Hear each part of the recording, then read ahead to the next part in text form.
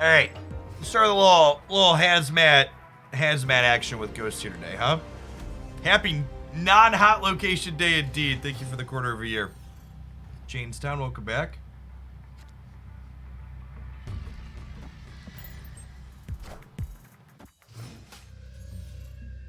Morning, Philly.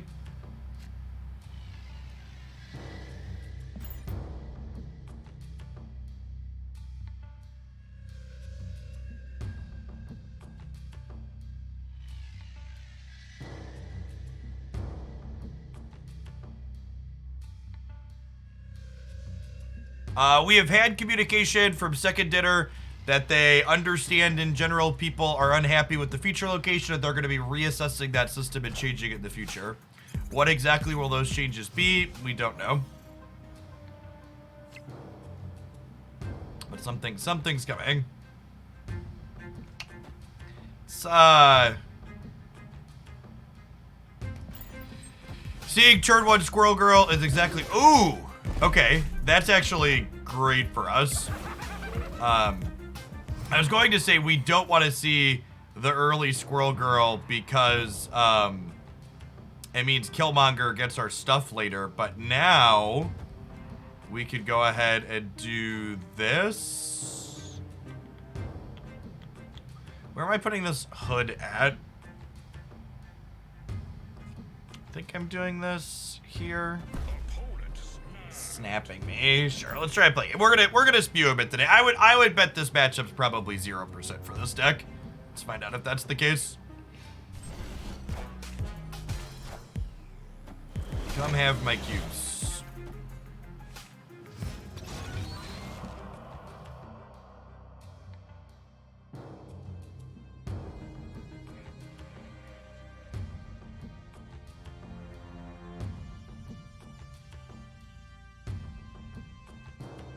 Why no Gambit in here? Why should I play Gambit in my deck with green goblins and where I'm giving my opponent rocks?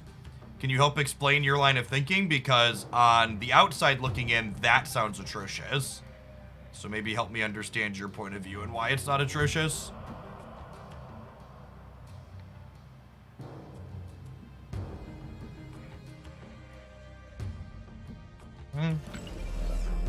Do I want to kick more rocks out, or do I want to, like, set up Ironheart Hazmat?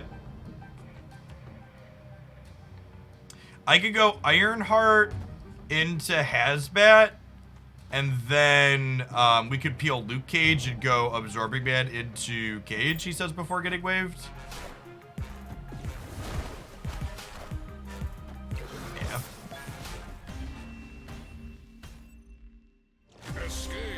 I don't think our deck could ever beat Deathwave, which probably means we're not going to play a lot of it today. Like I said, I think Ghost is largely unplayable because in part I think Ghost is probably unplayable at the moment because the types of decks that Ghost goes into are awful into the metagame.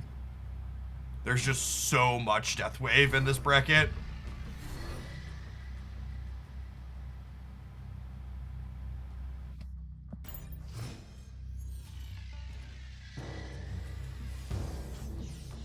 I think the Cerebro 4 with Surfer deck is a ton of fun. It definitely feels like it punches above its weight class when you look at what the deck is doing. You're like, oh, this is actually kind of sweet, huh? Yes, I think Ghost would be better if it was a 2-3.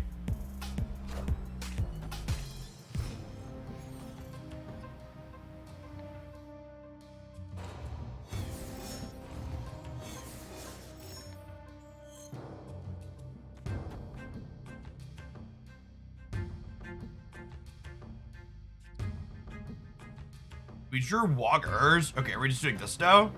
Okay, let's do that now.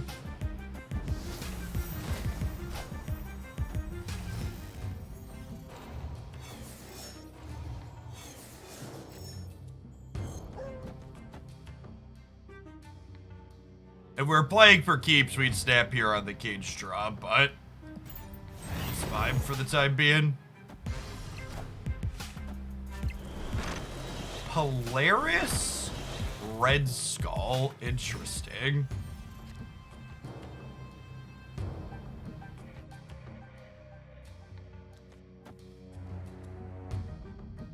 I think I'd rather give them a rock here than... I think I'd rather give them a rock than Absorbing Man. The Hazmat. It's like, we're already winning here. We're just like hoping to peel an Odin next turn, or a, what's it called? And actually, let's put the cage over here.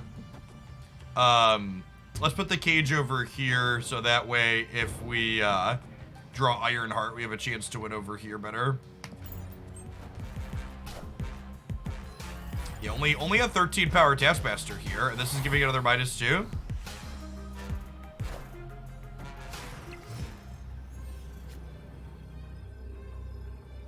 Oh, that ghost is gonna do it. Maybe? This ties here, and then this is gonna be +4 over here thanks to the red skull, and we're up 8 in the middle.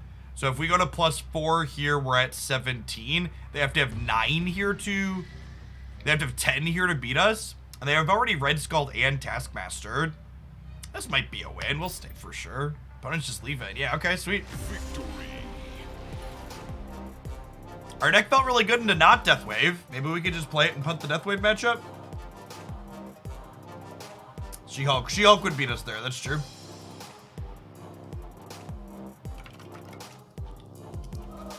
The people asking about replacing Ghost. I don't think Ghost is irreplaceable in any of the decks she's in. She makes them a little bit bigger, but she's not a core or focal piece. Unlike some other cards where like they're the focal piece and you build the deck around them, Ghost just like supplements things like Hazmat and Valkyrie. She doesn't make or break any of the archetypes. So if this deck is playable, you don't need Ghost to play it.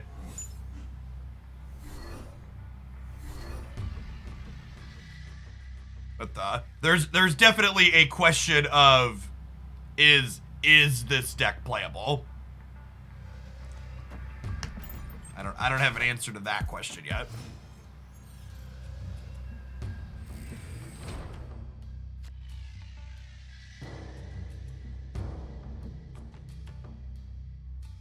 I want to leave the path the hood is in empty, other than it, in case we peel a Viper. Is Sauron a playable card? Yeah, Sauron is a card in one of the best decks in the format. The Shuri Red Skull deck is one of, if not the best deck in Marvel Snap at the moment, and Sauron is very good in it.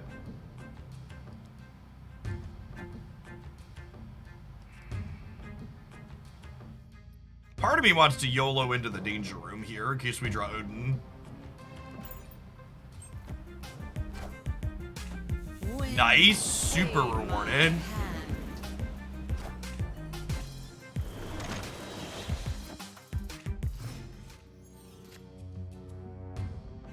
Oh, Wongers.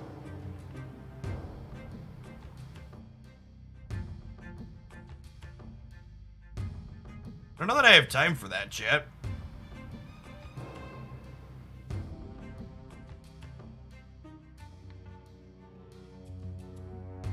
Our board's super awkward with the flooding now. Wong would have been fun into the right if we hadn't gotten whatever there. They could be Cerebro too, and Hazmat could just be a get you moment.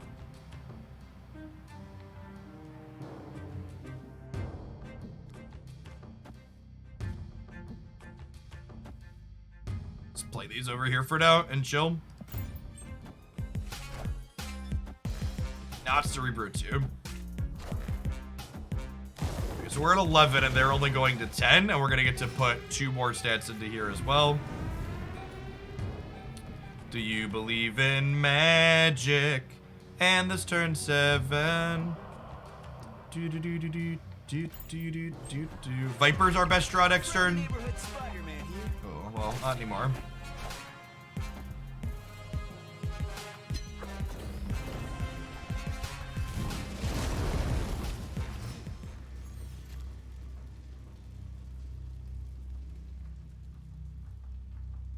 Viper was a really good draw, because if we hadn't gotten Spider-Man, we would have gotten to go Viper here into Wog and then tee up the Hazmat the following turn.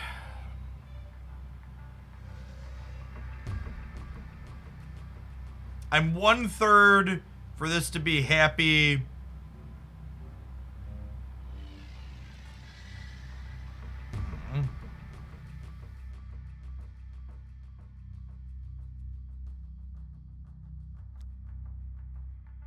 Just supposed to do this.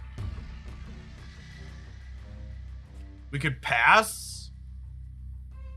No, I think I want to play. I think I want to play this.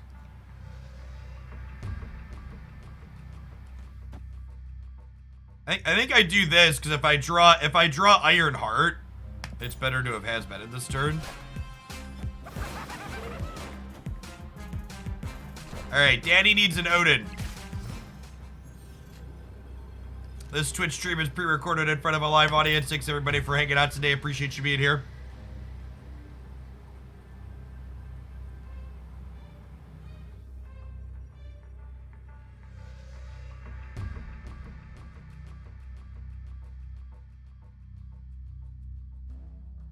You're 1 and 3 to draw the Odin there, chat.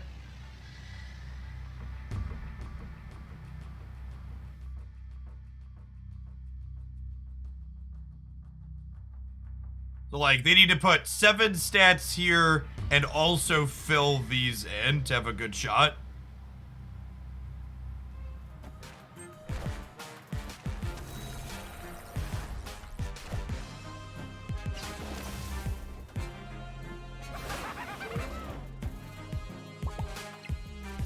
Yeah. Oh, and it's -4 when it goes back because it doesn't have Luke Cage protecting it anymore.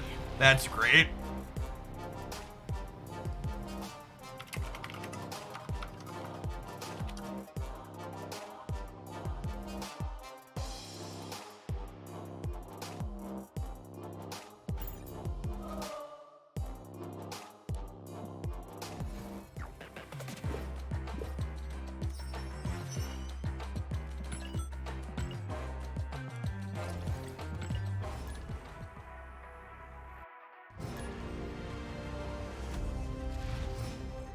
Yeah, Ghost is a nice small upgrade to this archetype for sure. Like I said earlier, I don't think Ghost makes or breaks any of the decks that she's in, but anything with Valkyrie or Hazmat in is pretty happy to have access to this effect.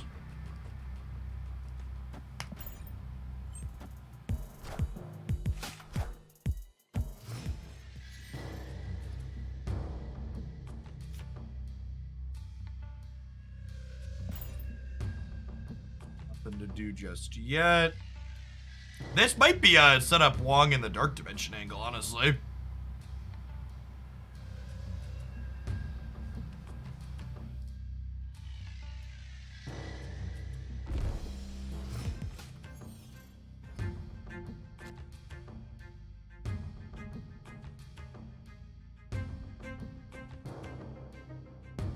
Huh.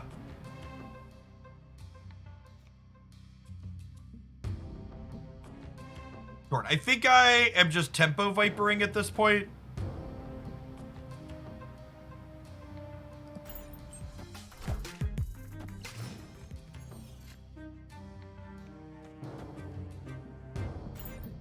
How do you feel about playing Zabu over Magic in this deck? No, Magic's pretty important.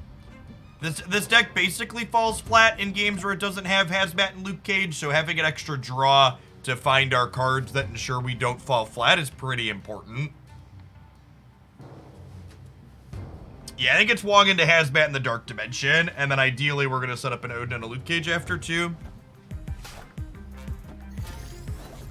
If you Magic the Dark Dimension, we get a turn 7. You do not.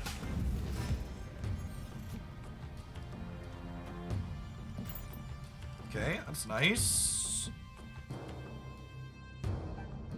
With Wongers as well.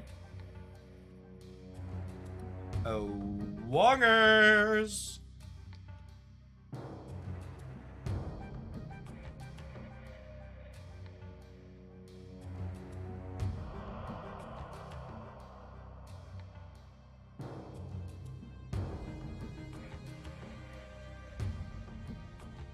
We can leave Sewer System if we're planning to draw Cage. Yeah, that's a good take. This is where I would put my undo all actions button if I had one.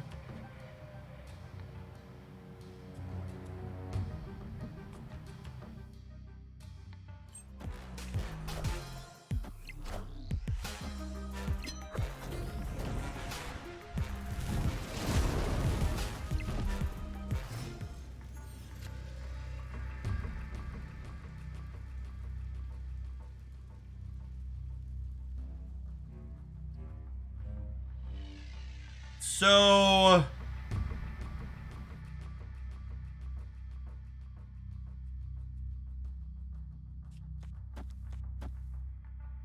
I don't think I have time to Odin because I need to be able to play Luke Cage next turn, right?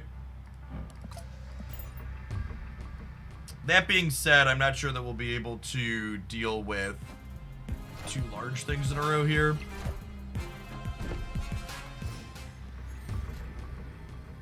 Yeah, that's not Cage, right? So we just gotta go regardless. This is, again, why magic is so important for this deck. Our deck basically just doesn't work if we don't have Luke Cage, so magic giving us extra draw, it's a big deal. Half and half. Thank you for the 4 months. I appreciate that. Welcome back. BDJ, the 3rd of a year as well. Good morning, good morning.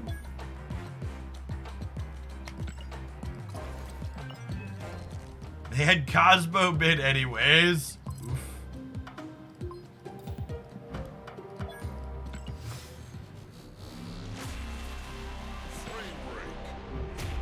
Someone asked, do you think Shuri is broken? Yeah, Shuri is on the short list of cards that probably need adjustments.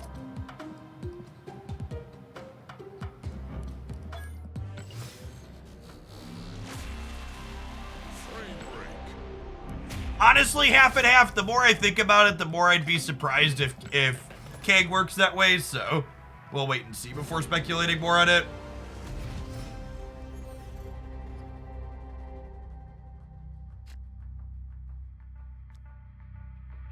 Chat, I'm gonna let you in on a dirty little secret. No card in Marvel Snap is worth 6,000 collector tokens. Anytime you're spending collector's tokens, you're spewing.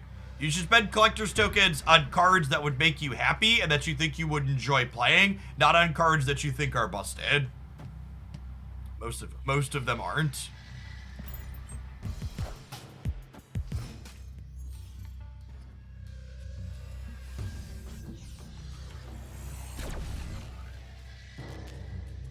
Fortunate that magic will be unplayable this game. I'm gonna goblin the face down. So this is like a location that gives negative stats, or like a space throw. There's a lot of upside there.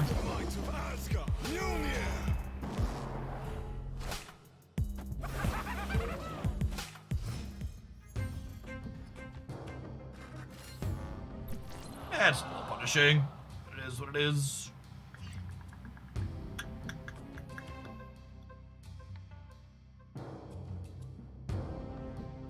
Are we going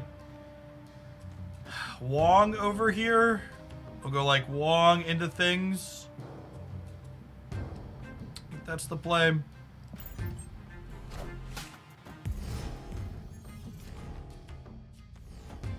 Gosh! It's so sad that we're not going to be able to do extra things here.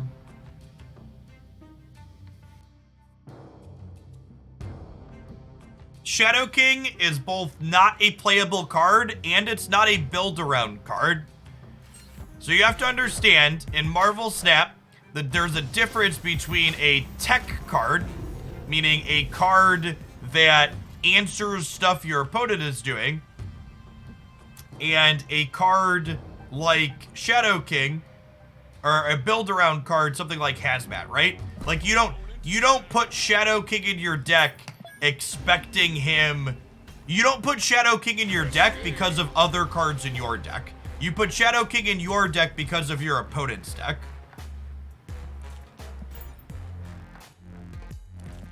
But also, even with that perspective in mind, when you look at the tech cards in Marvel Snap right now, Shadow King is like much worse than the other options. Shang-Chi and Valkyrie basically outclass the Shadow King in any spot you could maybe want it. You should not spend collector's tokens on Series 3 cards that you don't want to play with. Buying a Series 3 card with collector's tokens costs you 1,000 tokens. And later, that Series 3 card, when you would have opened it in a box, gets replaced by 400 tokens. Every time you buy a Series 3 card, you lose 600 collector tokens. Because it's basically the difference at if you would have just opened it.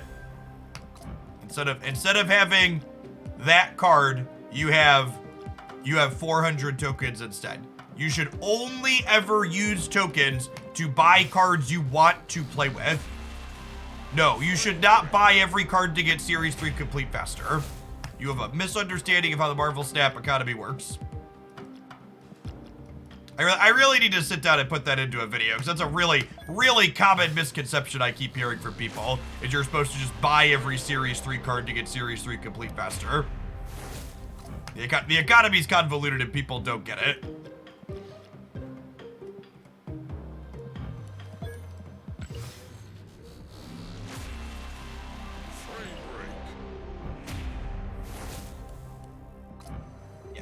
Buying cards you want to play with is the correct thing to be doing. Buying Series 3 cards you don't want to play with because you think it helps you finish your collection faster is not correct.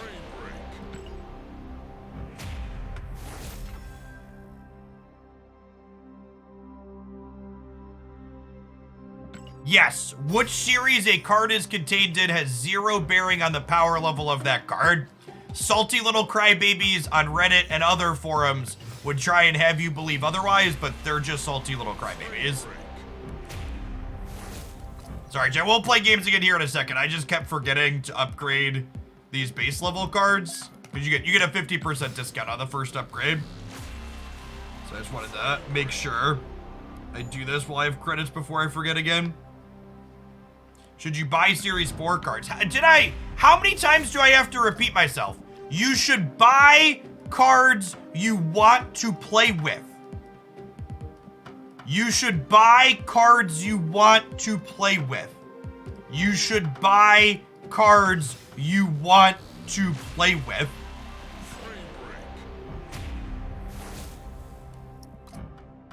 It's honestly incredible how much I can repeat myself here. And there are just so many people that are like just ignoring what I'm saying and repeating the same shit. Chat. You only get more tokens later because you're full, but the more tokens you're getting later is still less than what you would spend on that card. So if you buy a Series 3 card for 1,000 tokens, and then you open 400 tokens in a cache because of that, you've spent 1,000 tokens to get 400 tokens. That's what you need to understand. Extra G Gaming, thank you for the 3rd of a year. Welcome back.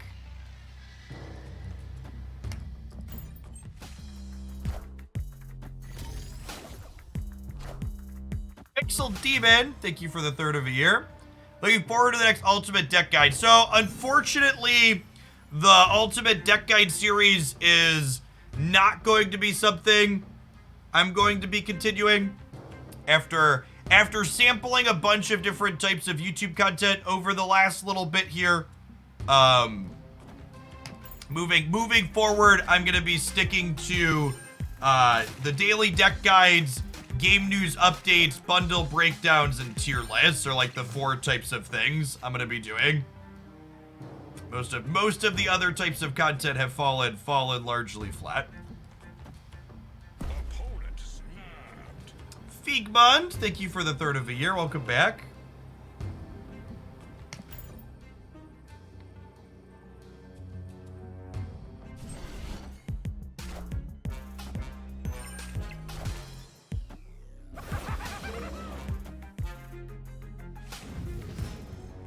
How do you resub with Prime? Yeah, you have to wait for the actual Prime sub to expire before you can re-up it. You can't do it in advance.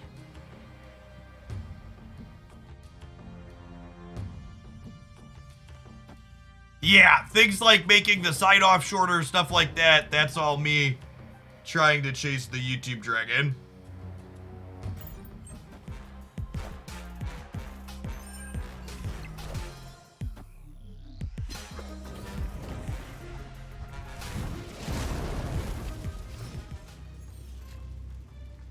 Oh, Magic in DC is a cute thought.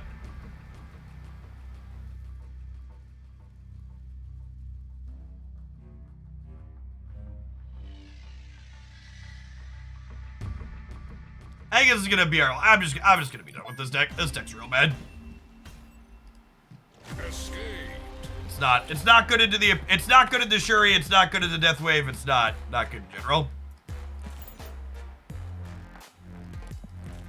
Taking the time to give your opponent a 1/2 to make your Cosmos and your arrows marginally better is way more work than just playing a deck that plays big cards early to retain priority.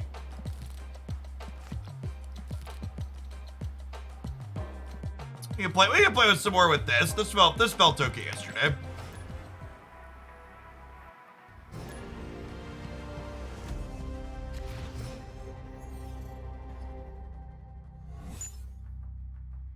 This deck gets to put numbers into play at least.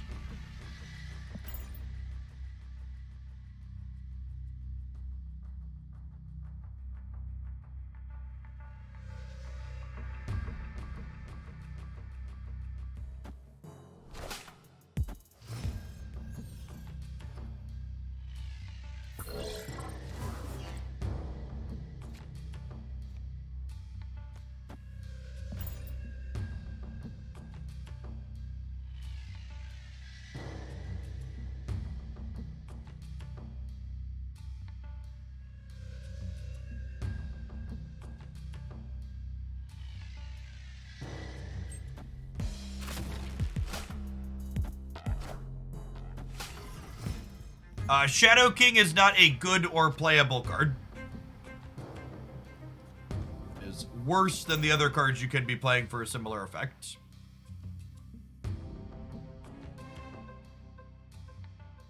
This is a great piece of art. In general, Shadow King is worse than just playing, worse than just playing, what's it called?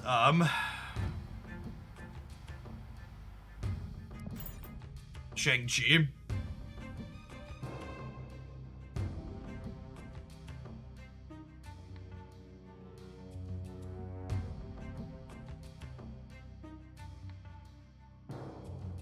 Level, I know you're just trying to be helpful, but I find it very frustrating as a content creator that whenever I talk about how something was unsuccessful and I'm not going to explore it further, there's 800 armchair quarterbacks that tell me, Jeff, the thing you're doing could have been successful if you just do it in these 400 other different ways.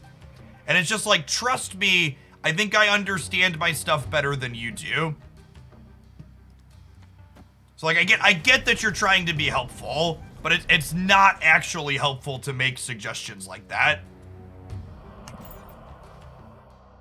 I've spent a lot of time in this industry and doing my job.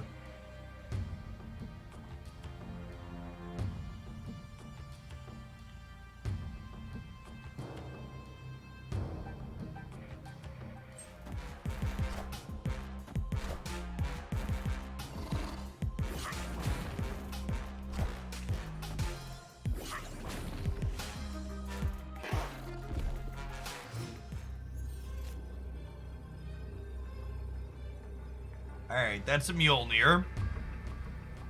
Can I show you a Cerebro 3 deck with Valkyrie and without Bast? See, Cerebro 3 is not playable without Bast. You need Bast for that deck to be playable. There's a world where this wins, but that world involves them playing wins the left, but that world involves them playing a 6-drop, and if they play a 6-drop, we probably lose here, right? So we're just supposed to go. You ask what Wasp is doing here. Yeah, Wasp is good with Jane Foster and Valkyrie.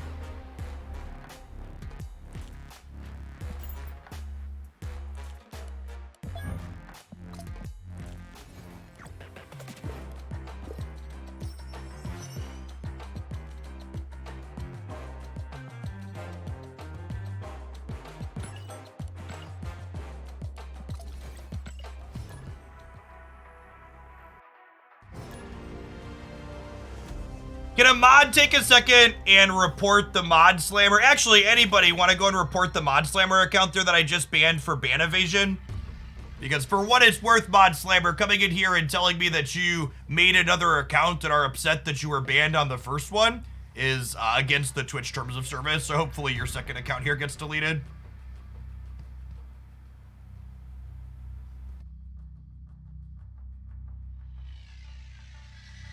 It also makes me chuckle when people assume that my mods banned them. Listen, Chad, I'm gonna let you in on a little secret.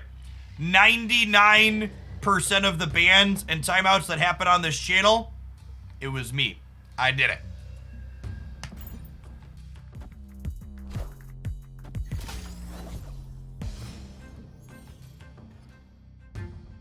My mods are way more forgiving than I am. Infinitely more forgiving.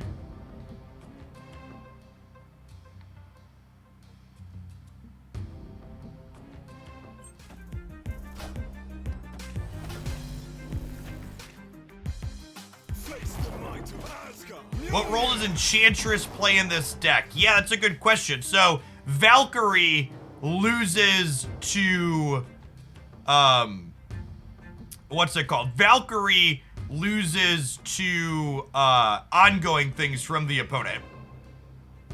So we are playing Enchantress because we need to turn off opposing ongoing effects.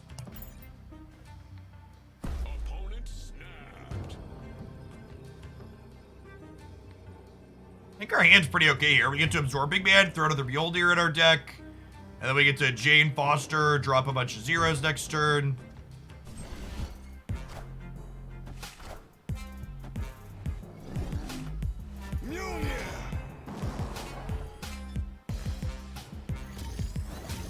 Okay, Lechikogolia on the right is no big deal.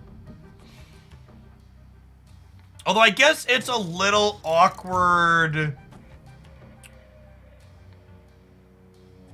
I guess I'm filling my hand here, right? Because we're drawing hammer, hammer.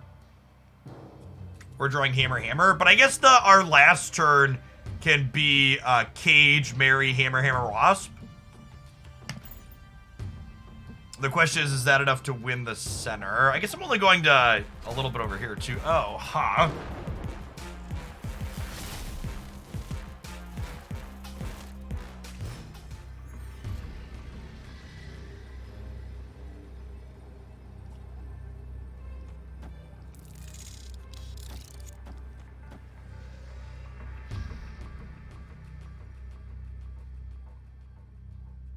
Plus 12. Yeah, they're gonna have two 20-point things here's the problem, right? Wait, so if they're gonna have two 20-point things, what if we do this? If we expect them to go Taskmaster, my expectation is they're gonna go Taskmaster plus She-Hulk this turn, right? So over here, this puts me to plus 22 to 27, and then I'll win here or here as well. So we'll beat their 20 over here, and then we'll win one of these other two. Yes. Oh, they just don't play for the right. Yeah, that makes sense. I'm dumb.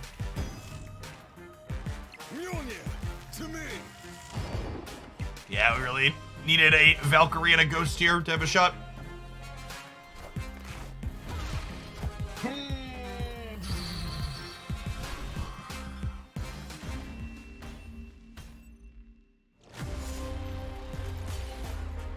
And some resubs in there. Figment, thanks for the third of a year. Exergy Gaming, thank you for the 4 months. JOHS, thank you for the 2 months. I donate cubes daily, but not on purpose. Cody, thank you for the almost 4 years in the very generous tier 2. Shovelmint, appreciate the 2 months of Prime. Plaid, coming in hot for the 13th month. And Devil, thank you for the 32. Good morning, folks. It has 2 questions. Where does I'm the Bad Man come from, and any chance of Modoc today? Yeah, we're playing bad decks. We can play some Modoc today, probably. I'm the Bad Man is Billie Eilish song, I think.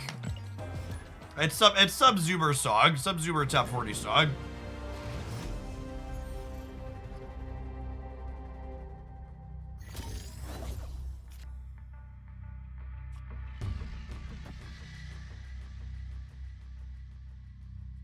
It was the main deck I used from 90 to 100. I farmed 120 cubes in 9 hours of gameplay during the feature location with the Thanos deck, because the Thanos deck was fucking busted.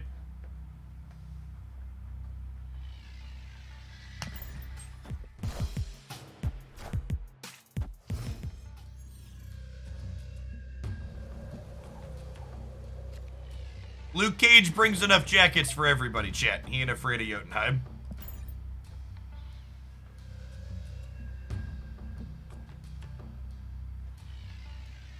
I agree that the Shuri archetype is the least offensive of the 3 popular decks in Marvel Snap currently.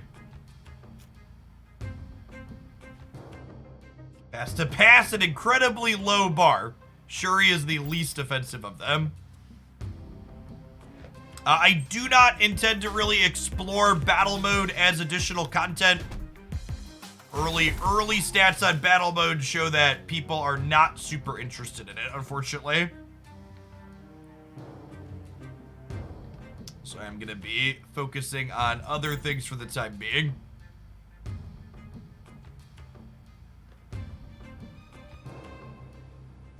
Yeah, we might do battle mode when like the feature location is bad, but I like the feature location this week. And this is something that was very common in Magic the Gathering too, is like people want to watch formats that they can actually play themselves, right? So the fact that like there's not a ladder for battle mode means that a lot of people aren't interested in it because they can't reasonably queue up and play it themselves.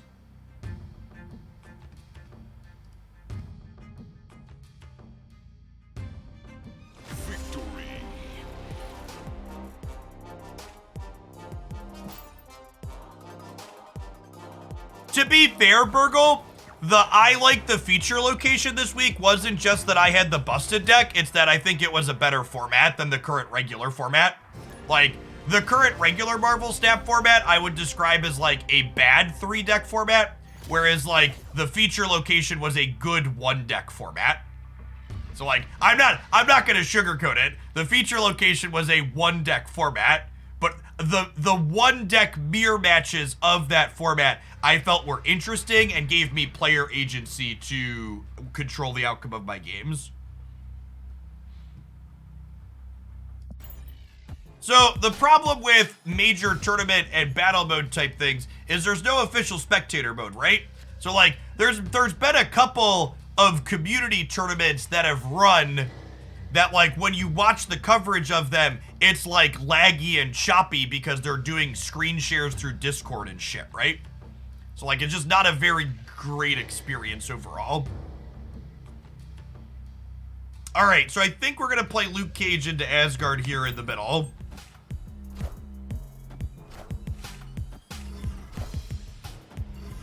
So part of the problem with doing battle mode against subs is that it's basically always gonna leave some amount of people out in the cold.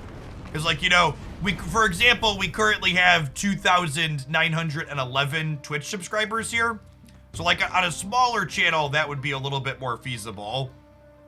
But with just kind of the amount of people that we have here in Hoaglandia, it's not super feasible. Yeah, this hand's a good snap if you want to play for keeps. Yeah, we did a couple of sub battle days when battle mode first dropped, and like there were a number of people that never got a chance to play despite rotating people through all day.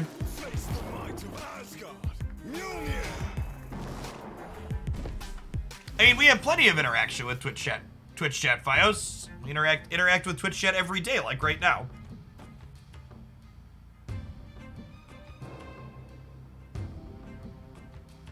So we're gonna go Mr. Fantastic into the middle, Jane into the middle, and then our last turn is 0 drop 0 drop 0 drop Valkyrie.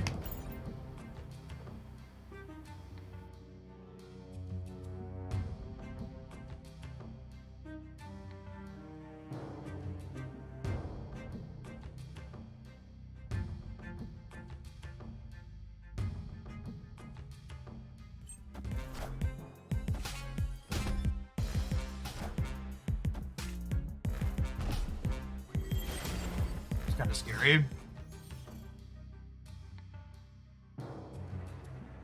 Hopefully they play something here, because I would really like to lose priority going into this turn. Hey, Fisher, thank you for the brand new prime. They didn't. Awkward.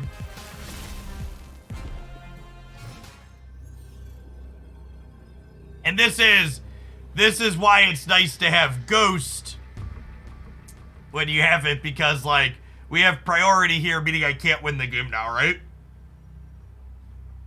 Because the general idea here is we win one path with, like, Thor and friends or Typhoid Barrier or whatever, and then the other path we win with Valkyrie and stuff.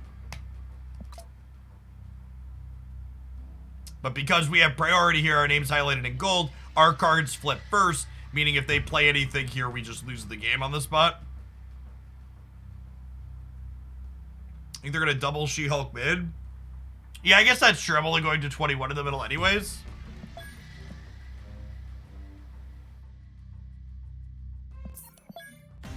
Yeah, I don't know that any of these ghost decks are very good. They have a rough time into Galactus and Deathwave, which are two of the best decks in the format, and then, like, there's even games like this where we're not against either of those decks, and our things just don't light up because of priority being priority and not always having Ghost.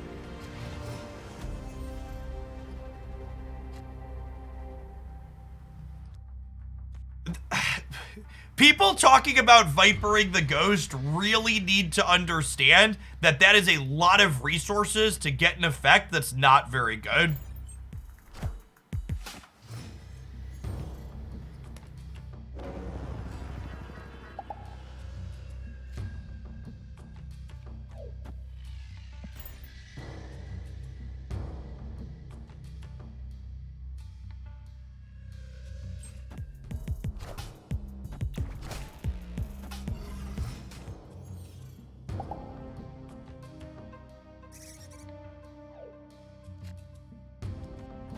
And add another one to the pile of folks there on the telling me I don't know how to run my channel with confidence.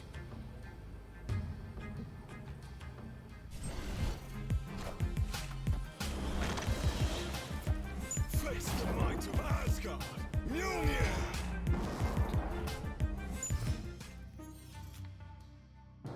Good stab from the opponent. Probably did here.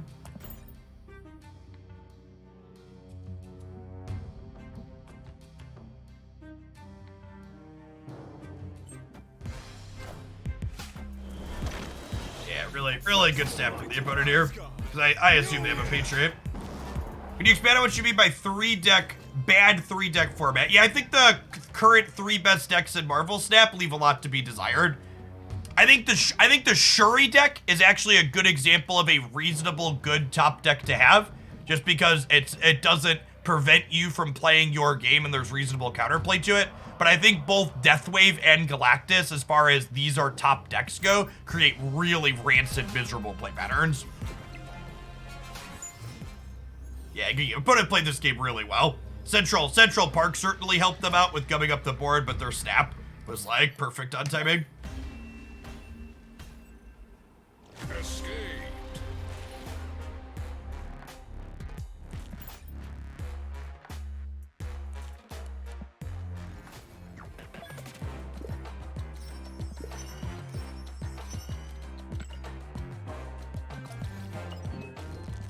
Give our Ghost a purple border.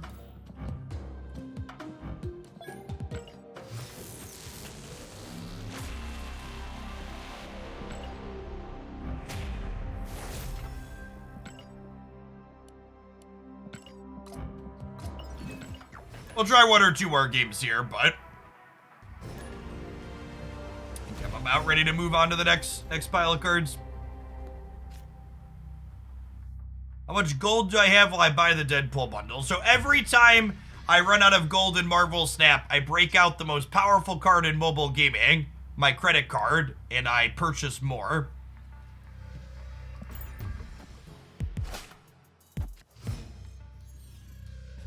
Yeah, I've played Galactus on stream a few times before. I just find it I find Galactus as mind-numbingly boring to play as it is to play against. There's no, like, interesting play or counterplay. You just kind of do your thing, and you win a bunch of, like, 1 and 2 cube games, and you lose a bunch of others, and your deck just, like, it's not interesting. There's never a back and forth. It's very binary. Either your deck works or it doesn't.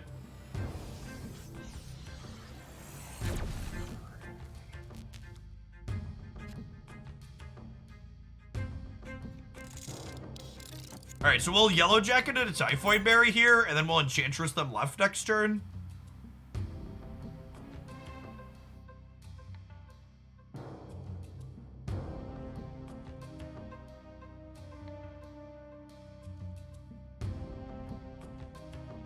Opponent snapped. Okay spot here. We're gonna vibe for sure. Maybe they're about to play out a bunch of stones with this Quinjet. We'll see. This could be a lockjaw into a bunch of stones angle. Yeah, good snap from the opponent.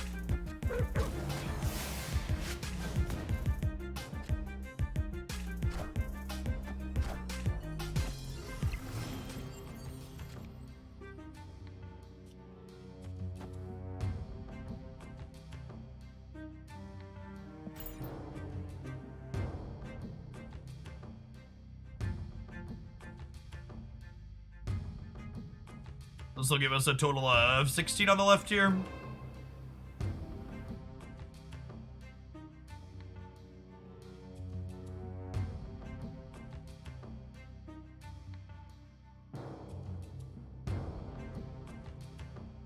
I think Thanos is an excellent card to pick up with your tokens. It provides a very unique gameplay experience and can be powerful under the right circumstances.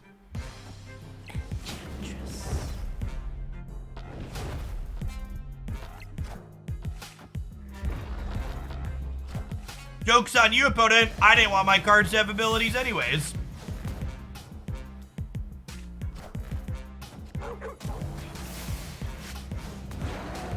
We get to draw 2 cards here off the Asgard. Sign me up. All of my ability-less cards are bigger inside of DC. Old strategy for the opponent. Get rid of us there.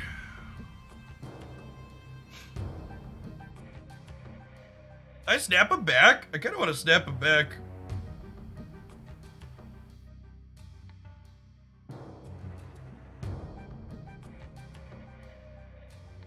I can't Enchantress the Dino Chant. There's a big house.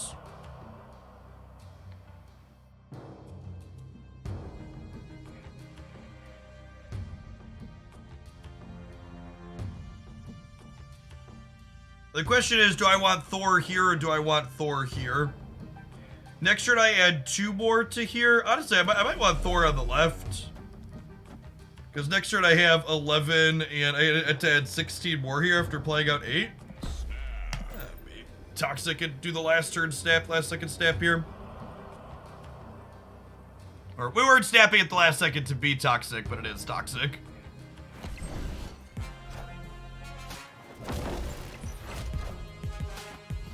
Face the might of Asgard. Mjolnir.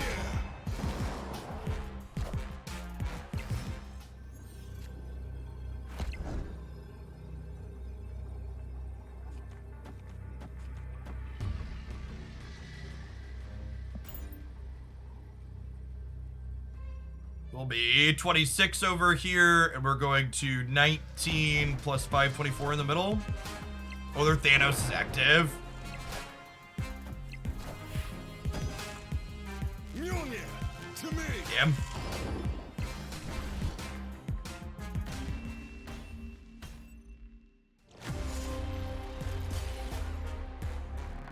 All right, looks like it's time for our top of the hour ad break and time to stop playing Ghost for the day. I'm pretty over this card.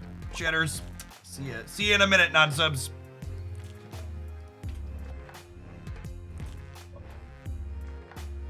Someone else asked, why is there always Leech? Which is another part of the, when I referred to this as kind of a bad 3-deck format. The fact that 2 of the 3 best decks, the best counterplay card to them is Leech, makes brewing in this format feel pretty unsatisfying because most of the neat things you could brew just like stop working when you get leeched, right? So that Leech being a common metagame choice makes deck building and brewing more restrictive.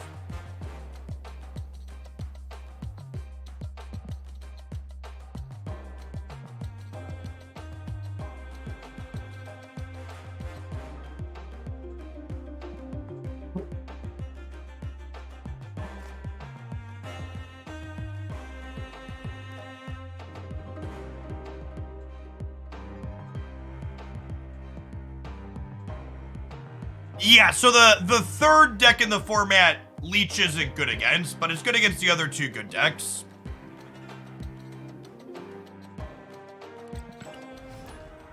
Luke does work with Valkyrie, yeah.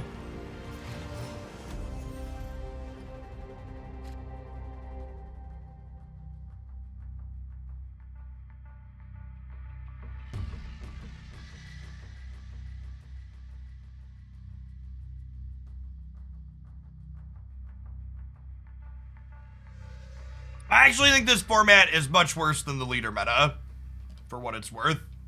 Because the top decks are all... So, something that's important to note that's different than the leader and the Zabu metagames is the leader and Zabu Silver Surfer metagames were metagames that were built around specific cards, whereas this particular meta is concentrated around certain decks. When Zabu and Silver Surfer were at the top, there were a bunch of different Surfer decks and a bunch of different Zabu decks, and there were a bunch of different leader decks, right? But with Deathwave and Galactus, there's one Deathwave and there's one Galactus. And then with Shuri, there's like 2 or 3 Shuri decks at least, with the Red Skull one being the obvious best one. But there's some variation in there at least. But there's just no variation among the decks that are the best in this current format. Which makes the games feel very on the samey side.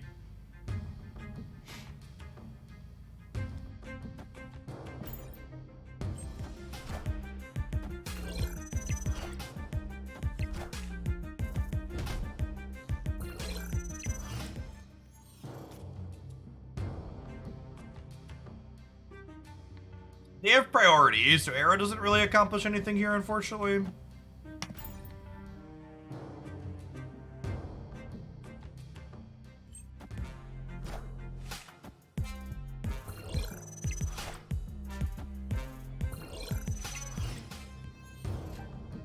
Alright, and now we have priority, which I think means I'm gonna go ahead and just pull him into the negative zone.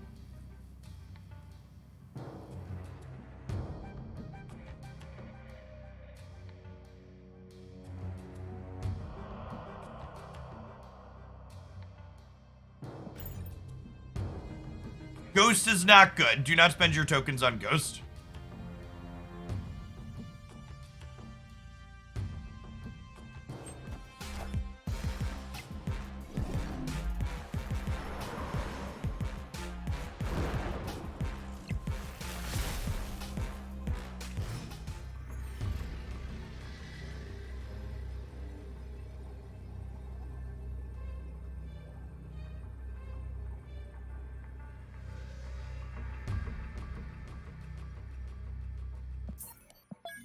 Ghost seems to be worse than expected. I mean, Ghost is about exactly as good as I expected it to be into the current metagame.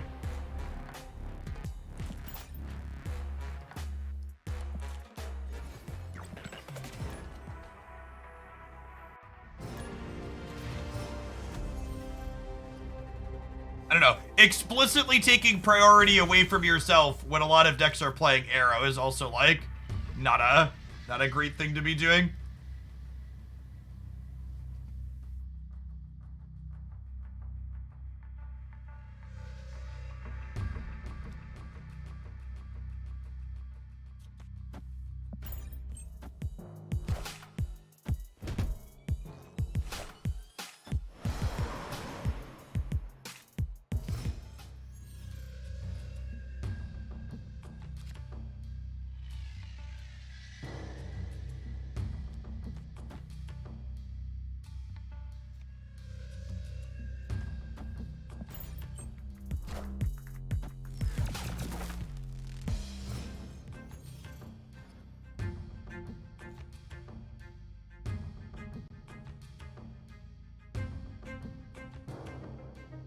Oh, this'll be fun.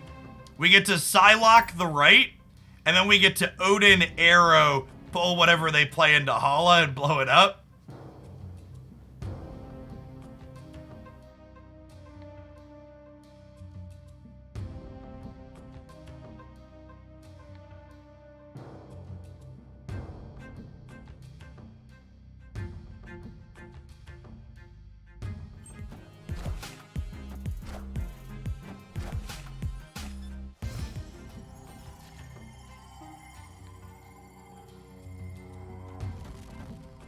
Yeah, we'll Yondu them twice. It makes our death cheap here. The death's actually going to get real cheap because we're going to blow up a bunch of things on Hala too. Yeah, if we were playing for keeps, we'd snap them here. Oh, interesting.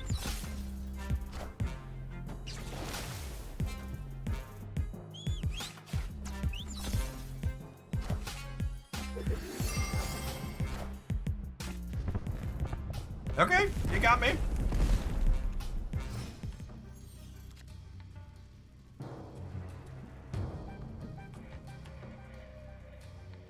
All right, so that's a skillmonger.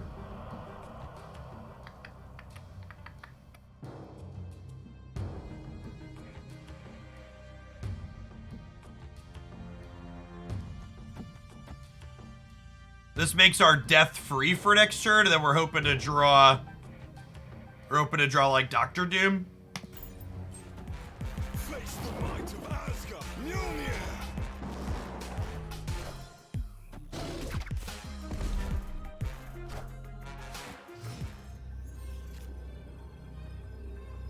Era.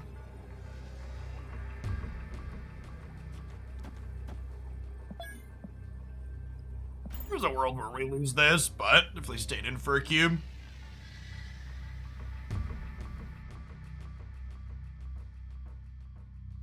It's funny that we got to play death without, without wave.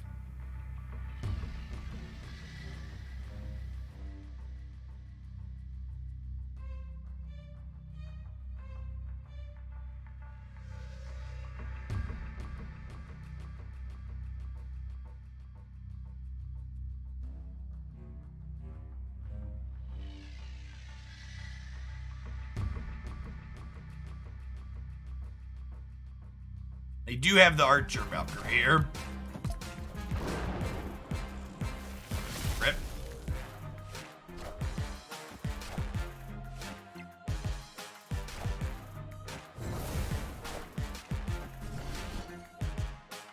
It took them a little while there. They had to wait for the pre-roll ad to finish to know where to play Jane.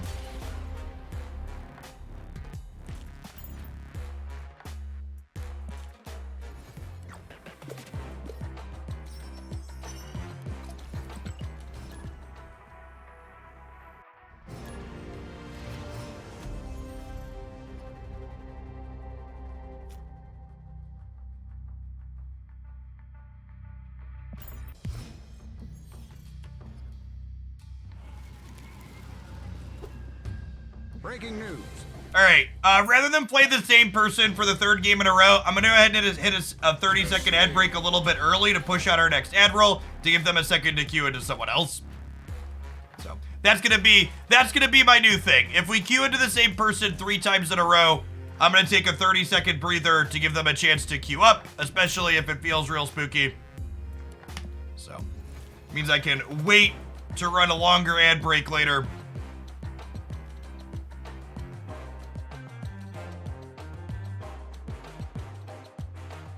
Take a second so we can stop playing against the same person. Anyways, if the matchmaking won't fix itself, we'll manually fix it for ourselves.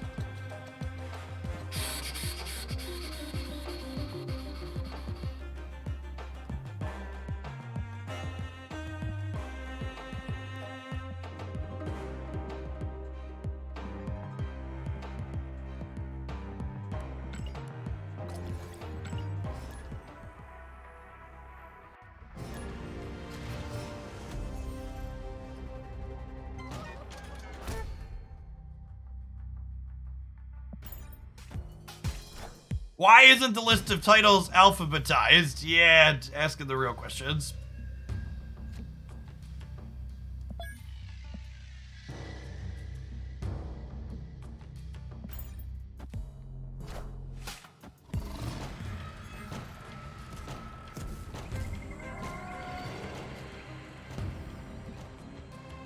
Okay, so let's play wave. Where am I waving?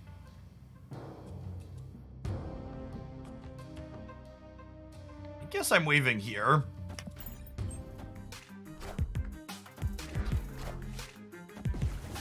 Skillmonger's looking real good here.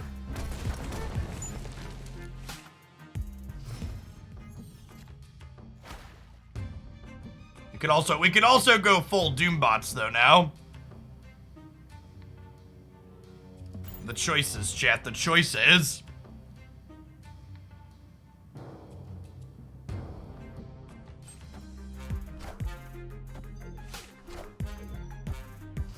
All right, Skillmonger it is.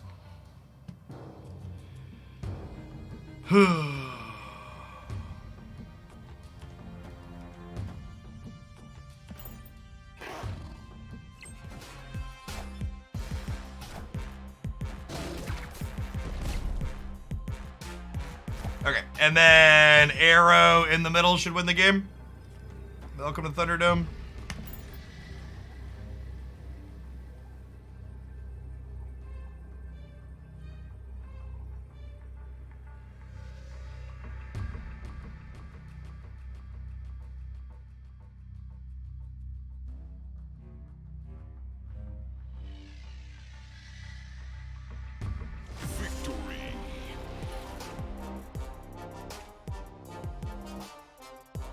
For people asking about snapping, if you wanted to snap during that game, we would have snapped before the Killmonger flipped up, not after. Definitely not on the 6th turn. Snapping on turn 6 is awful. Most of the time, this time included.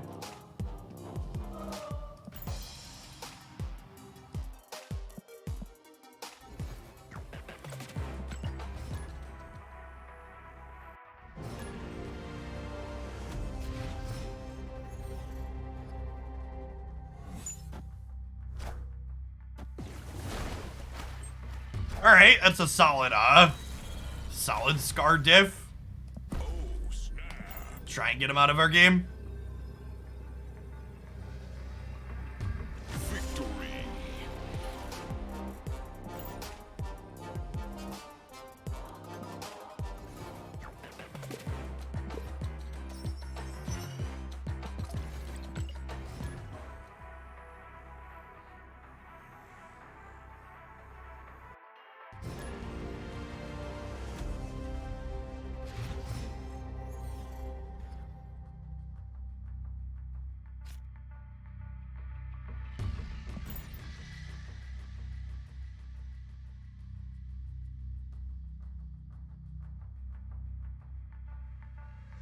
No, in order to keep the base gray border, you have to stop upgrading the card. I'll probably upgrade my inks at some point, but I just don't have enough credits yet. Did I quit streaming Magic the Gathering? No, I'm streaming Magic the Gathering right now. Magic players aren't very bright, are they? Not a particularly sharp group of individuals.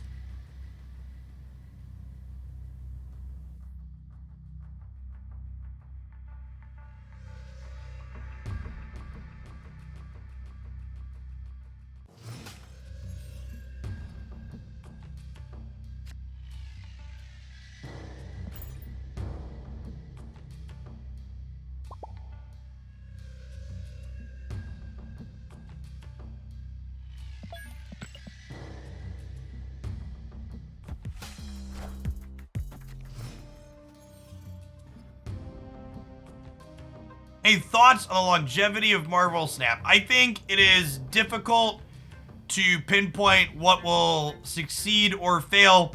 I think Marvel Snap has mostly done things correct to potentially succeed, but there's still a lot of question marks out there.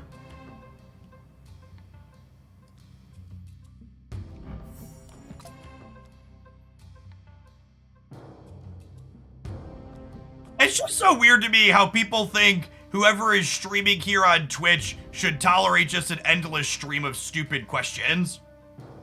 Like, I'm not fucking Google. And if you're gonna be annoyed that I'm sarcastic to someone that treats me like I'm fucking Google, like, I don't know, this is the wrong channel for you.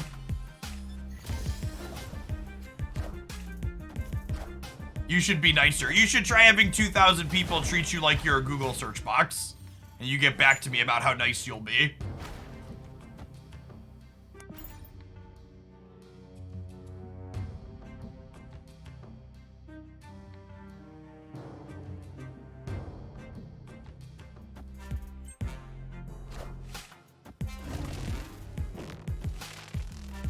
How would people Google if you had quit Magic? They could look up any of my streaming history. They could look at any of my content on any of my platforms. Like, I don't know. Learn to fucking problem solve. How would people know if you still stream something? Look it up. There's fucking receipts everywhere.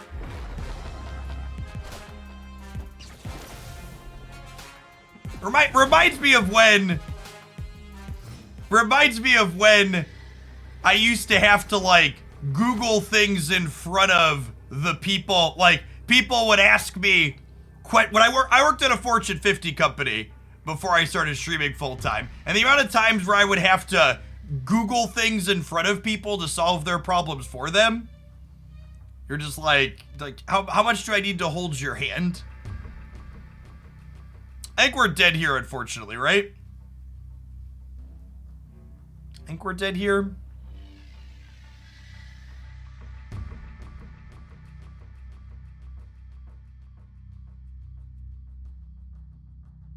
Ever thought of streaming Marvel Sat? Maybe someday. Death mid-era, right? Okay, chat. I'm gonna let you in on a little secret. Literacy is busted.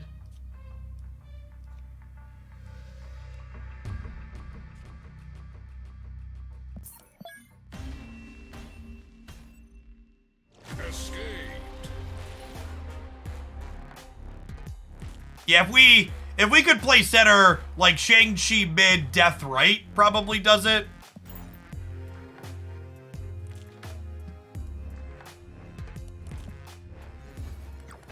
Those idiots are his viewers. Well, I'm gonna let you in on a little secret, person that thinks every viewer matters.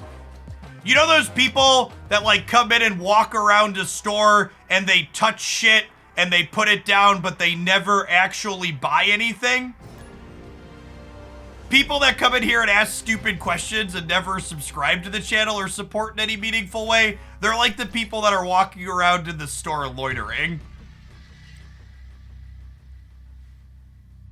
So like, yeah, they're technically in the store, but like, they're not really a customer, right?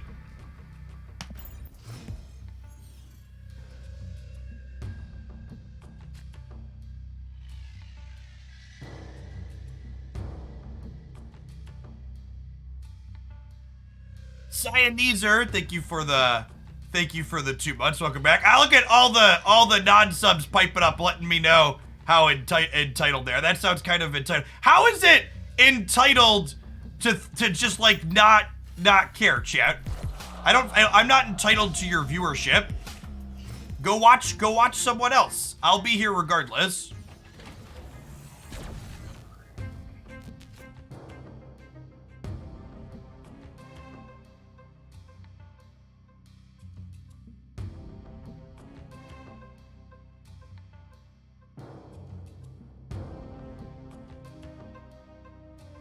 It's big. The customer is always right, Copium, for sure.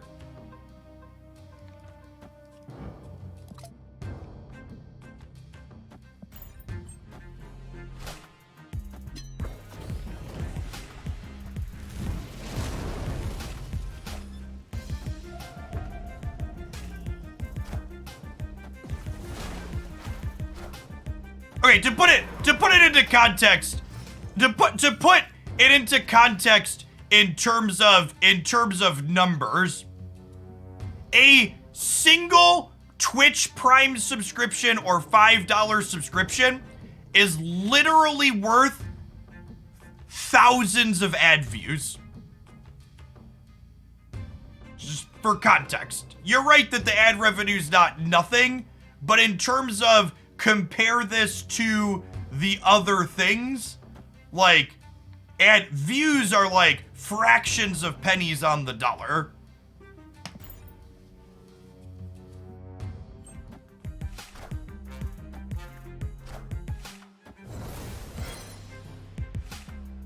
Just purely for the sake of context.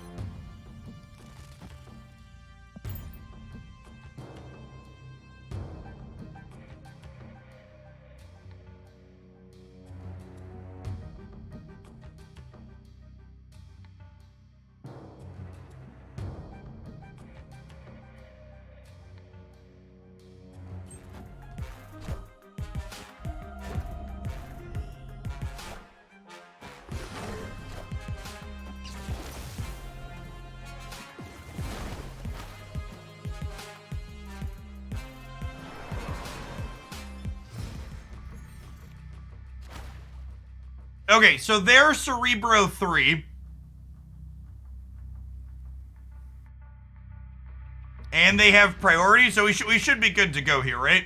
They like play Cerebro and they're +5 on the right. We just like play some stuff in the middle.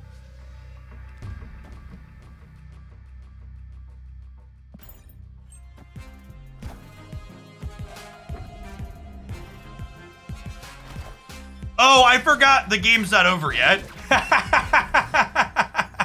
I forgot about Limbo. Big stupid.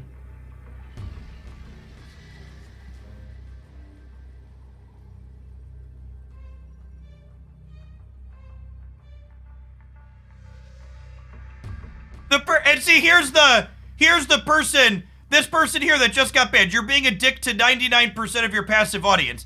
I didn't, what I said there was not me being a dick to my passive audience. The people that are in my chat demanding things of me are not passive viewers.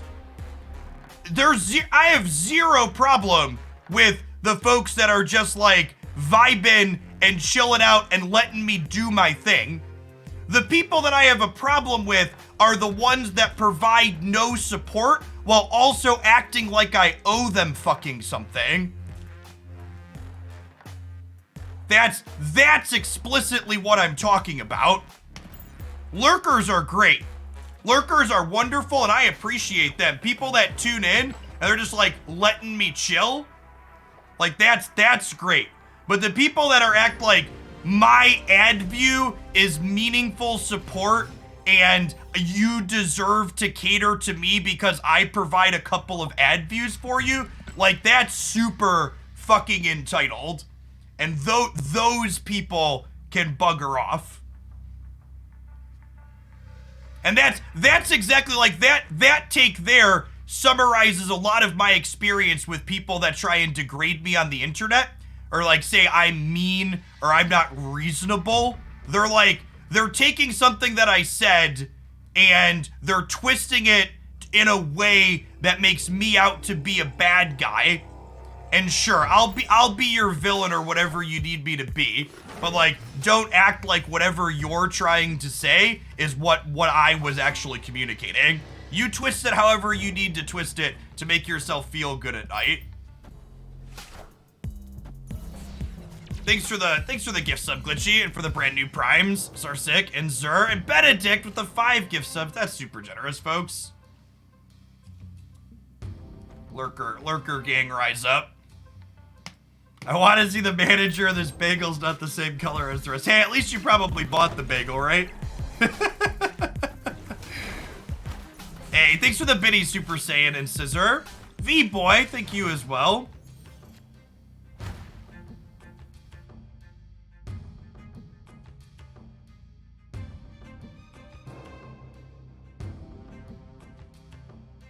Are we Odining? I think we're Odining. Or sorry, Dr. Dooming, so we can Odin later. My brain skipped right to the Odin. We're Dr. Dooming so we can Odin. God bless America. All right, I'm not gonna roll another ad because we just rolled an ad, but I'm gonna wait 15 or 20 seconds here so we can not constantly get the same cues. Die Spoon, thank you for the 3/4 of a year. Welcome back. And Expo, thank you for the brand new Prime.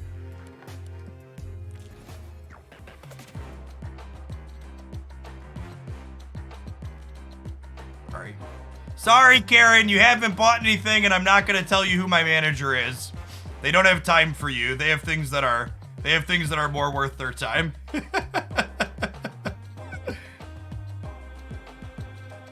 Yeah, thanks, Benedict. Chemical reaction. Thank you for the brand new Prime.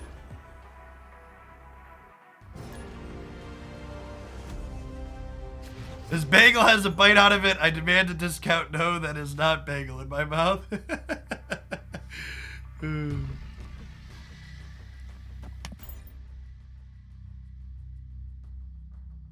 Victory. Anyone the Deadpool bundle drops? It's around the end of the month if I recall. If you look at my bundles video had the data mine date, I believe. I don't remember what it is offhand. Ever make a Smurf account for fun? I don't enjoy the idea of playing with just Series 1 and Series 2 cards. You think these people yell at their TV at home? Or are they unaware they can change the channel? Yeah.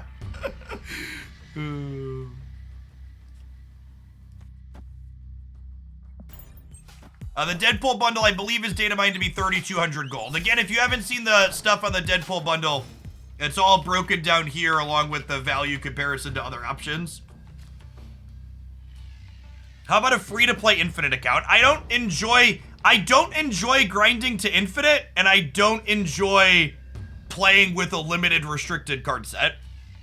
There's a few other people that have made really good grind to infinite free-to-play stuff. I enjoy having lots of cards and getting to play with them. Get you later, Estrion. Well, that's a Killmonger into their friends here. They were a Shuri deck, so I don't know how many more ones they're gonna have. So I think I'm just gonna Killmonger proactively, so that way we can like Psylocke into a 6-drop next turn if we want it.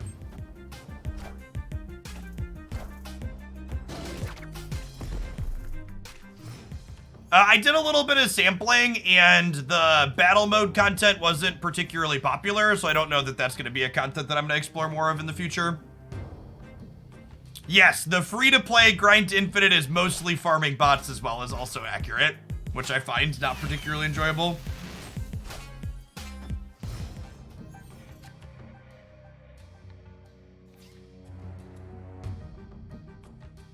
I'm gonna try and arrow them into the middle this turn, hoping that she wins the Space Throne, and then we can Shang-Chi the right on the last turn to hopefully get a win. Ooh. Yikes. Did I miss something? I'm able to buy more than 3 500 credit packs. I don't think that's true. I'm pretty sure I maxed on it. Escape. Maybe your client's bugged or something? Now you're gonna make me go check the shop.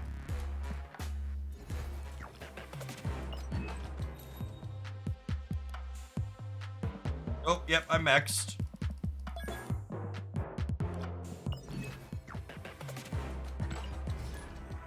Weird. I wonder if they added some kind of rollover system where you can store them up.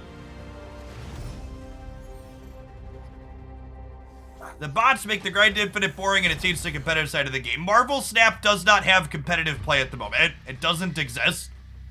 The fact that the ladder has an internal MMR that's different from your visible viewer rank is means that like infinite isn't, not everybody obtaining infinite is having the same experience or meeting the same challenges. Someone else saying they're able to buy more than 3. Yeah, maybe something's bugged this morning.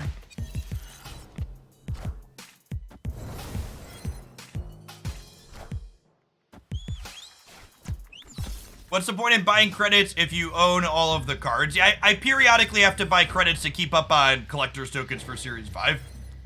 Not all of the time, but sometimes.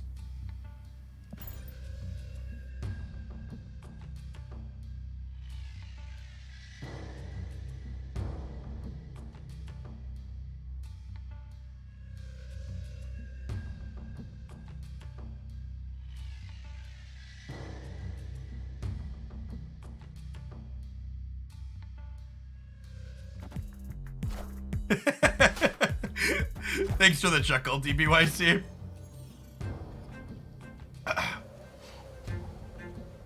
I appreciate you.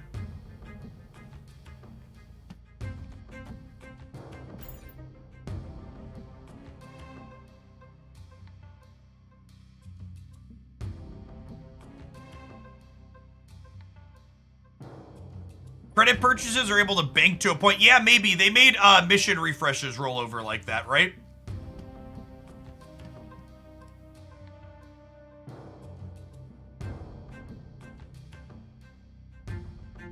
Do you know what? Do you know what's an interesting stat? I forgot I have statistics on this.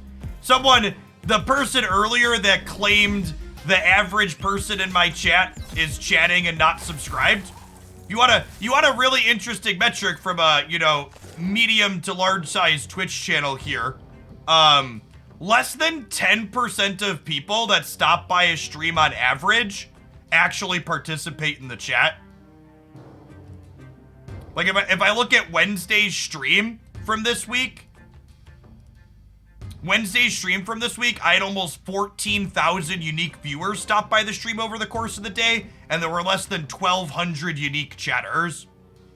Yeah, lurkers are like 90% on most channels.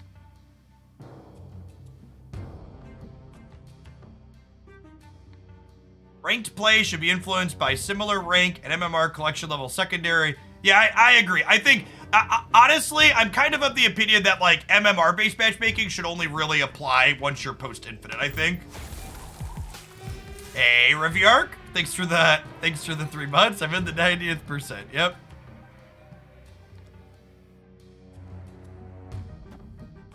Go ahead and just, like, doom into Odin, huh?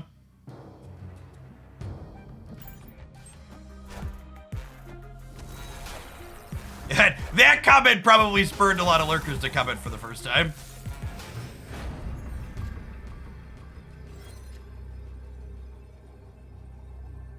In my opinion, is the season pass worth it? If you look at the season pass from a pure value perspective, the season pass is worth the purchase in terms of how it helps you complete your collection, even if you don't want the card. That's the season pass card. If the real Mysterio is middle, we lose here, huh? Because this is probably a Carnage on the right.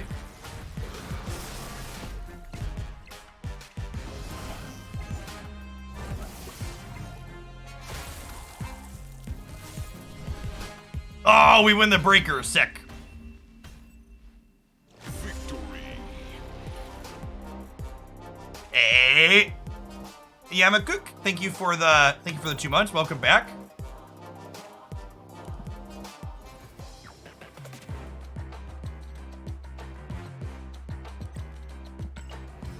Hope your recovery is swift, kind fiend.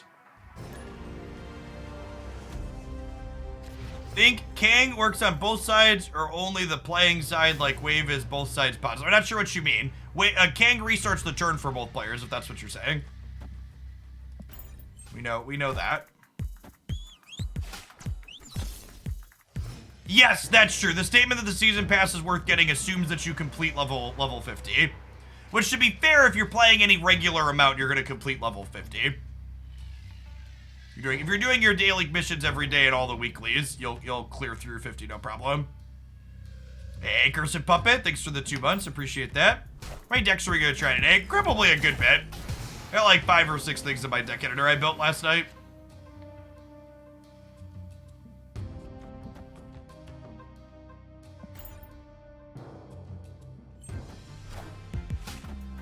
Is it possible to not complete the season if you get level 50? I don't believe so. Sick. And we hit the arrow for the turn 4 arrow here. Lovely.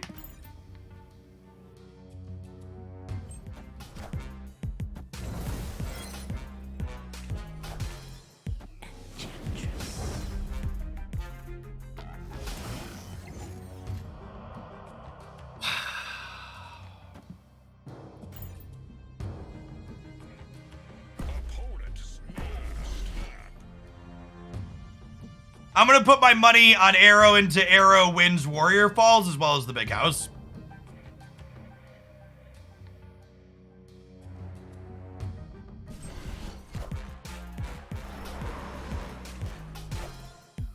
I don't think my opponent had a decent read on the left. I think they were just playing the Enchantress on curve and got a little bit fortunate.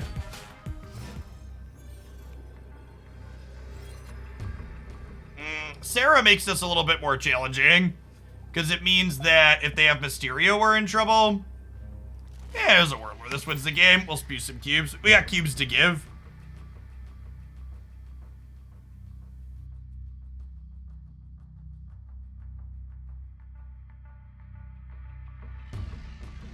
No, cost reduction in general is powerful in Snapsteel Python. That seems a pretty universal constant across card games.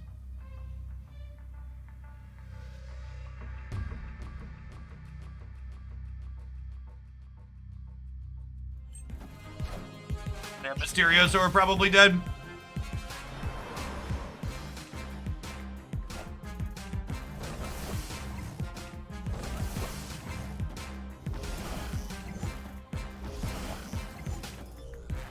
Will the real Mysterio please stand up?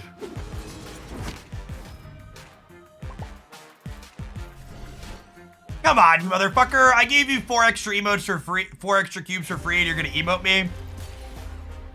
After your lucky hit here?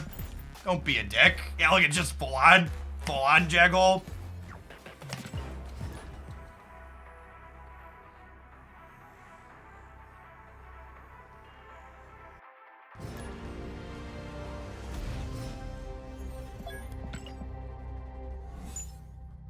This is why we can't have nice things.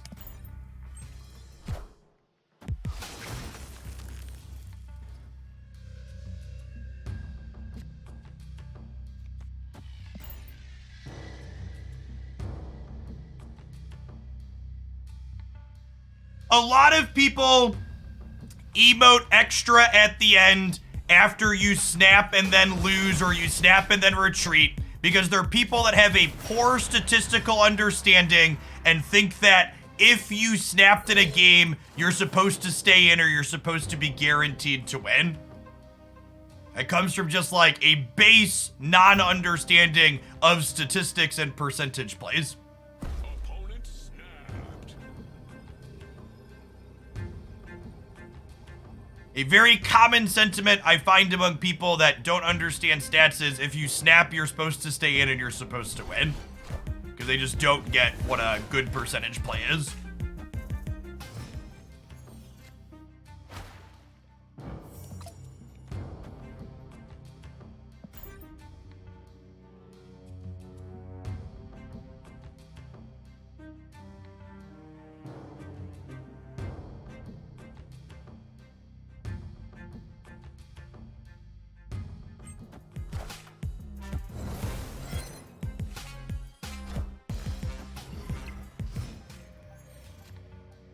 Cosmo?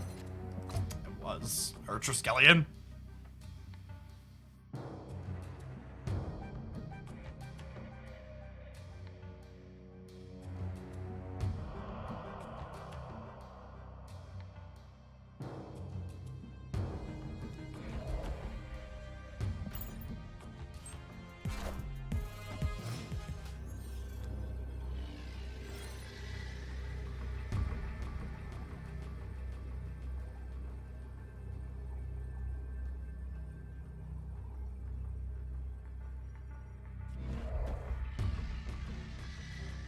We dead?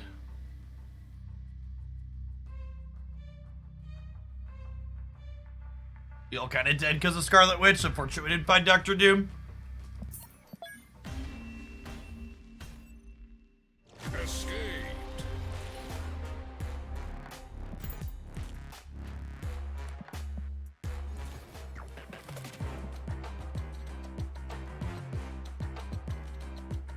We could pull them into Death's Domain and then try and win, right? Yeah, maybe. The problem is they have, they have priority, right? So they could just, assure us first, or arrow us first. They had to, like, arrow us plus She-Hulk.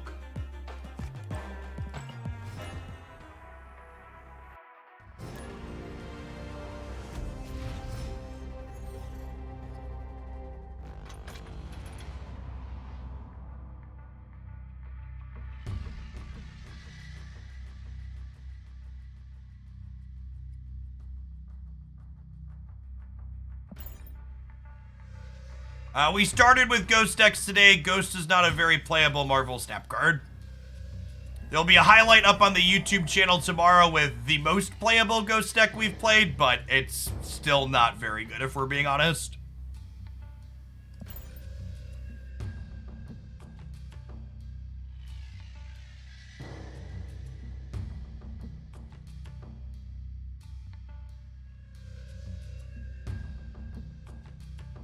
Why do I retreat when I have nothing to lose? To hopefully start convincing people that they should be retreating when they do have something to lose.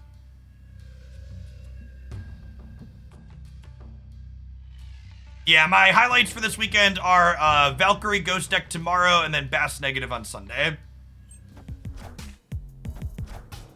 And this morning was a Sarah deck.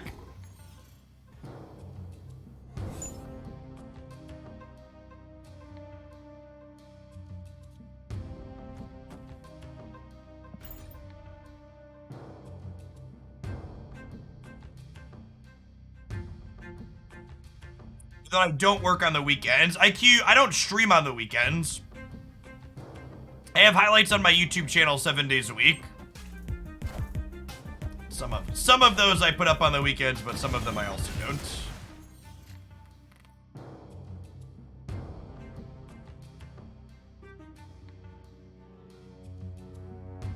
We're dead. Our deck wants to play more than one card in a turn, so Sandman's pretty good. Escape.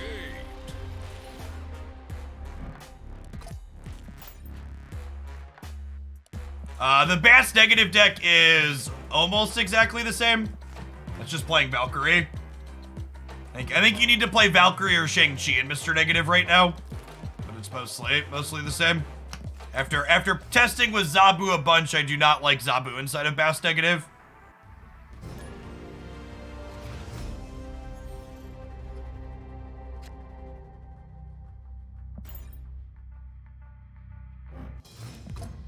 Alright, how about 2 big houses?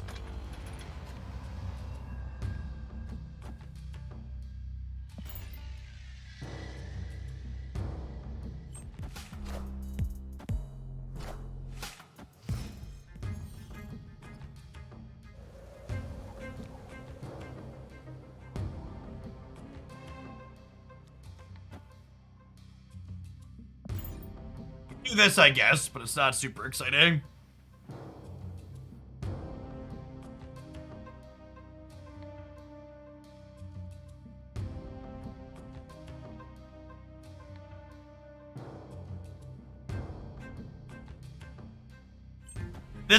These are actually 2 of my favorite variants of the game. Captain Marvel as well as Dr. Octopus.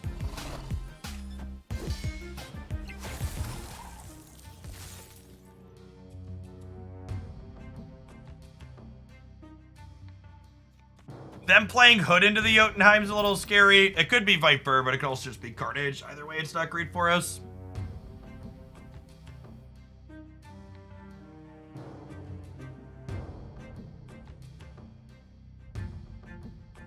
Hey, Mr. Wilson, thanks for the 41 months. Welcome back.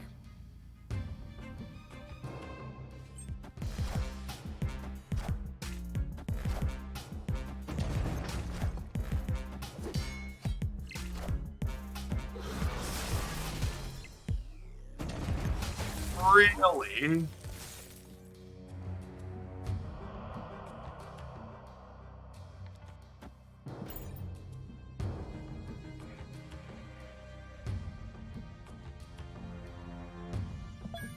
They're probably a Shang-Chi deck, so this Doc Ock could be a little sus.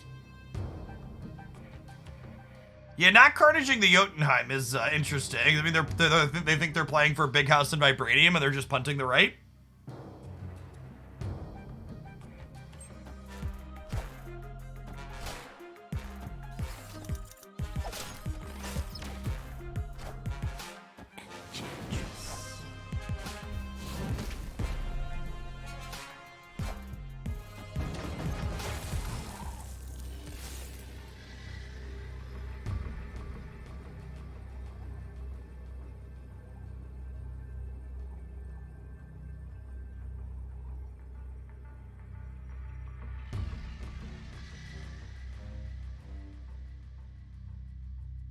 I don't know if this is enough to win over here, right? This is only 8. 11, only 15 total. It's probably not enough. Yeah, order or whatever, but it's not enough either way. Hey, Sharad, thank you for the 3rd of the year. Welcome back.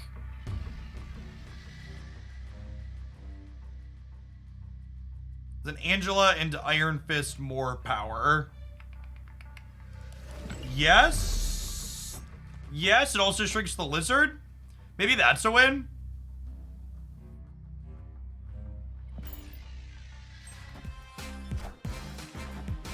Oh my gosh, did we win this? I think we did, right?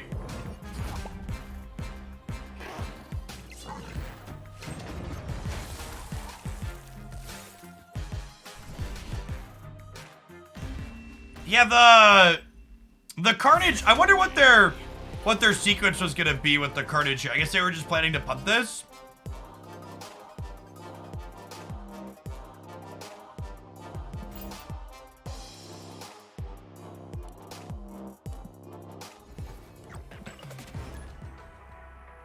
Yeah, they put the real Mysterio there. Yeah, that's a good shout. We would have won even if the real Mysterio had been left, but wonder what maybe they planned to play something else into there and then the what's it called, just threw him off.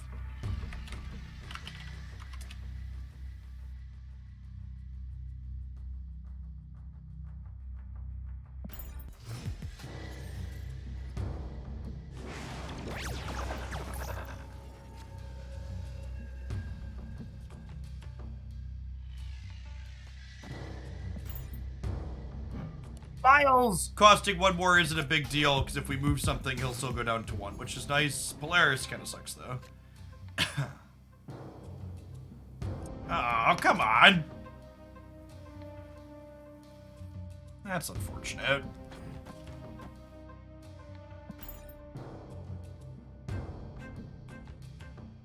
Wanted to kick Goose into the Kraven to make Kraven bigger.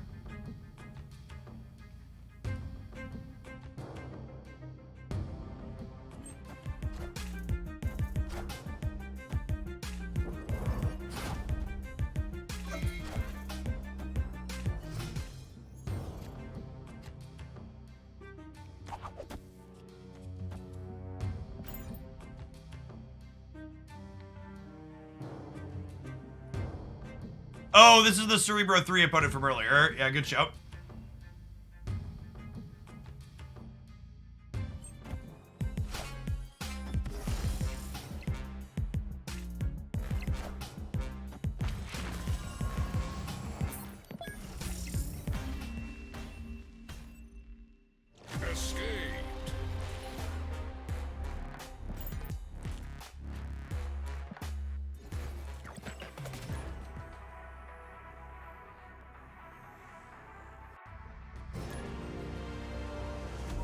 B pairs are so miserable this morning.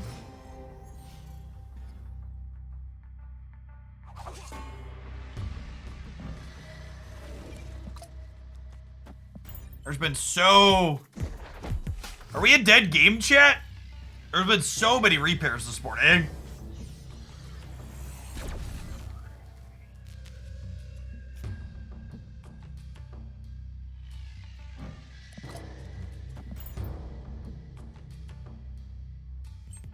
We changed to the title after we queued into the same person 3 games in a row for the 2nd time. This matchmaking sucks.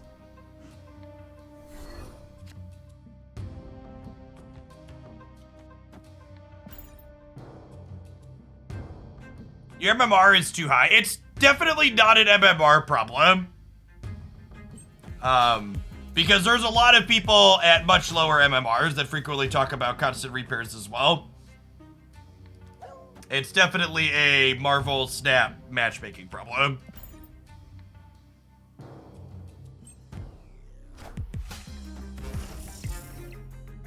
Yeah, it's an MMR range problem. It's a problem with, like, the core aspect of Marvel Snap system.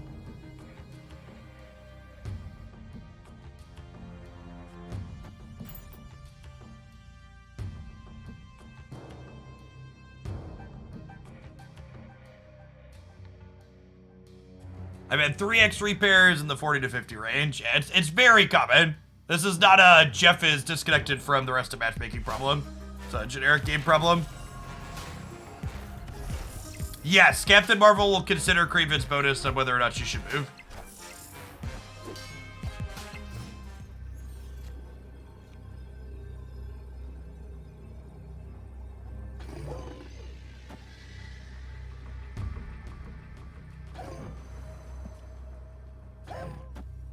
We're dead, fam.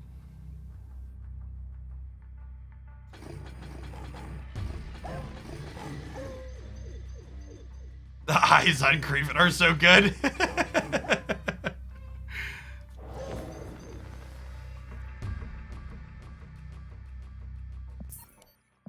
No, we don't have cross-region matchmaking for the ladder yet. Hopefully when that happens, things open up a little bit.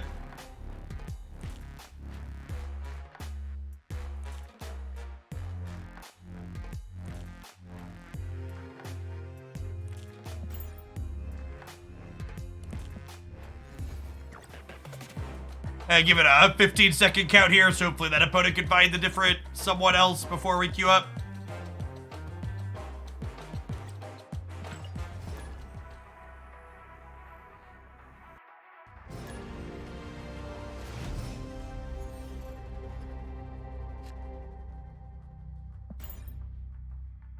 Okay, I've got our 12 power Captain Marvel teed up.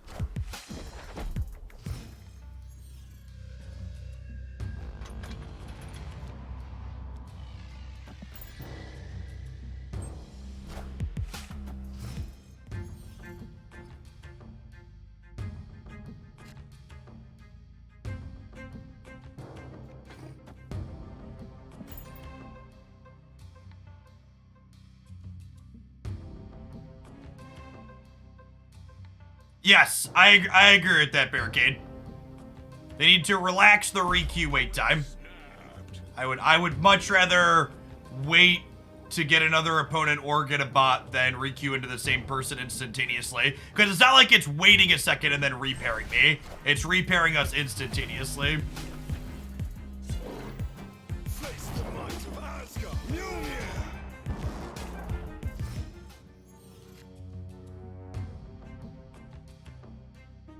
I watched a stream the other day. I believe it was 2 guys that were in the 400s. Is that really a thing midway through the season? Or possible botting? So, them being that rank isn't because they're botting, but it is because of bots in the game.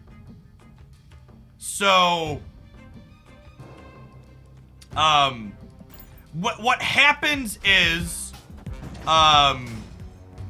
when your MMR is really high and you basically break away from the pack of the rest of the human beings, it starts to pair you into a lot of second dinner bots, essentially, because there aren't humans to queue you into, is what ends up working out. No, MMR is an internal hidden number that's not visible to those of us at home. What are they doing? There's a chance this wins the game, huh?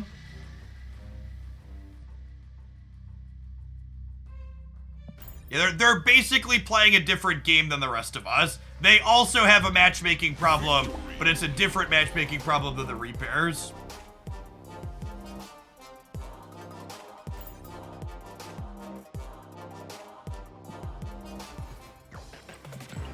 I think Captain Marvel is much harder to play around when she has 12 points of stats. Because trying to cover plus 12 in all locations simultaneously is really difficult.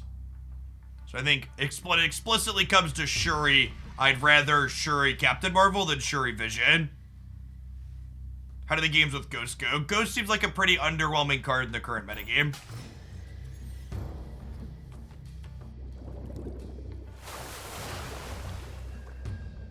Yeah, honestly, I feel a bit bad for the creators that are kind of stuck in the bot ELO nightmare.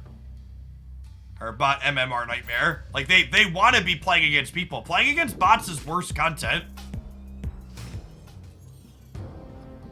It's not something that nearly as many people want to watch. And there's a reason for that. It's just less interesting. It's not the creator's fault.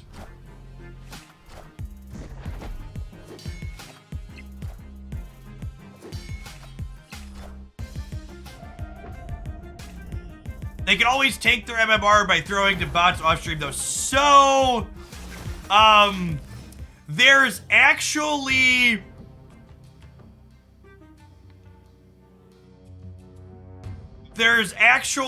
and again, we don't know exactly how this system works either, but there's actually anti-cheat mechanisms inside of Marvel Snap as well that make it so if you're trying to throw a bunch of games, yeah, there's anti-tanking protection that can also get you into a bot hell. It's not great. It's not great. Yeah, it's a problem that at this point, Second Dinner needs to be the one to fix.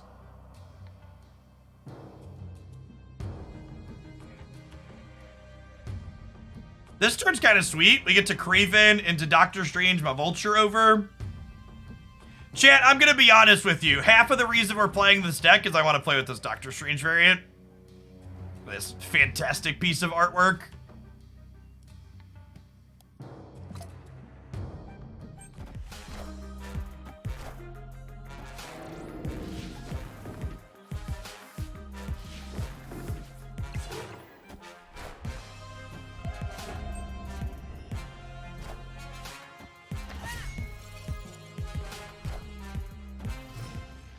They already used their Killmonger, so this Nova middle isn't really scary. I think we just Captain Marvel here, and then that adds 2 more, and she plays for both of these paths, right? This is a spot where Captain Marvel is much better than Vision as well. Because we get to play her on the last turn, and then she'll play simultaneously for all 3.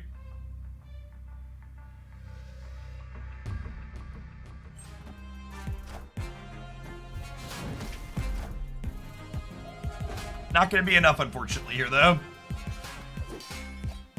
Shang-Chi's claims another victim.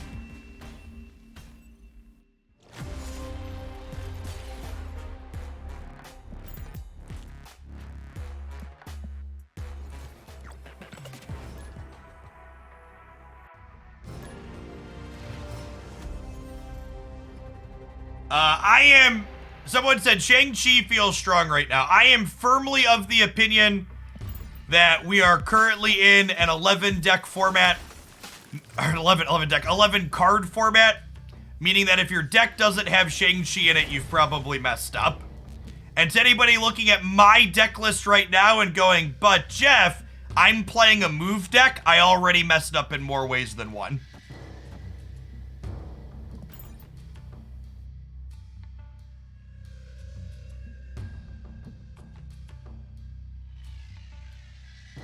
I think if you're looking to be as competitive as possible in Marvel Snap right now, you should have Shang-Chi in basically everything.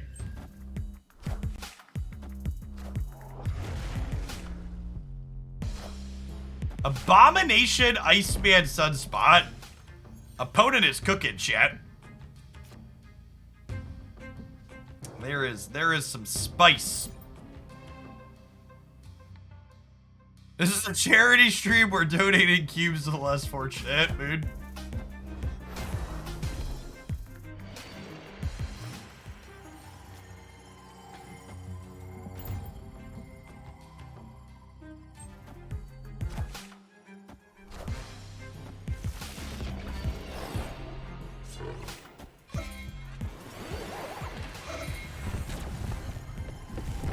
We triggered a fast forward with Kraven. That's great.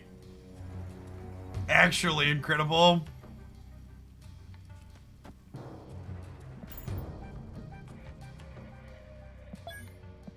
Oh, I can't.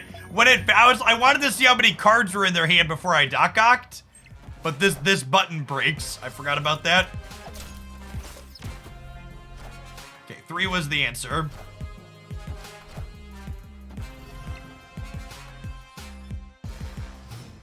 Very nice, very nice. So now I'm going to go Iron Fist into Doctor Strange, pull the Doc Ock over to here. Doctor Strange kicks into the center, and then Kraven gets bigger too. Yeah, so Doctor Strange is a combo with Dr. Octopus is the other idea here. We've got some fun deck building ideas in this deck. The Doc Ock is a 20 power thing or 18 power thing, pull their stuff in, and then Doctor Strange pull them out. So you're like, basically like, okay, we're punting this lane, and then we're taking our giant Dr. Octopus and shoving him elsewhere. Now there is a chance that they play for Hala, but we're gonna have 22 in Hala, so I'm thinking we should be good there. 8 Cubaroonies. Let's go. Beep, beep. Oh, just a little baby arrow? Just a little baby arrow. Step into my office, will you?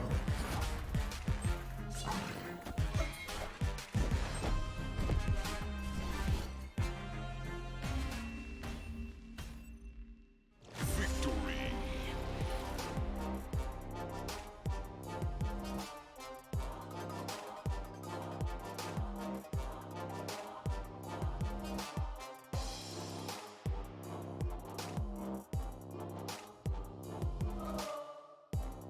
Do you only snap on 6 as a snapback? Yeah, usually.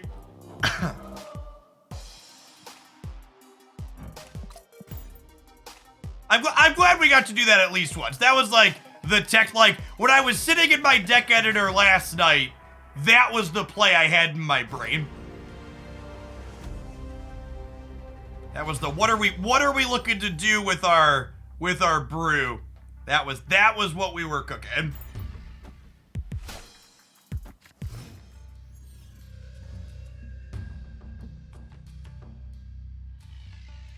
You should rename this deck to Doctors Without Borders, and it makes sense because this stream is a cube charity stream.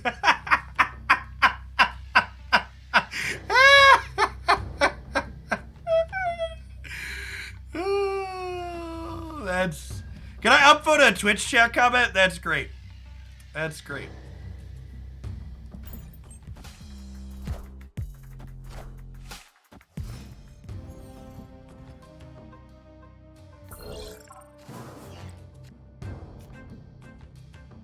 Oh my gosh, that's perfect. So I get to play this here, and then we get to Doctor Strange, the Vulture into here next turn, and Sugar the Craven. And then we go Shuri into Marvel on the final turn.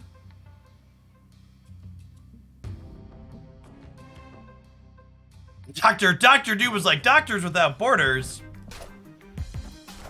I'm here, put me in, coach.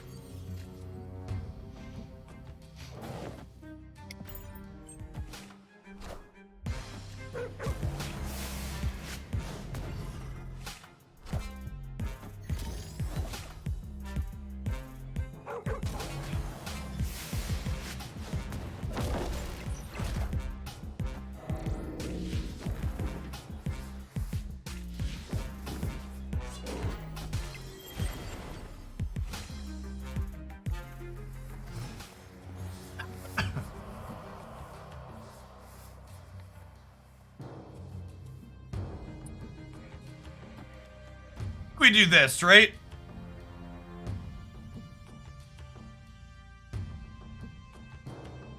Well, to see, we have the option between Big Marvel or Big Doctor next turn.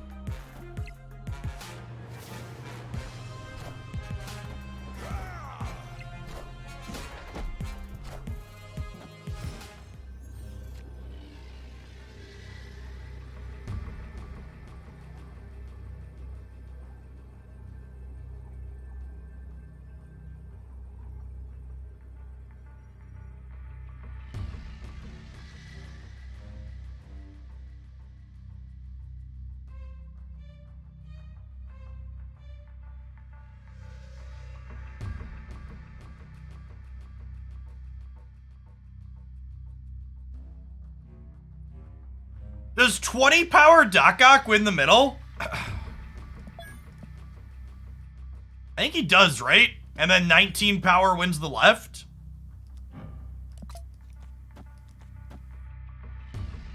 There's some... This is maybe questionable.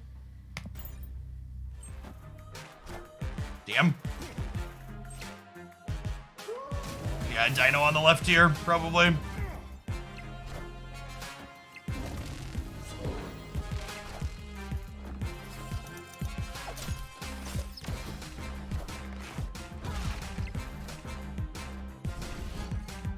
Close game.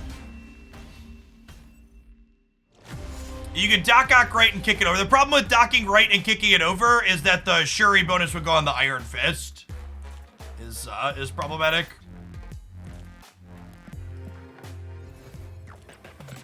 And had to guess where they were going to play for. I thought they'd play for center. They played for left.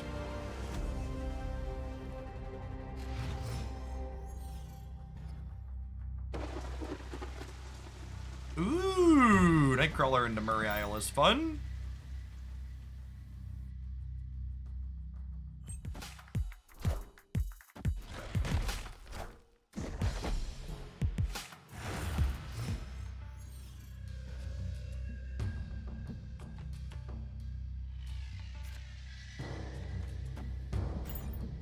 Hey, Mr. Something. Thank you for the 7 months. Welcome back.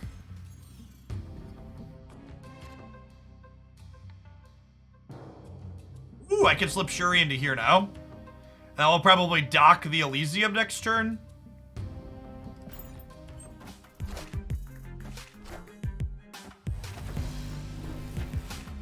Sure. Yep. Oh, and the rock's actually pretty decent here too, right? Because it means that, oh, I can't dock here now. That's sad. They pulled the goose. That's fine. We'll dock here. And then we'll be able to do the Doctor Strange pull. The other doctor somewhere else.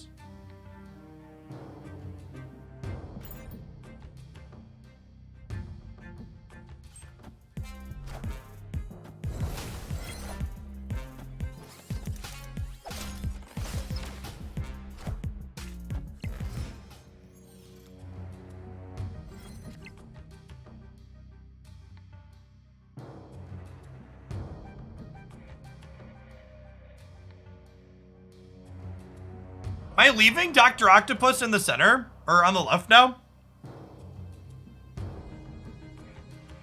They have no trouble getting into either of these locations.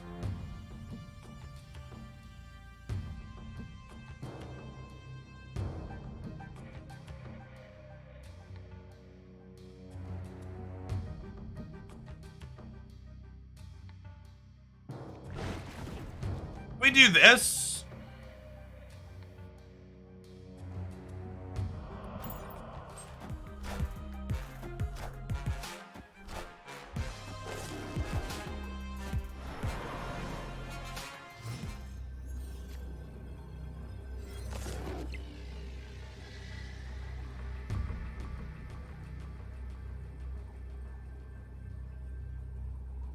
I didn't play the rock last turn check, so I wanted it as a free first card to play this turn to get into Morag easier.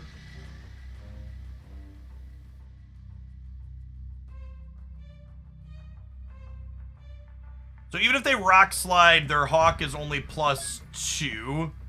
They'll likely have rock slide because Olympia happened. So I think I need to leave Doc Ock on the left.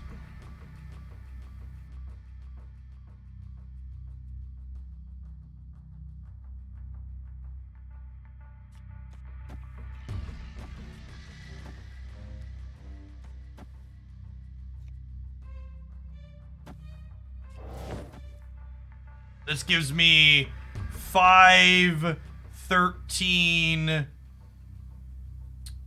15, 19 in the middle. They can rock slide and absorbing band rock slide. That's +8 here. It puts them to 24. I'm at 25, so we're still good there. I think this is good.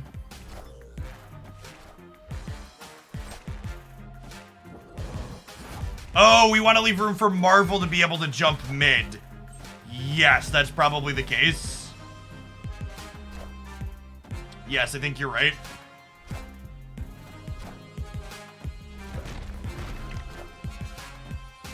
Oh, that worked out.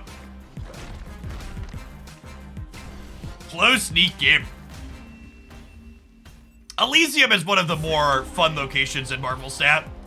Getting to sequence all your cards out is always tends to feel pretty skill testing.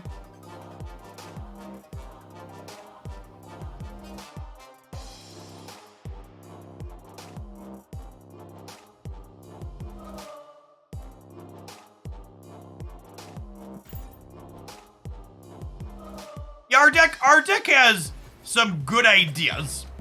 We have some neat synergies that we have put together here.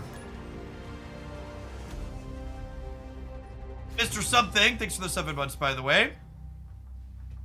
Roth, did I miss your 55? If I did, I'm sorry. If I didn't, thanks again.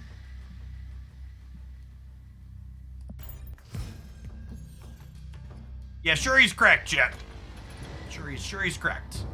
Nobody reasonable is gonna argue with you about that.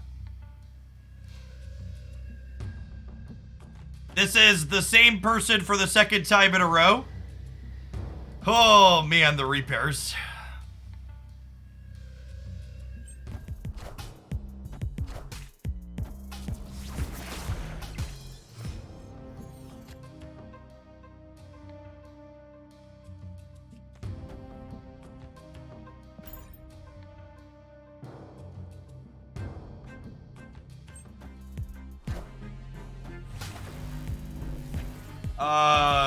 Thank you?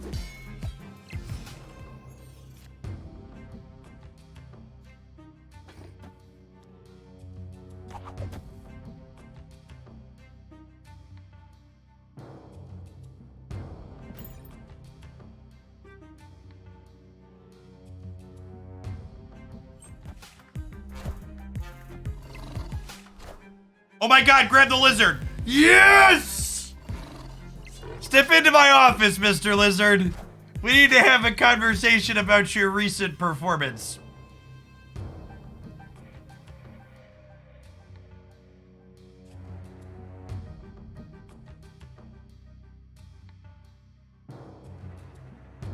Mr. Lizard is about to get really little. Do we want a goose on the right? I don't know. I think I want to tee up Shuri into Marvel here, right?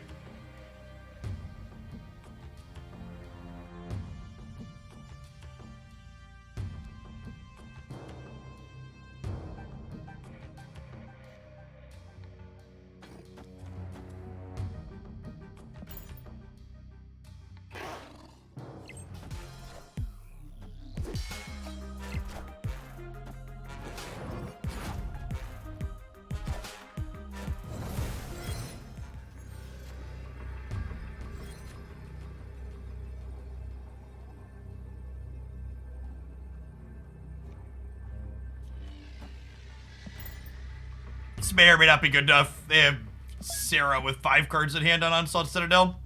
Victory. Narrator, it was good enough. Okay, we're gonna give it the old 10-second count here real quick. Actually, it's about time for an end roll. I'm gonna hit a 30-second. We'll wait for the pairings. With how many repairs we've had today, I think I'm gonna do more 30-second ad breaks rather than the 1-minute breaks, just so we can do it to break up the repairings. 8 Thunder Punch. My first Series 5 card ended up being Ghost. Not very excited about it. I mean, sooner rather than later. I think Ghost could be a real card if Death Wave stops being S tier. Maybe that's copium, but we'll see. I have hope. I believe.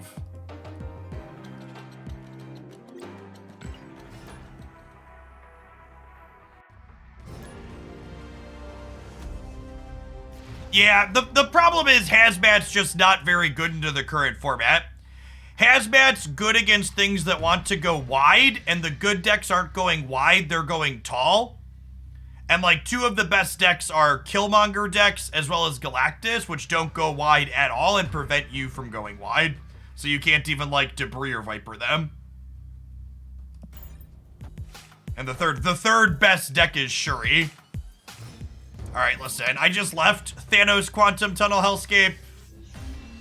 I will take a mulligan here. Escape. How many cards off the Moon Miles list are we? A ton. Moon Miles is a very different deck than this. It's like 5 or 6 cards different. Like almost 50%. We might play some Moon Miles later today. I like that archetype. Nightcrawler into the Cloning Vats to jump over into Craven. Sounds fun.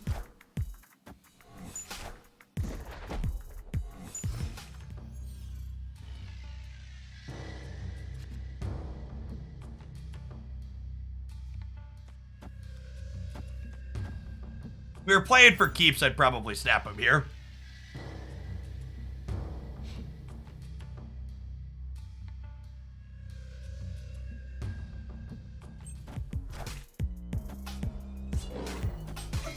I think in order to fit Arrow into this list, you have to cut one of the other 5 drops. And I don't know, like obviously she's cracked, but I don't know that she's better than any of the other 5 drops we're playing in this deck already.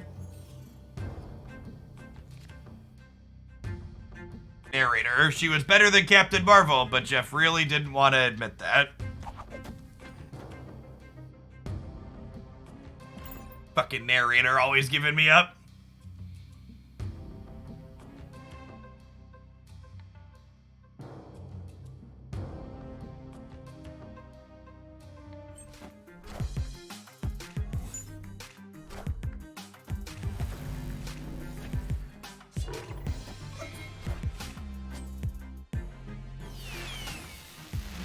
Mjolnir, to me. Oh, you know what we could do here? We could go Shuri into Miles's 10, get a copy back to our hand, slide Nightcrawler. Have another 1 energy, 10 power Miles next turn.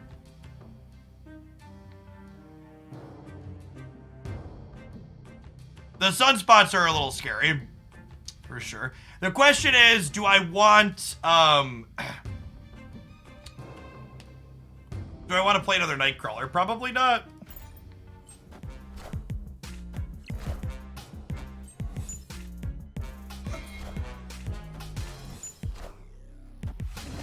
We'll build our own She-Hulk, yeah, something like that.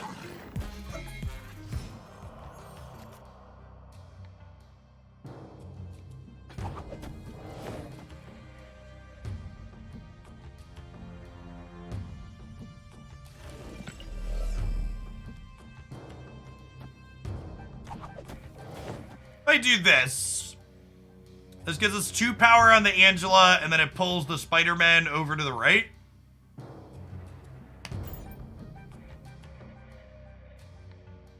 You could copy Shuri as well. Yeah, maybe. I probably mismanaged the Nightcrawlers and the Cravens this game.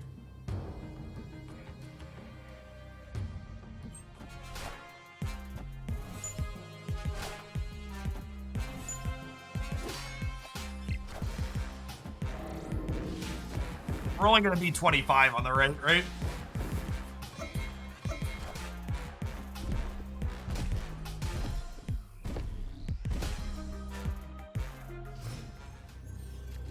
Yeah, them just passing adds 18 more here. Yeah, the Cloning Bad Sunspot Elysium is a hell of a combo. Yeah, the idea that maybe I should have gone for 20 power miles is probably accurate.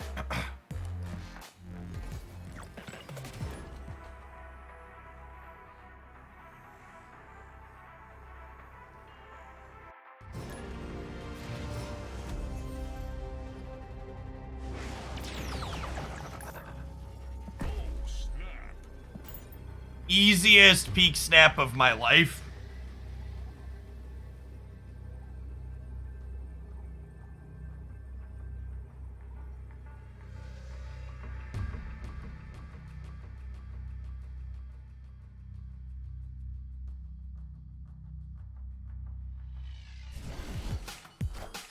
Hey, let's play a game. super rewarded for waiting to play our 0 power Angela out.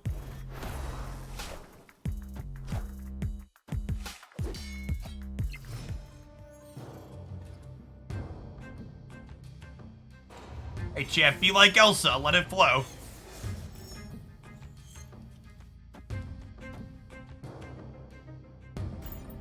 To play a 12 power Captain Marvel this turn. Trigger the raft.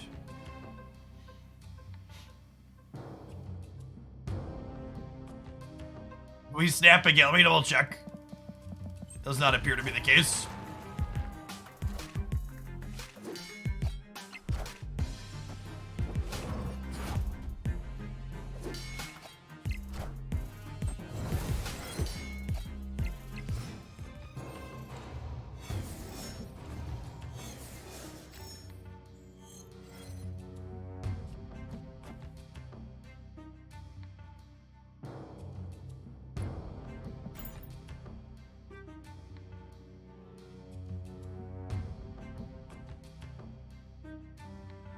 Now the real question is, are they gonna try and Shang-Chi us on 5 or will they wait till 6?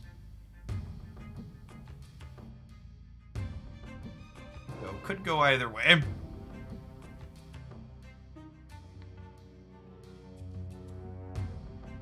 I cannot play Captain Marvel in the center because of Goose.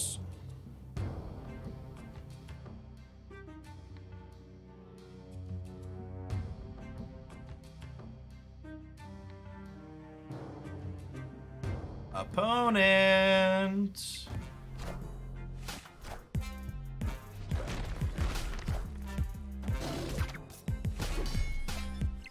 Okay, Skillmonger.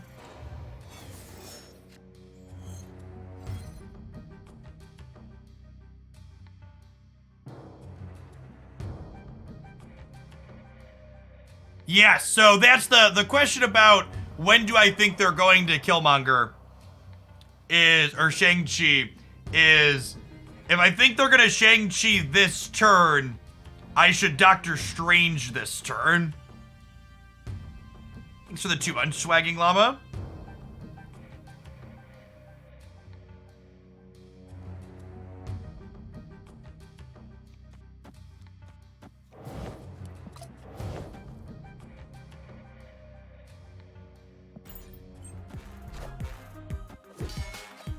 All right, I mean, if they have Shang-Chi, this is it, right? So it's the last spot over here.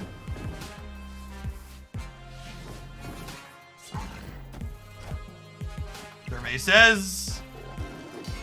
Ooh, they didn't have it. Now, they could draw it this turn. It's scary.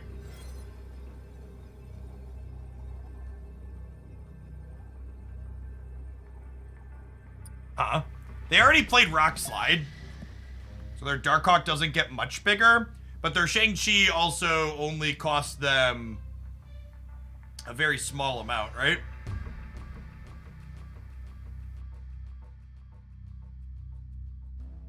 It's only 2 because of these. I have 2 cards in hand. Where am I playing Hello? Where am I playing Vulture? The kind of question on my mind is, do I want to play Vulture to the left to let Captain Marvel potentially cover the left? But that's worse if they Shang-Chi me on the right. I think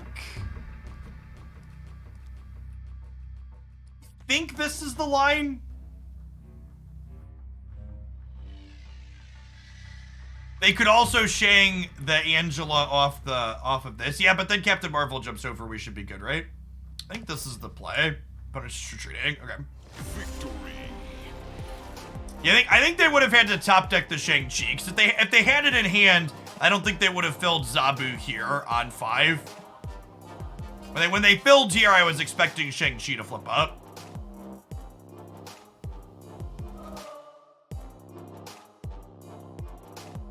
Yeah, they were a retreat later gamer.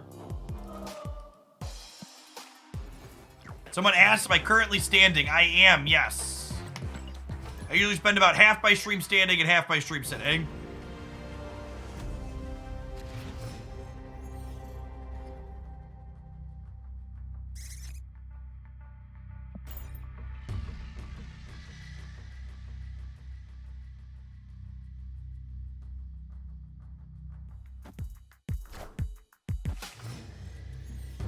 Yeah, it's possible they just didn't have Shang-Chi in their deck, goodness. They were trying to make room for the, what's it called, package? Maybe they just didn't have space.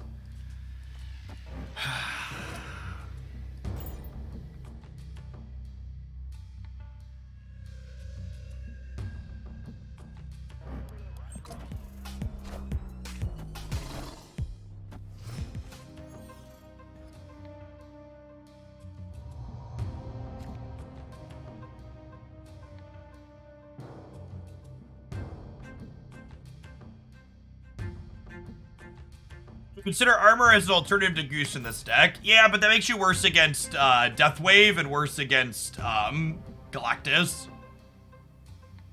Are we retreat gamers? Maybe. So let's wait and see what happens with this Dr. Octopus, huh?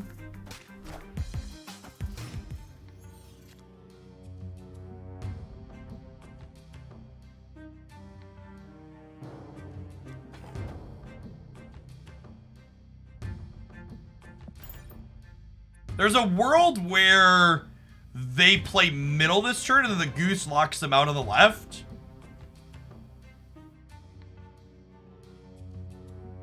Opponent snapped. Stay for a turn. I don't really care about the cube.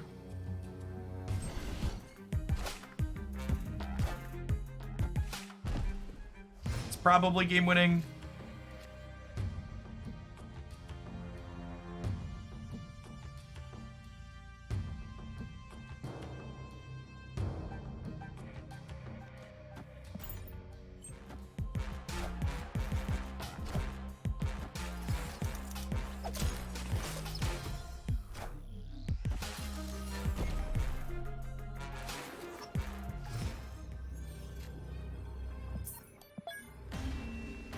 Central Park was real bad for us. Obviously, Fist Tower too.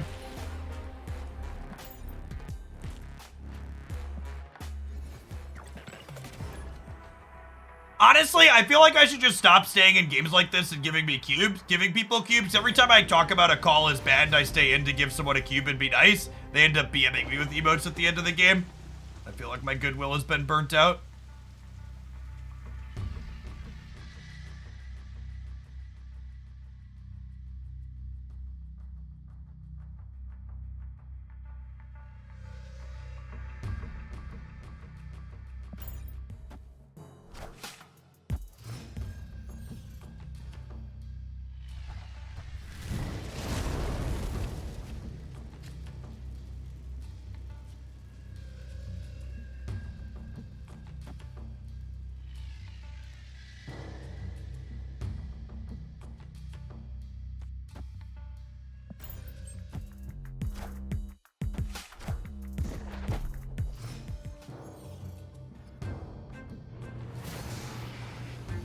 I did infinite off-stream again. My cube rate off-stream is consistently over double my on-stream cube rate.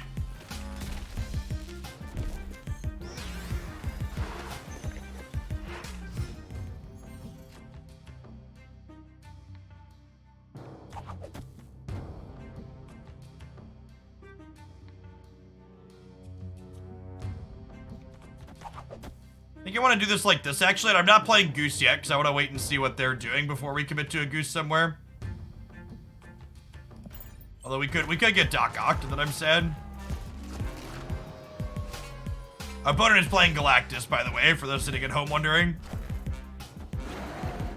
Or are they? Okay, that's interesting. Huh. Opponent snapped.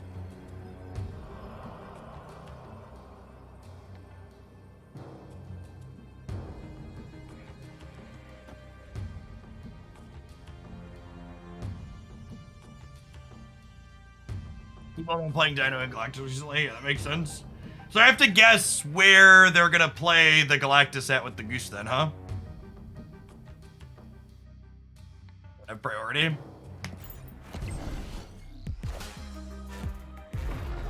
Oh no! They took the abilities off the cards in my hand, chat.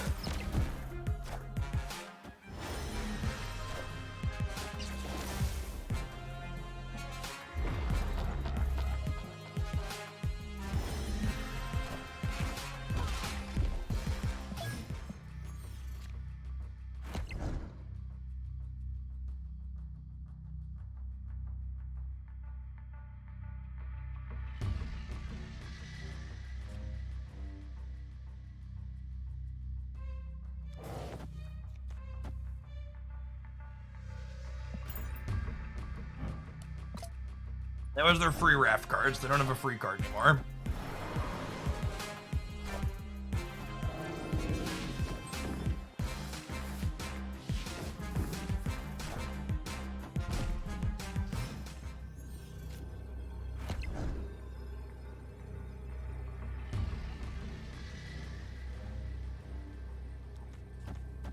Is this enough to win here?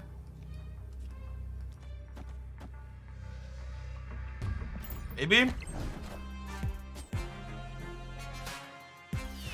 Poppy?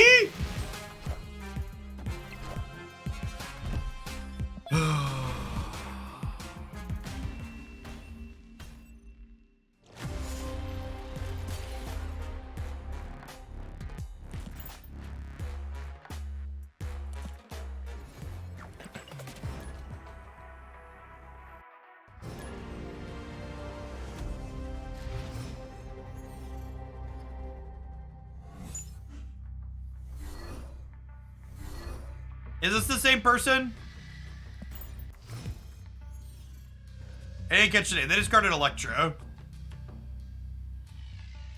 Different person. Okay. Another ramp keeper though.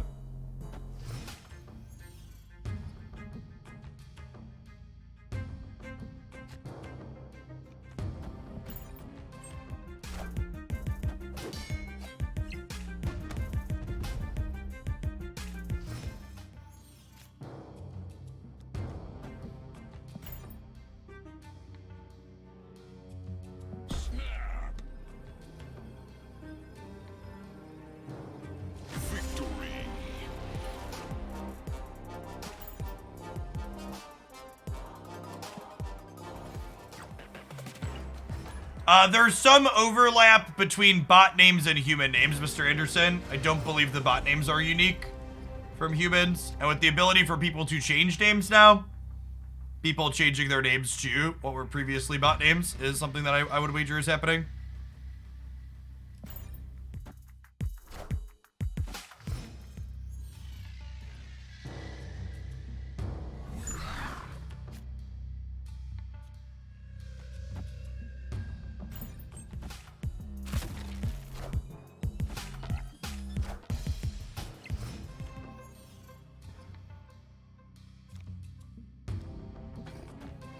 Okay.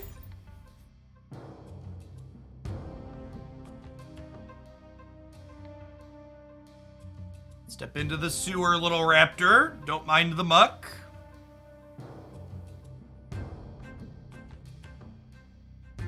I'd assume the non-unique names apply specifically to bots, Mr. Anderson, and not multiple humans. Would be my guess. Okay, so their face down card is Ebony Maw, for people keeping count.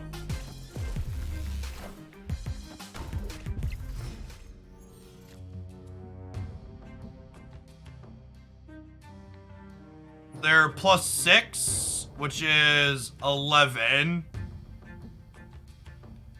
So if I go Iron Fist into Spider-Man into Goose. How do I know it's Maw? It's just most likely Maw. It's a 1-drop there. There's non-unique names are allowed for everybody like Blizzard names. Really? That seems... So like someone else could just change their display name to Jeff Hoagland? Or like the exact same as someone else? Are you sure?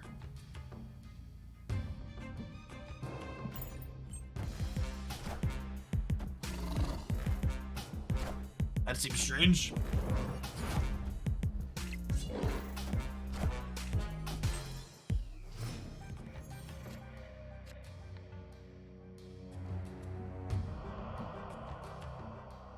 We just Shuri into Doc Ock in the middle, right? Or potentially Shuri into Captain Marvel? Butter is leaving. Yep. Victory. Dara is currently Dexter and Harry named his changed his name too. Yeah, but Dara and Dexter swapped usernames.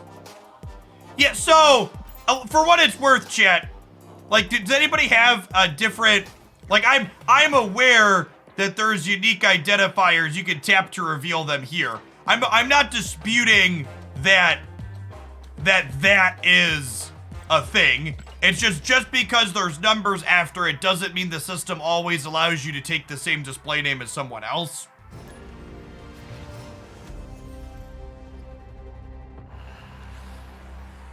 I believe you if people are saying that they've done that in Snap, but the fact that there's numbers after it doesn't guarantee that that's the case in a given system.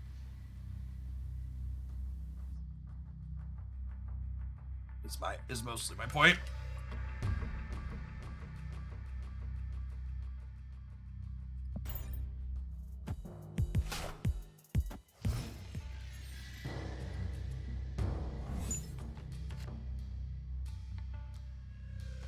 I'm gonna Craven on the right so we can Polaris this hood over next turn. Well, this is a Mysterio, so that complicates this a little bit. Either way, the fake Mysterio is middle, and they're gonna want to be able to eat that, so the Polaris will be lovely here. Polaris is lovely this time of year. We'd Snap here if I was playing for keeps, just because I think we're in a good position. We have the Nightcrawler to get into Death's Domain or other things to kick in. Grabbing the hood is perfect. We won that coin flip. Yep.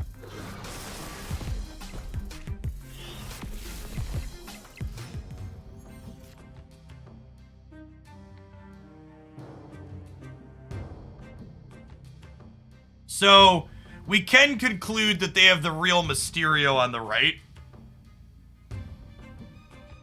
So there is a question of, what do I want to put in the last slot there?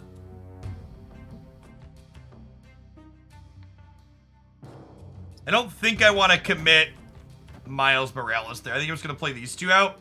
Now, one thing to note is they are likely a Killmonger deck.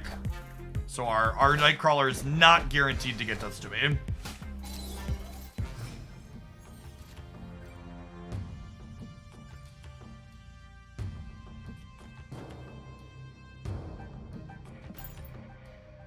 Looks like they're playing the Sarah Disruption deck. We had a highlight on the YouTube channel with this morning.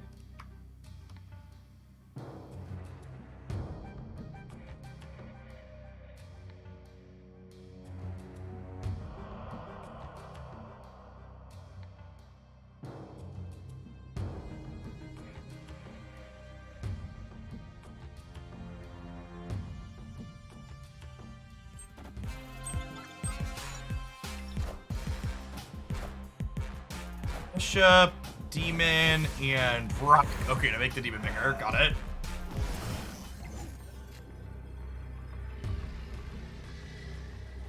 Okay, so they played Demon, which would imply they're not about to Killmonger us. They have 2 cards in hand. Yeah, they're leaving. The 6 power. They can expect something bigger than Vulture probably off the Shuri, but 6 power Vulture should be enough. They're at a 17 here. We're going up to, much more than that. I mean, even if they had Sarah, Killmonger was really the card they were looking for. They needed Killmonger to clear the Nightcrawler and get rid of their -1 hood. They didn't have it in part 2 of the Subterranean, I'd imagine.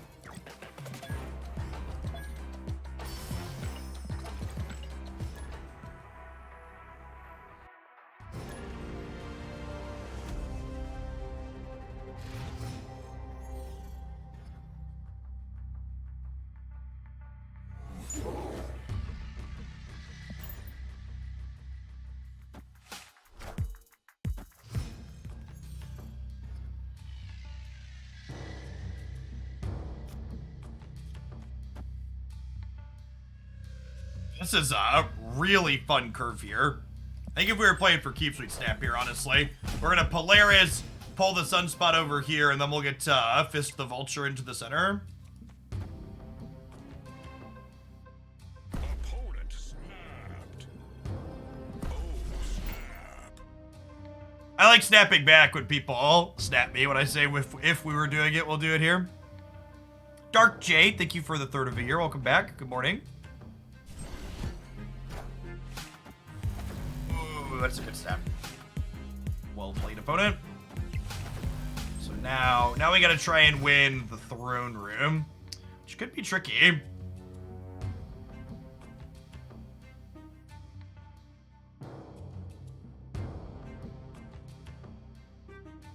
We need to find a Shuri.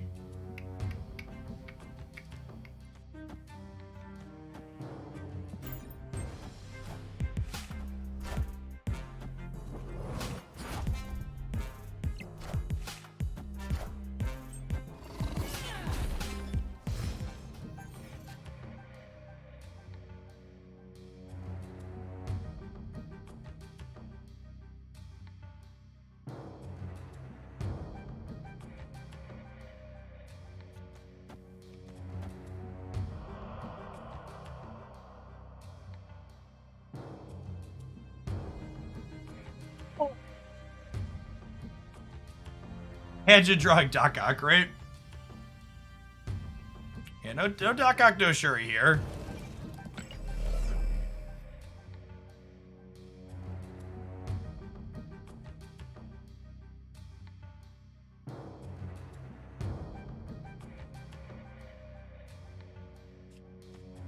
Yeah, we might be able to win this left side.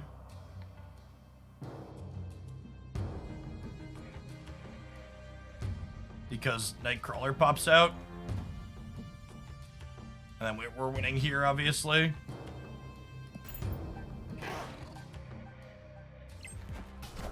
Yeah, they just didn't play for the left because they didn't expect us to have space. Wow, this works out. Just like super sick. So we get to go move this and then Captain Marvel, take your Titania back, win here and here. Victory. Brawler has such good random utility. Every time I play with this card for other synergies, I'm like, man, I should just play this card more.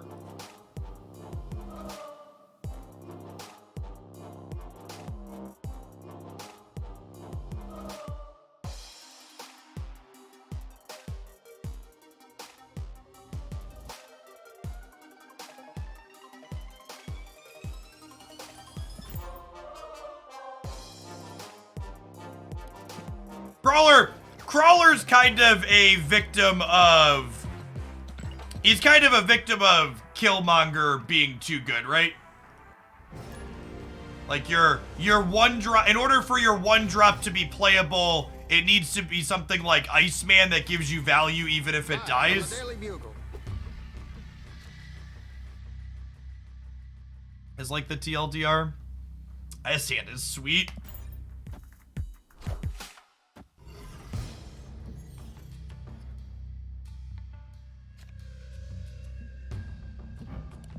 Keeps getting sweeter.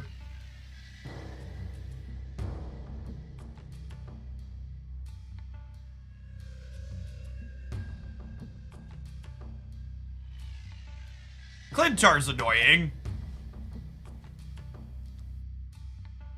Guess we'll go here.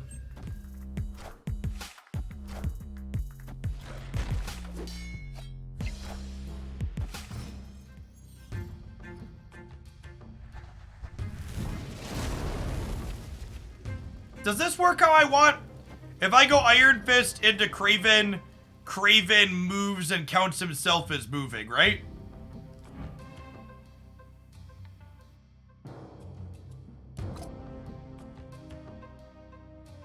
It just sucks that Clintar is here, because I wish I could go Kraven into Angela and then kick him into the middle, but I don't want to lose my Kraven.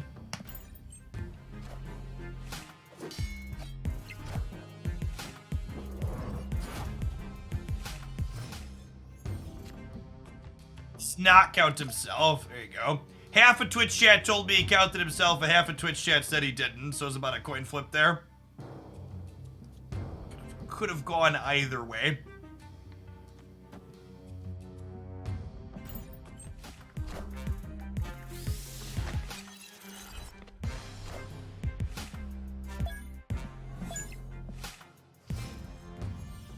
Opponent snapped. Queen's a little shy, chat.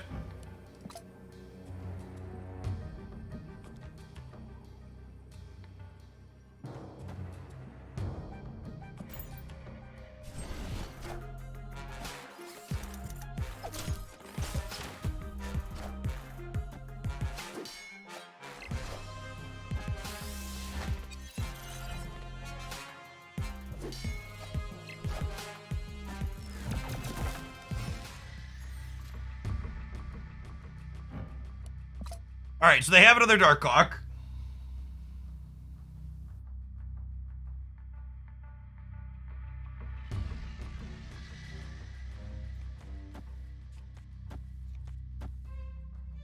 This lets us win the right, he says, before getting rock slided.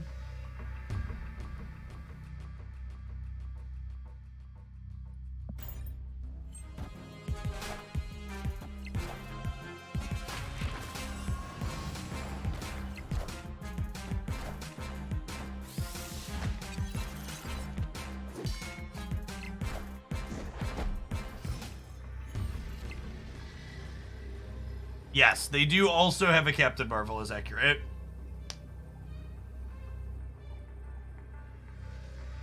I think we're dead. This is 6, 11, 14 only.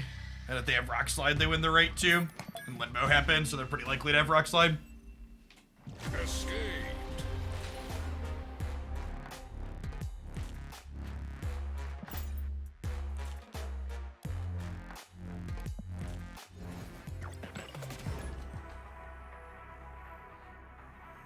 What's going on, Tipper? Thank you for the 2 months. There are a lot of Hawks on the board. A lot of Hawks.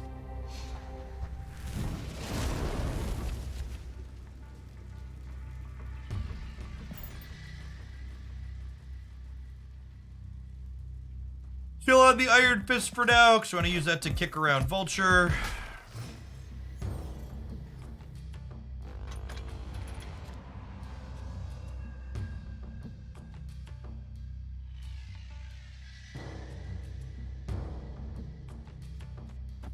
I like playing Angela in the center or the right, so we can kick things out of her path with Iron Fist, and I don't really love the idea of putting Vibranium in my deck at the moment, so I think this is the line.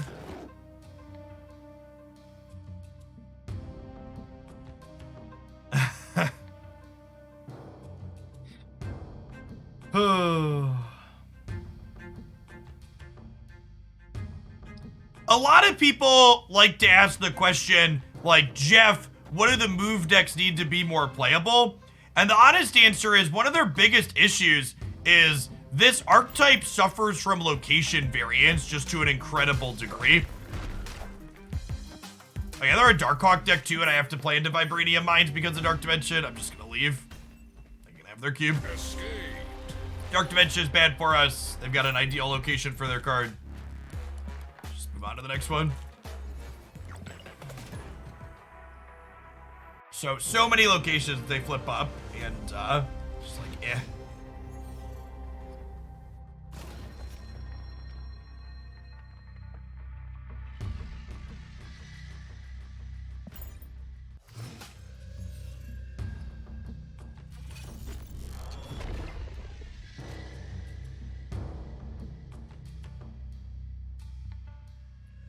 We're just vibing for now.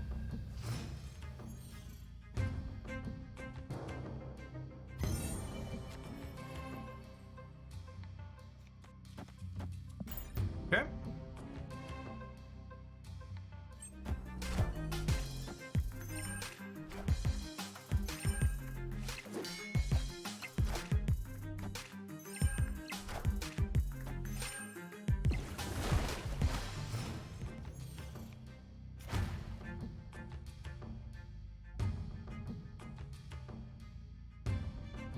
Yellow Jacket Wave likely means Galactus.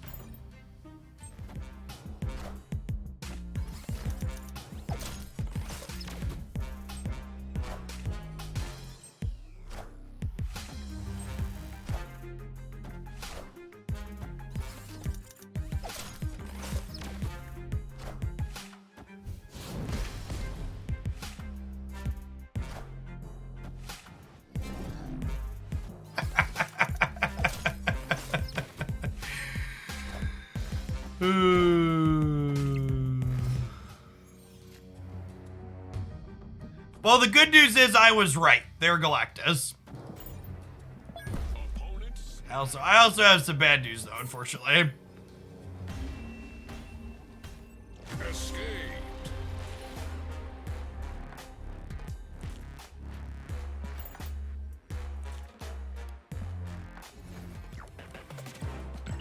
The react button thing is something that Twitch is rolling out that's new.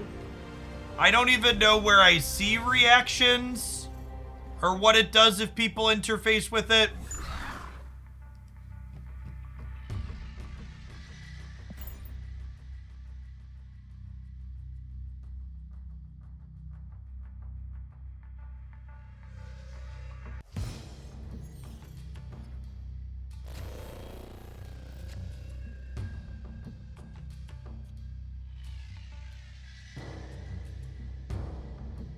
Reactions are anonymous. Honestly, anonymous is probably good. Being able to do things with anonymity always brings out the best in people on the internet, so strong play by Twitch.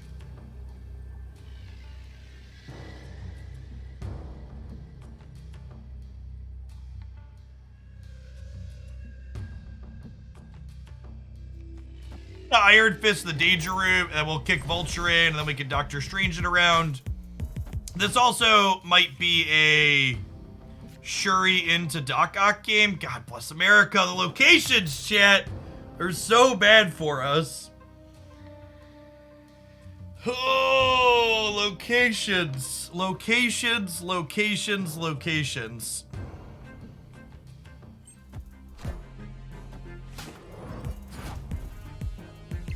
Rev Arc, thank you for the sub gift. It's very generous of you. Okay, I think them storming is actually low-key great for us, right? Because we get to Doctor Strange, put Vulture into here, then we go Shuri into Octopus here. Storm into Morbius is an interesting combination.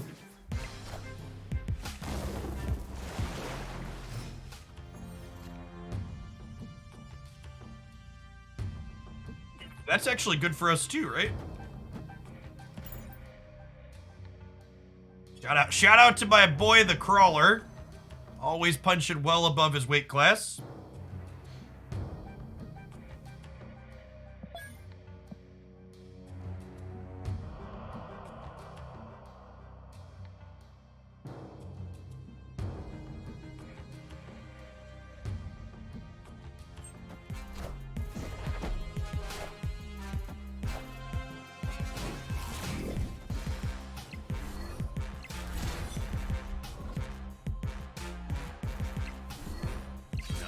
All right.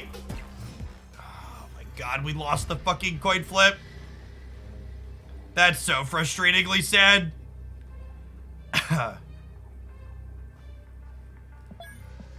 This is 16. So if this was only 16, we're not, chat. They're gonna fill their only spot. Or maybe they won't. Maybe they'll play it here. I'm gonna go fish, but I assume they play their what's it called left. We could get them if they play their Chavez right. We win the game. Yes! They didn't play around the Dr. Octopus out of my movement deck, chat. They didn't play around the Dr. Octopus out of my movement deck.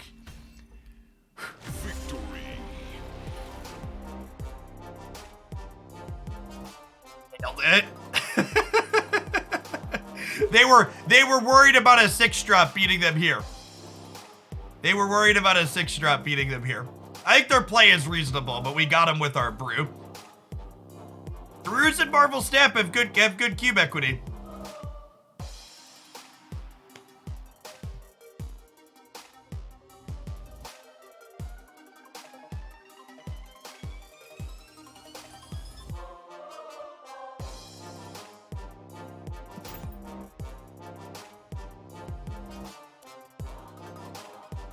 $173 boosters. I think I only have 2 splits on her, right? Yeah, I've only got 2 splits on her so far. I really want a gold. I think that variant probably looks good with a gold background. People asking why are the react things different than chat? So I would bet they're trying to see if people are willing to do react things that wouldn't normally chat. I'm interested to see if that's the case. Zach, thank you for the almost 5 years. Welcome back. Been enjoying the deck highlights on the YouTube. Awesome. Yeah, I've got a whole bunch of great stuff in the tank for that. Got a lot of good ones coming up.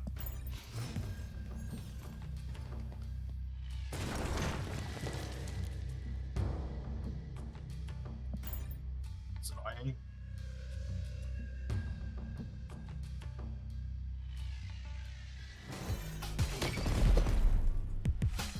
Hi, boy. Thank you for the 2/3 of a year. Welcome back.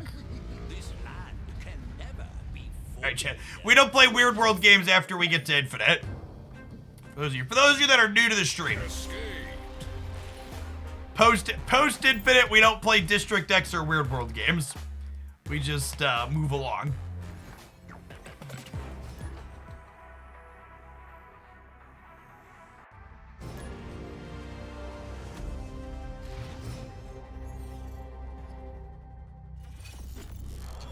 Oh, there's no text. If there's no text, it being anonymous is probably fine.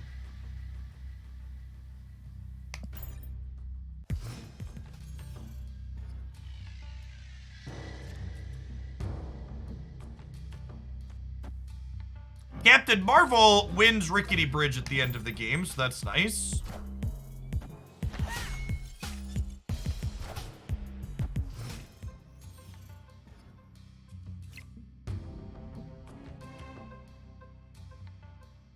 All right, come here, Koye.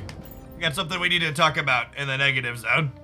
You're too happy-go-lucky. We need to bring you down to reality here.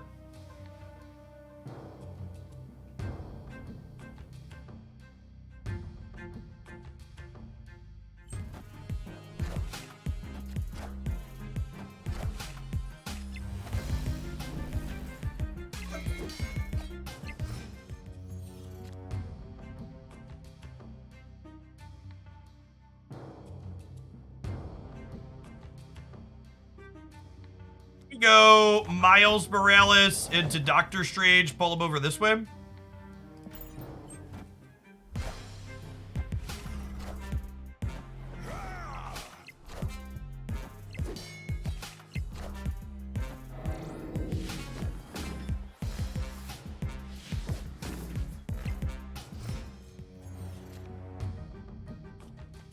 This seems like a decent matchup to Doc Ock them, right? I think we'd snap here before this play if we were playing for keeps. It's a strong line for us.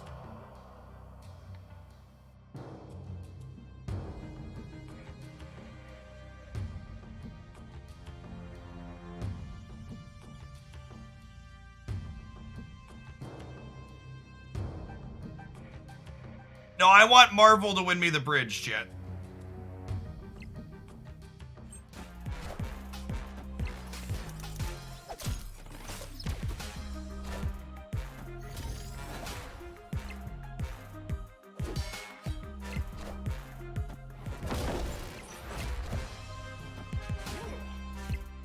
Okay, and we pulled the armor out of their hand that they were probably hoping was going to win the bridge for them.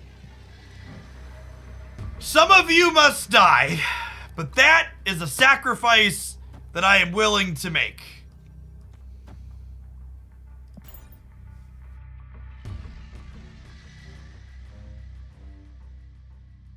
So the way this works is the Nightcrawler and whatever they play will die here on the bridge, and then Captain Marvel will jump middle to win after they blow up.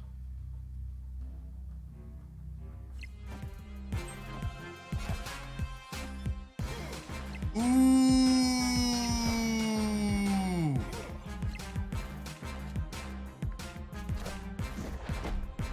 Well played, opponent. Well played.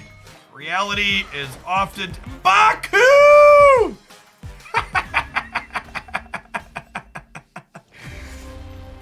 Mr. Baku. Yeah, GG, opponent. The opponent's deck is a ton of fun. It's just very close to 0% against Galactus and Deathwave, which is big sad.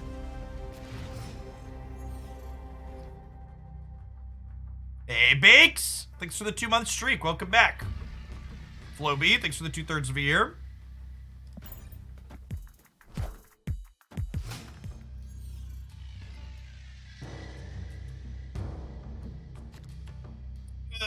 Dream Dimension.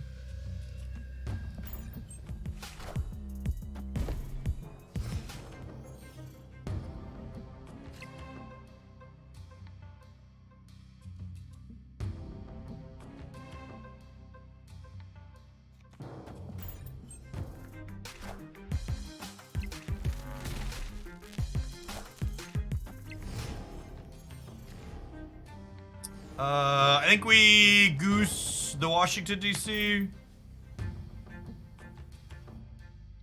Just in case they're Galactus.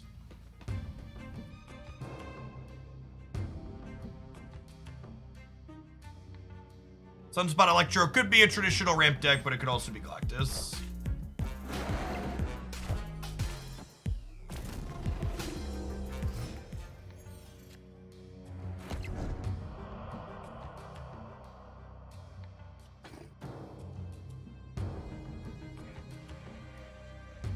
There's a good chance they just can't get into Washington, D.C., right? As an Electro Ramp deck? Dr. Doom could. Yeah, that's fair.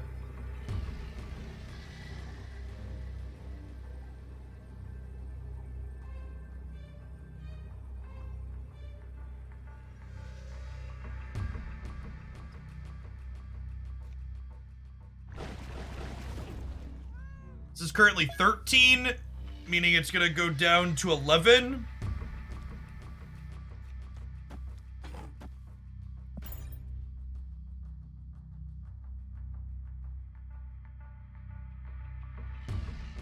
Power Captain Marvel, who takes the Monster Metropolis bonus away here.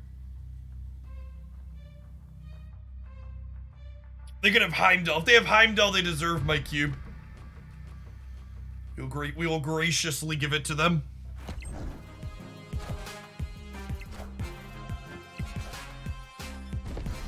Higher, further, faster, baby. Ah, we lost because of priority. We lost because of priority. No, wait, did we? No, we were dead either way. We were dead either way. They had a way to get into DC though. Unfortunate. Close game. Yeah, we lost either way. I'm wrong. Does Captain Marvel take Kraven into account? She does, yeah.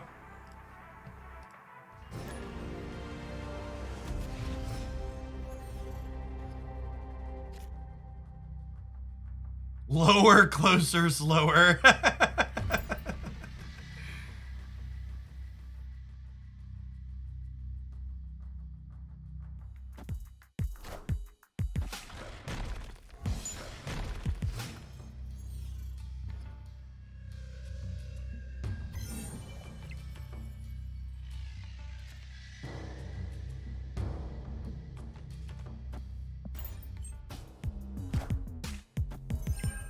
Yeah, sure, he's good with Sinister London.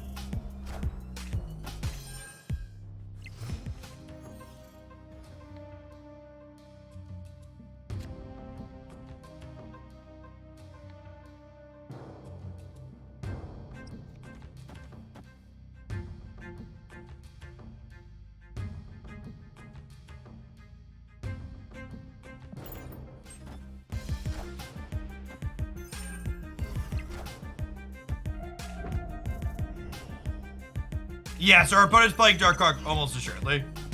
Like they're playing like the Darkhawk Tanner deck.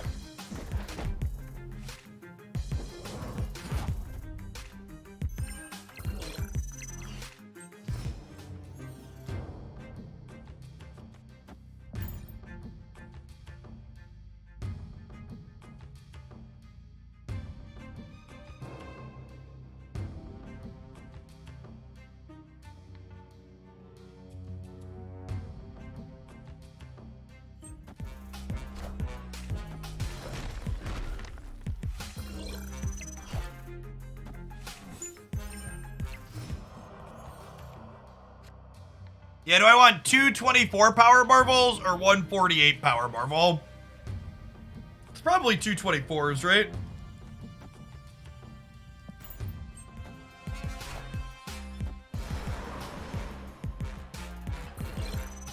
Sad. How about 124? Best card in Marvel Snapchat. Not particularly close. Escape. I think it's really weird that Arrow and Juggernaut don't give you the playability for either location. And it didn't always work that way. It used to be that if you arrowed a face down card, they counted as played at the new location they were pulled to. During the closed beta, it interacted that way. I think that was a much more intuitive way for it to interact.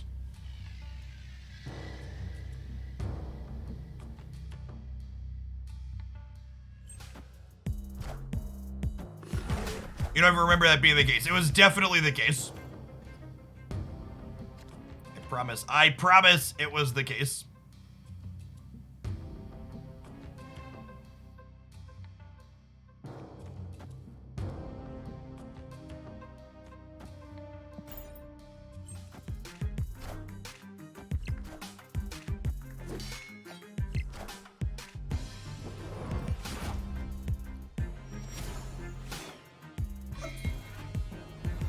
It does make Arrow with priority better in some situations, is accurate.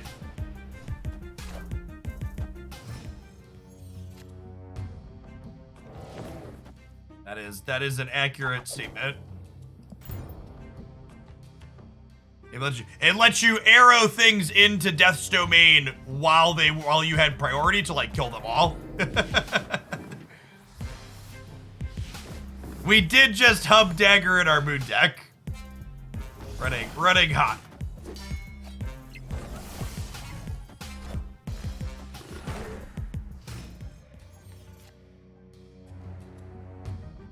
It was a hub hazmat, right? Yeah.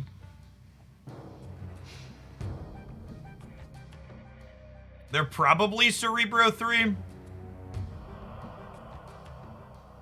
If I had to venture a guess.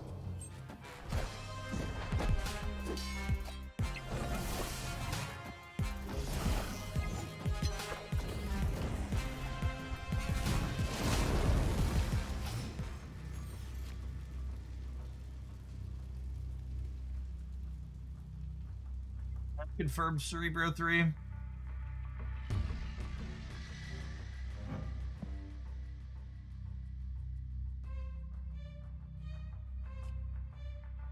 Yes, they did hit a good expansion for their Cerebro 3 as well. Why are they still here? Because they have Valkyrie.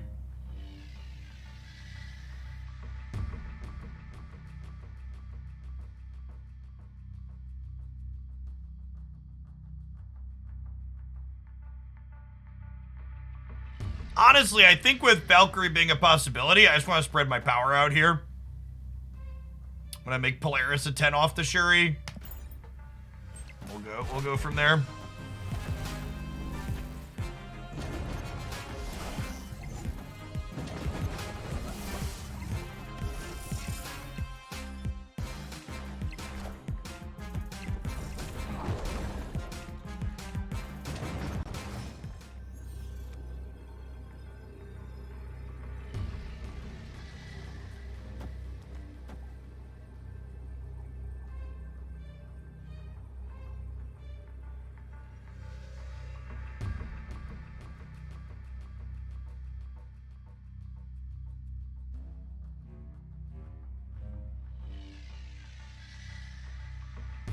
So they could win the right with a Valk, but if they do that, they're not doing much in other places.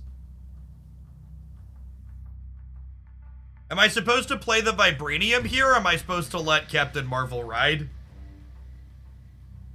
I'm probably supposed to play this here.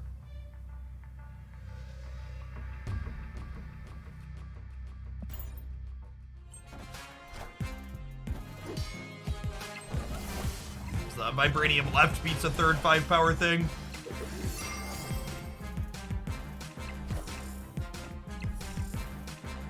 Yeah, we're good. We went left and center here, right?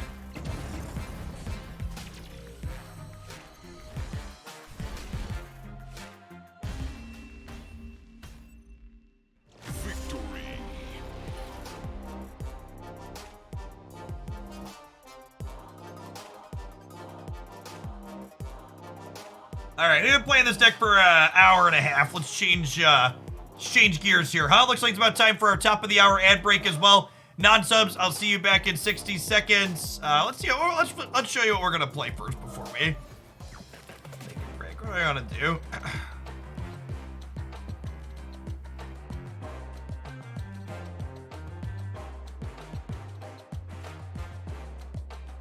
Let's try this. I want to try a Sauron brew. I haven't played a ton with him, and this deck is sounds fun.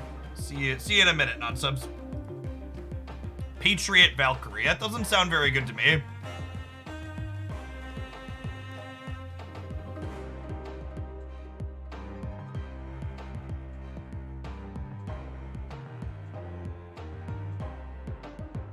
No Shuri. Sauron's a different deck. This deck's trying to do Moon Girl stuff.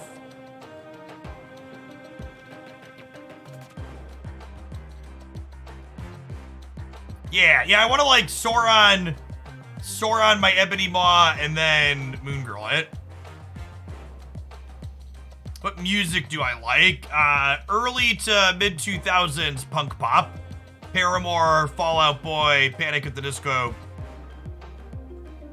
That kind of stuff.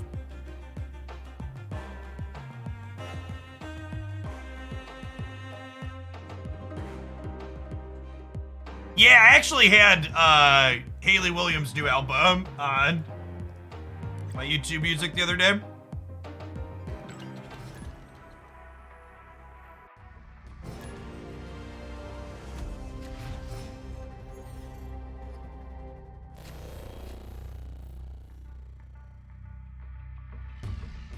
It's Zero the Lizard Angle.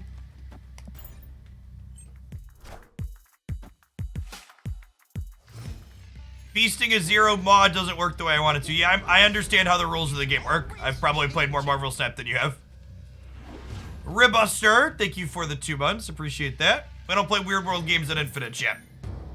Although, what's a surefire way to get a Weird World game? Change decks. We gotta see the new Ant-Man movie. I've got like 2 or 3 other MCU things I need to catch up on before I can watch the Ant-Man movie. I just finished Moon Knight and Miss Marvel and She-Hulk. I need to watch Black Panther and whatever the movie was before Black Panther. Thor, Love and Thunder. I like Moon Knight. I had fun watching Moon Knight.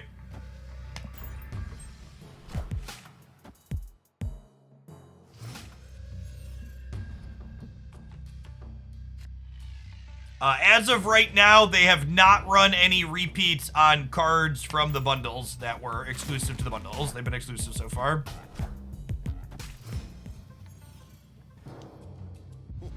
This land is always changing. Fucking Brode is in his office right now. Like, Hogland doesn't want to play Weird World games in Infinite, eh?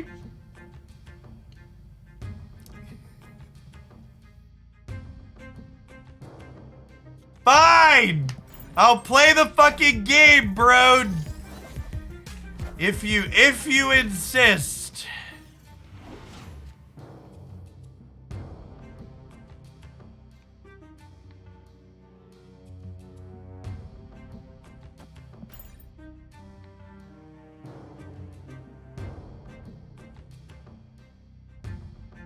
Got us in his sights, chat.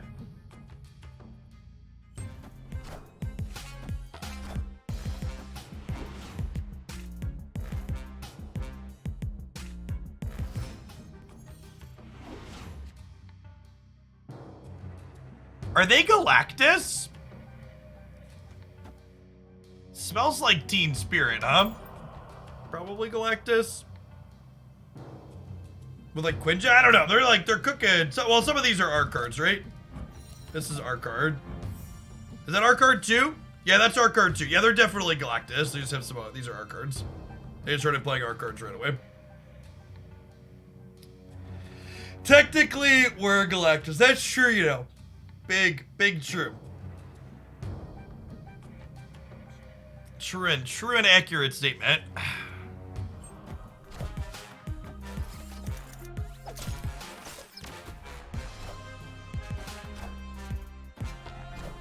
Confirmed a Galactus enjoyer.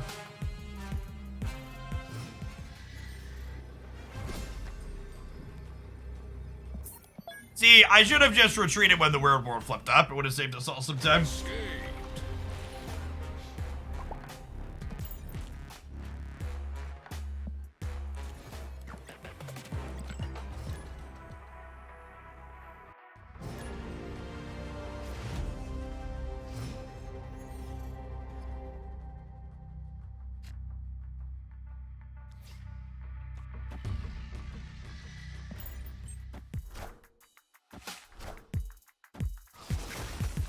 All right, Moon Girl dodged the Iceman at least. We got that going for us.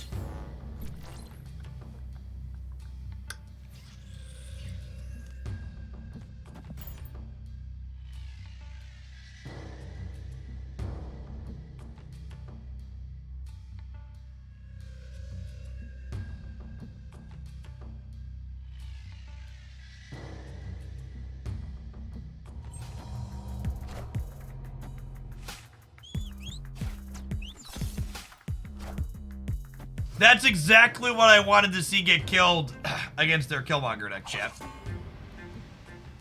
Is...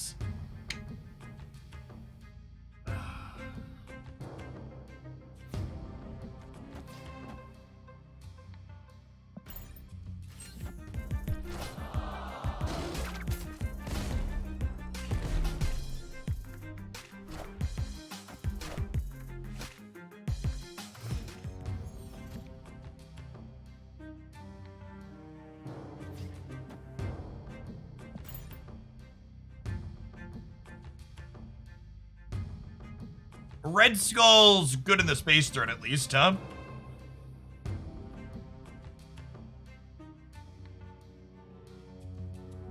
The problem here is we're gonna get waved.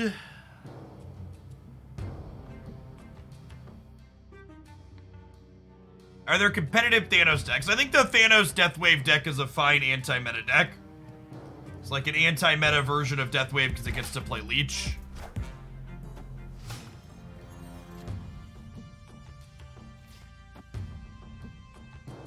I'm just supposed to hope for no wave here.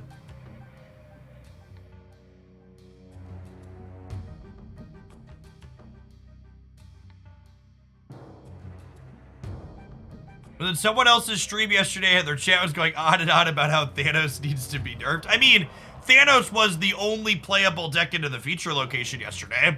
It's like an accurate statement. But yeah, Twitch chat, gonna Twitch chat.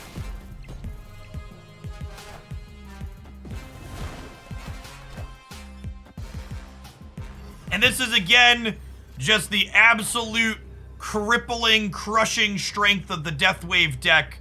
Not only does it get to do an incredible combo and put a ton of power into play, but it also makes it so my deck just gets to be turned off. And I think that's kind of the problem with this statement. I think this is kind of the problem with this card and this deck is like, you shouldn't get to both do an incredibly busted powerful thing and simultaneously disable what I'm doing. It should be pick one or the other. They shouldn't get to both turn off my deck and turn their deck on. Escaped.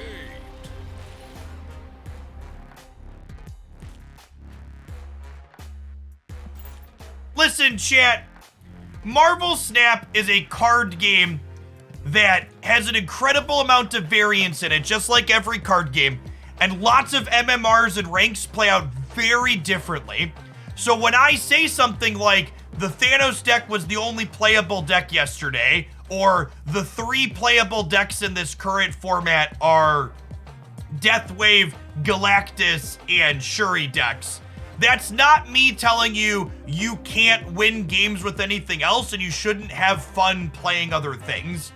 That's just me telling you that, in my opinion, these things are much better than the other options.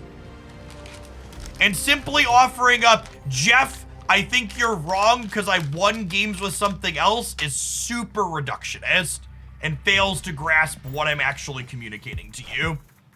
So please don't do it in my chat. You should definitely remember that at the end of the day, Marvel Snap is a game you should play for fun.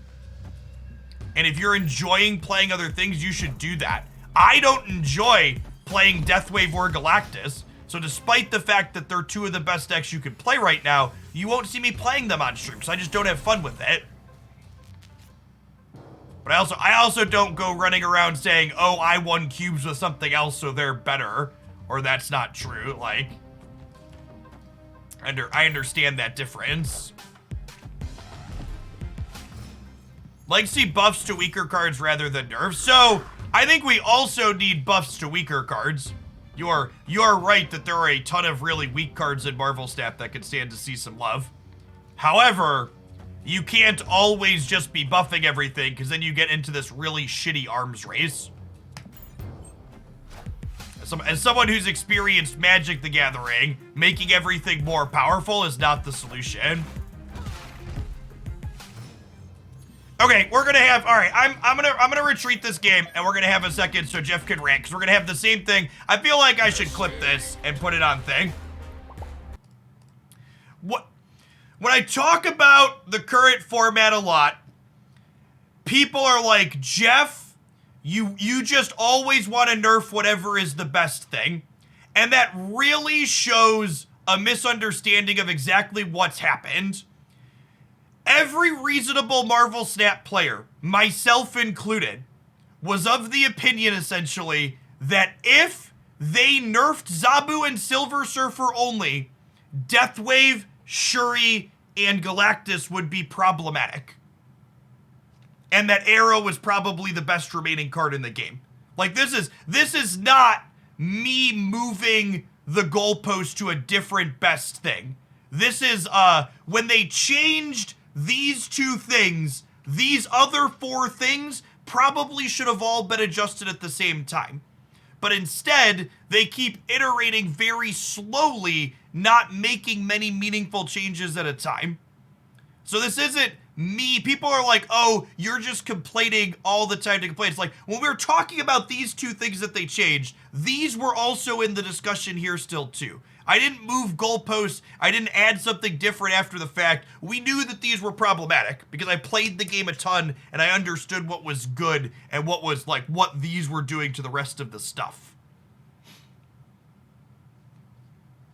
Yeah, I think in my opinion, the one thing that feels like has been missed on the balance side from the Marvel Snap team is they keep waiting for their data to catch up to the obvious problems, right?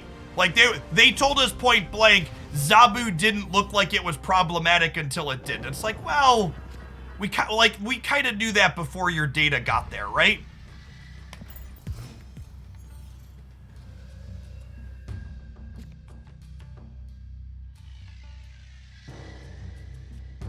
They need to be a little bit proactive about what they're doing. Rather than being purely reactive.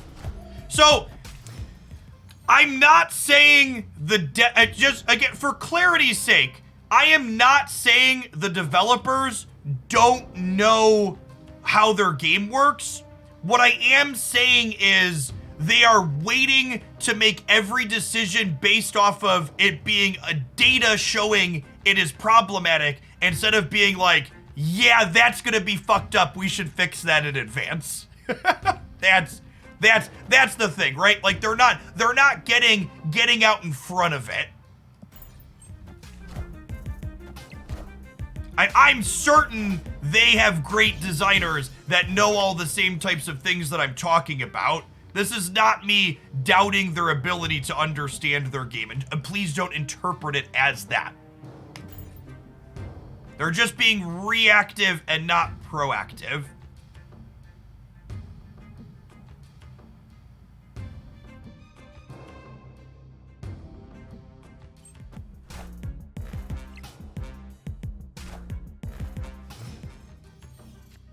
Yes, that's also a good take. Like most card games, things that deal with cost reductions are kind of busted.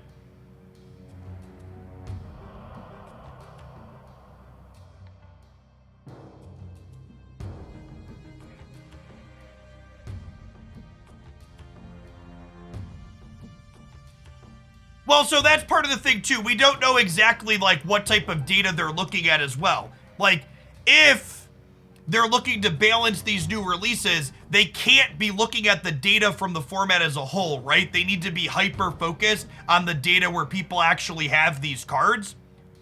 Because you're right that the way card availability works in this game, you can't know until it's too late if you're waiting for it to propagate across everything, right?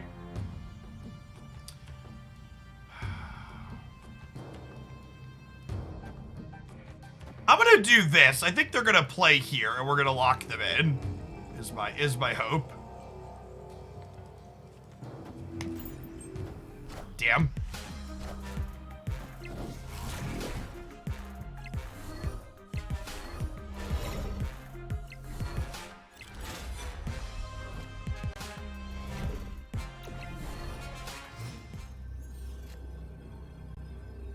I think we've died. Plunder Castle is very bad for our deck, believe it or not. Our deck full of 1 and 0 cost things that want to swarm the board. Escape.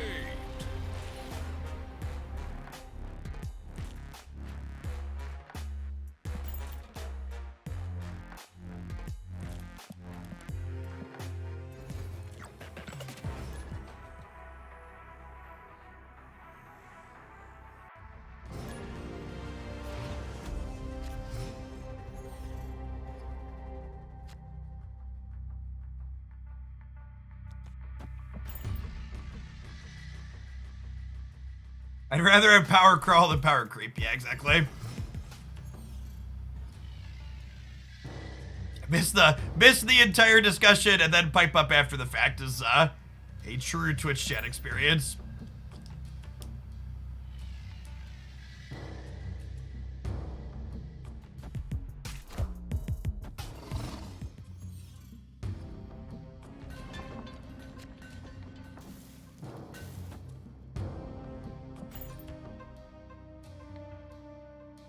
There's definitely a bunch of cards that should get buffed.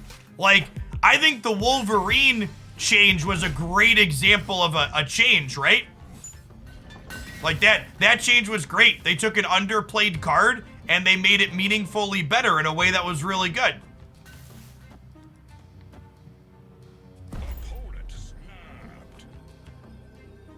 But also, the Wolverine getting buffed, it's still not good enough, right? Like it doesn't keep up with the things that are actually good in the format.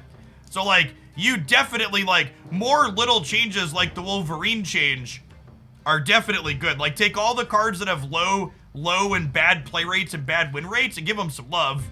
But like also taking all of the worst cards and making them better isn't gonna allow them to compete with like what Deathwave and Galactus are doing.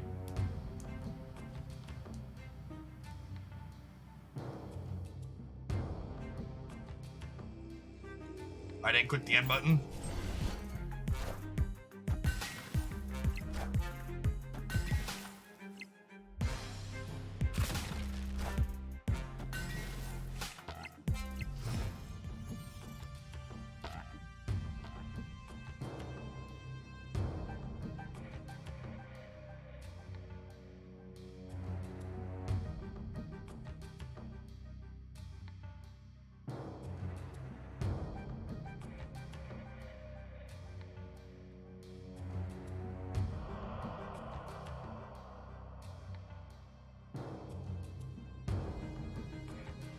To the person that I just banned for making a slippery slope argument, get the fuck out of my chat.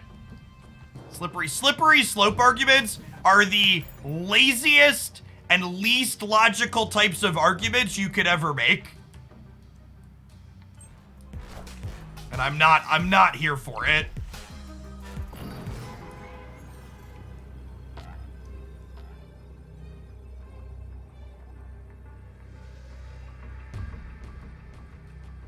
I ain't about it. Our Titania has tech still, which is unfortunate.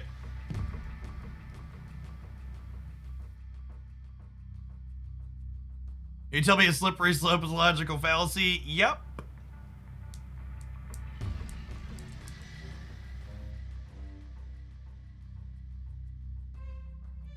Alright, so if I do this, they kick it back if they play here. We could die to an arrow, he said, before dying to arrow, but, you know, it's just how it be sometimes.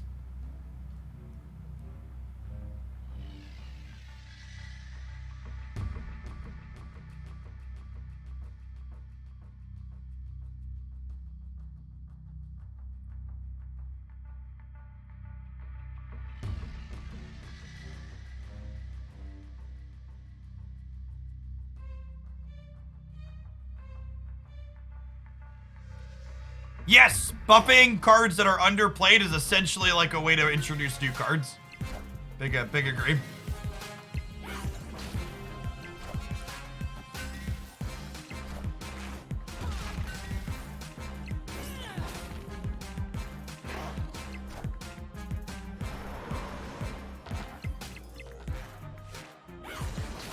Ah, Titania! Why does she work with arrow like that, chat? Why does she work with arrow like that? Oh, Titania. Alright, I'm off this deck. This is worse than the other Moon Girl decks I've played.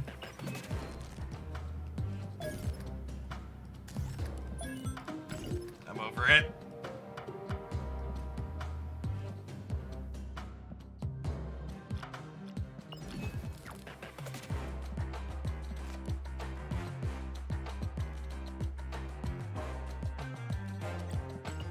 I'm confident this deck is reasonable. How can you... Why, you ask? Because it has Shuri and Shang-Chi in it. Let's go to work.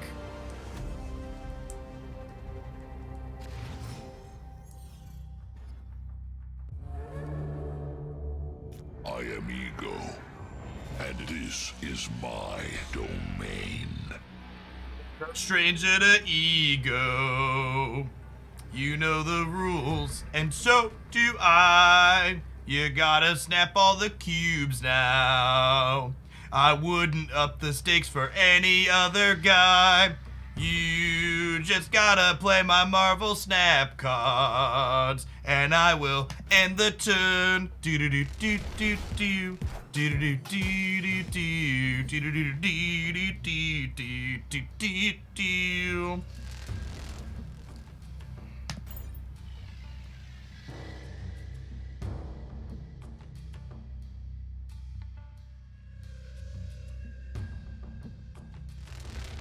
They didn't Snapchat, but they stayed in. Ego committed seppuku! No! Ego! You had so much to live for! Oh, Ego! Oh, Ego! I loved you, Ego! Reality is a cruel mistress, chat. He was so young. He had so much to live for.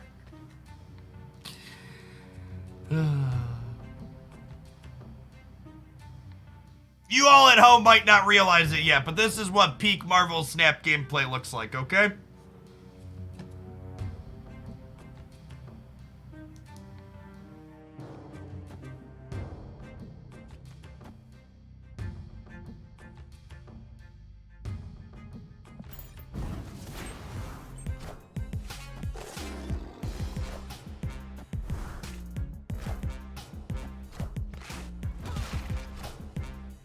Ooh, that's a She-Hulk.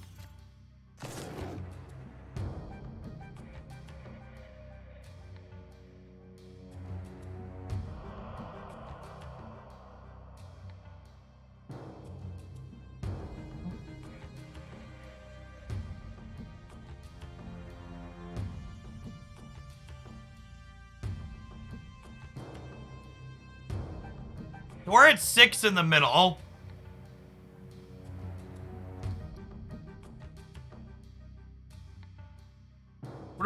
rescue mid. Is that crazy? Call me maybe? Opponent snapped.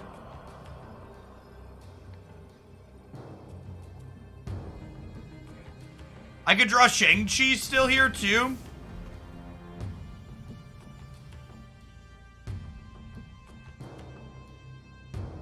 Or Shuri.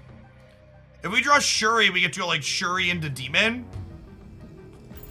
I'm gonna stay for their snap. They're infidauting somewhere. Got it. Okay, yeah, I think we go Shuri, trigger the rescue, 12 power demon, 5 power lizard, cover the right. This is gonna put us to 11, 15, 17 in the middle. We're gonna go to 17 on the left, and we'll be 5 on the right. We 17, 17, 5.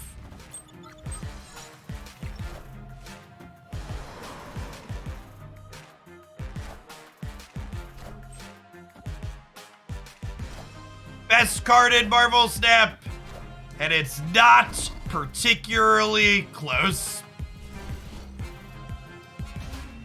Best card in Marvel Snap, and it's not particularly close. It's worth noting if we could have played Captain Marvel there, but I just had Infinite in my head, right? Like I assumed they were at an Infinite Thanos deck. We would have won with Demon Marvel. Demon mid Marvel, right? Would have won the game. How do you fix Arrow? In my opinion, the problem with Arrow is symptomatic of the fact that Marvel Snap's current metagame is actively hostile to decks that want to swarm the board. I think the prevalence of Killmonger and it's making swarm decks unplayable, and the popularity of Galactus making swarm decks unplayable would be very natural predators to Arrow, but the metagame does not allow them to exist because of the cards that are in it.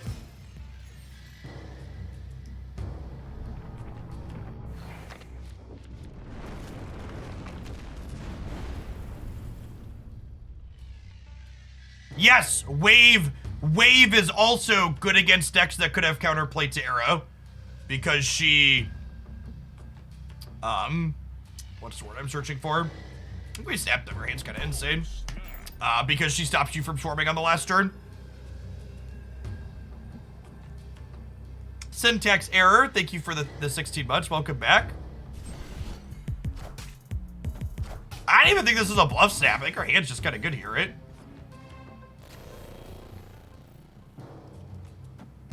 Dean's room is a little scary.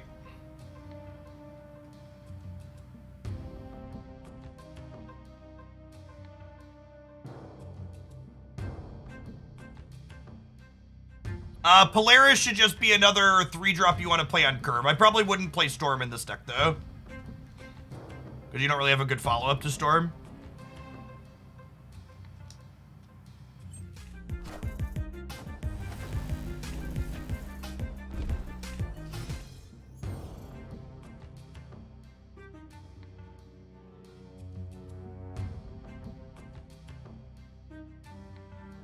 By swarm, do you mean the card swarm? No, I mean card decks that swarm the board.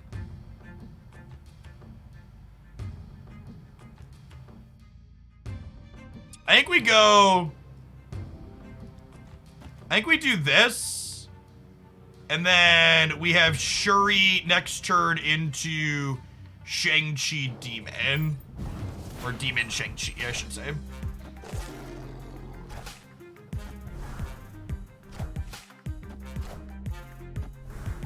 Yes, I agree with that. I think if you wanted to make a functional change to Arrow, making Arrow pull the cards in the order you played them would be one of the best changes they could make.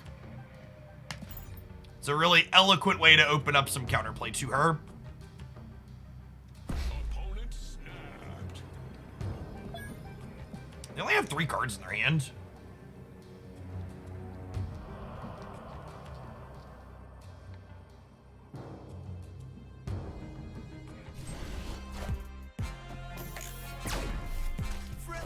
Spider-Man here. Interesting.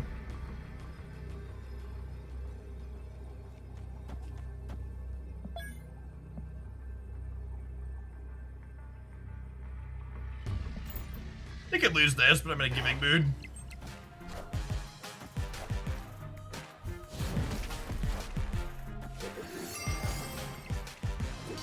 Oh, they're a Valkyrie deck, sure. Hey, it's pretty good.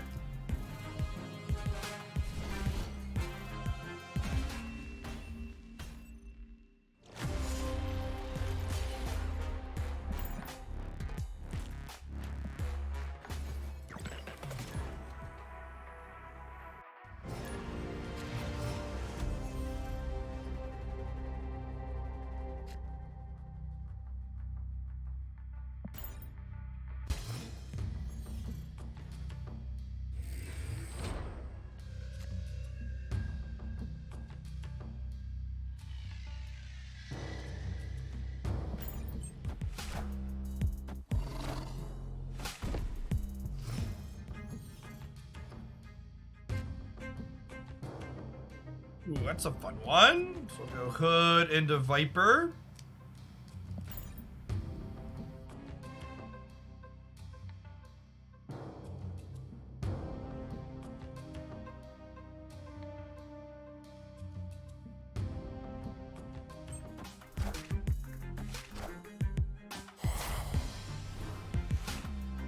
Face the might of Asgard. Mjolnir.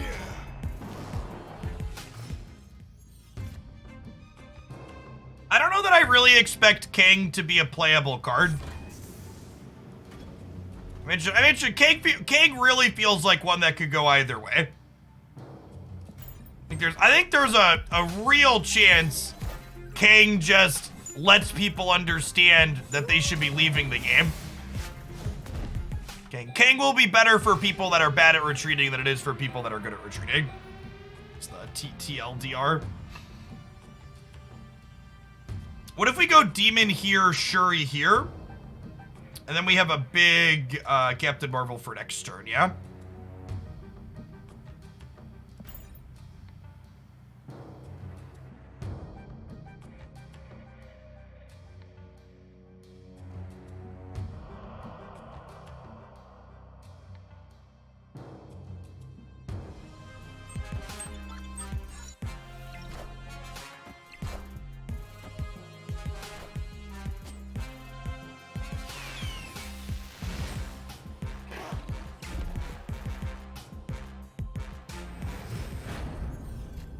And now they might feel safe enough in the vault that they don't play for the right. The left would be ideal.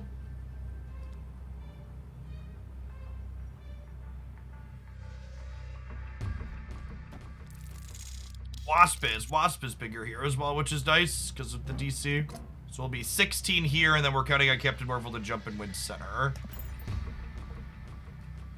And they peeled the hammer for... what's it called? We could be in trouble.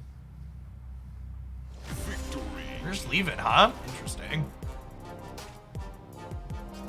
Does Luke Cage counteract Valkyrie? He does. Yeah, he stopped Valkyrie from reducing things at least. He won't stop Valkyrie from buffing things, but he does stop Valkyrie from reducing it. My deck highlight tomorrow. My deck highlight tomorrow will actually be a Valkyrie Luke Cage deck. This just in.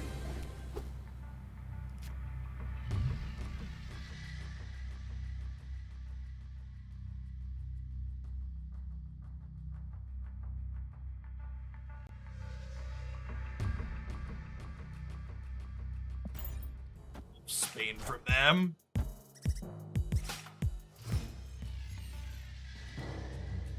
Squirrel Girl Wolfsbane, what are you cooking, friend?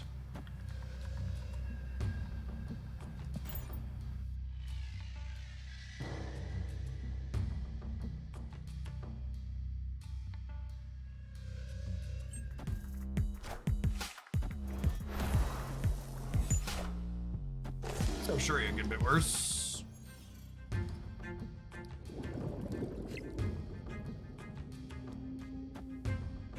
Oh, you know what'll be fun?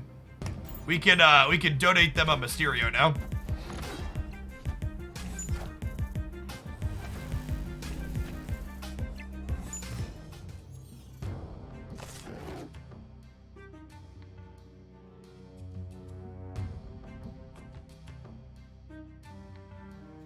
Let's go this into this over here.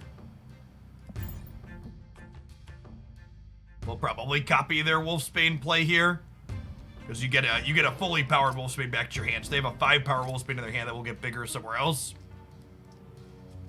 Yeah, I think Polaris is one of the more underrated cards in the game. Very, very powerful effect. Good on-rate stat line. Has a lot of random utility in spots.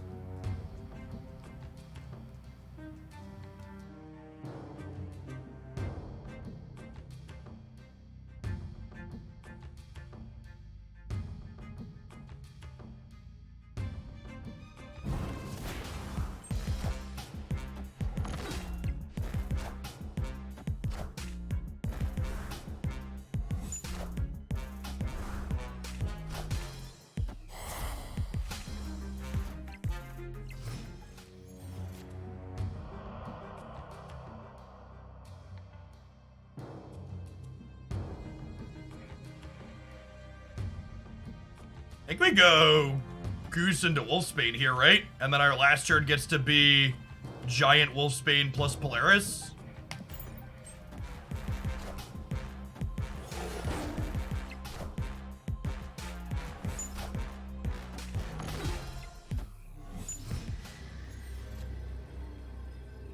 Technically, could lose to like a blue Marvel here.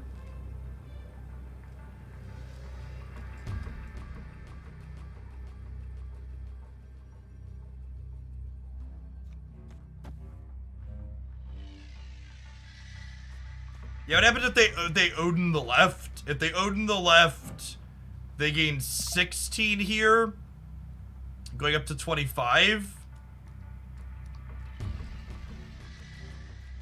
Is Shuri Wolfsbane more stats?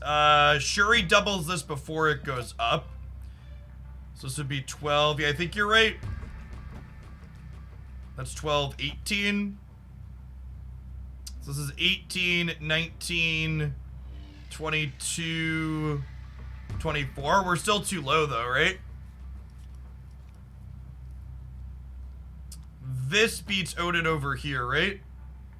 This will be 12, 16, 17, 20. This play beats Odin left, which I think is what we play around.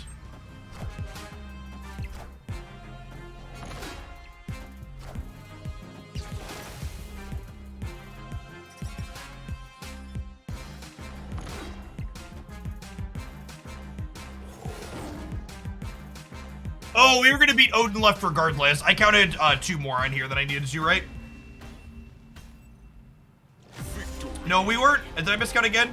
Yeah, this would have only been, no, this would have been 18 over here, because we'd have had one more. This would have been plus 19. Okay, we would have won on either side.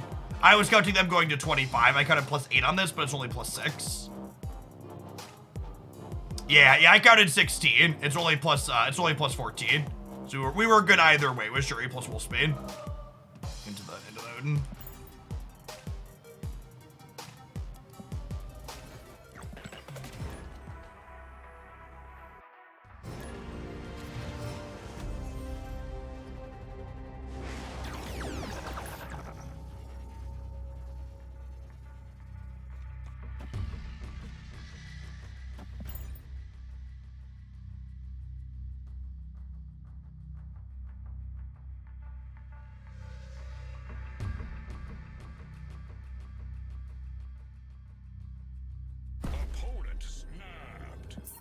Your hand's bad enough that we leave here. Escaped.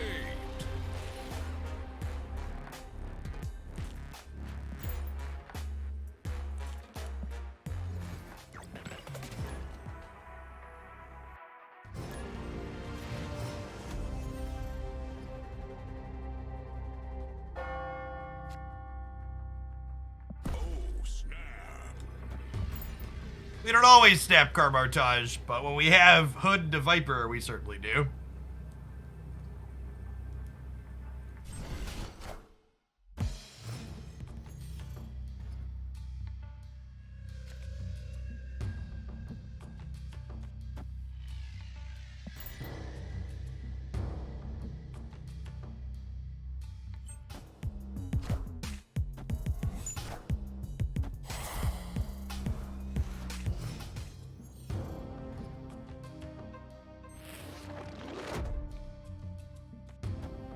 Bell? LOL?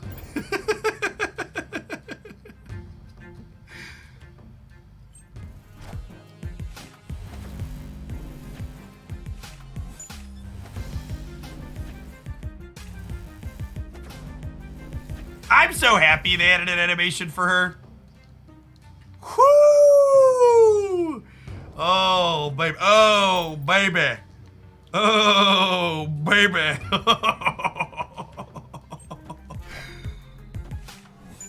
Friendly neighborhood Spider-Man here.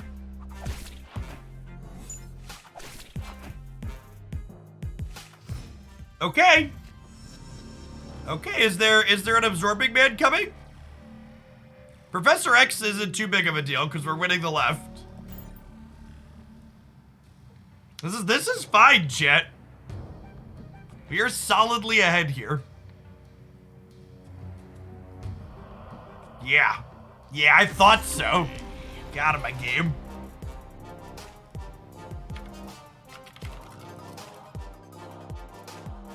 This deck's just playing all the cards I like, chat. It's got Rescue and Captain Marvel and Polaris and Viper and Hood.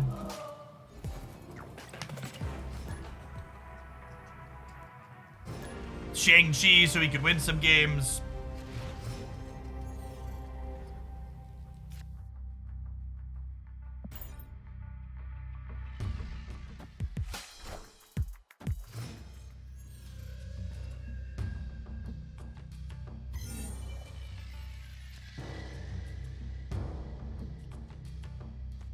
Goose and Polaris are very subtly anti-Galactus cards too, which feels good.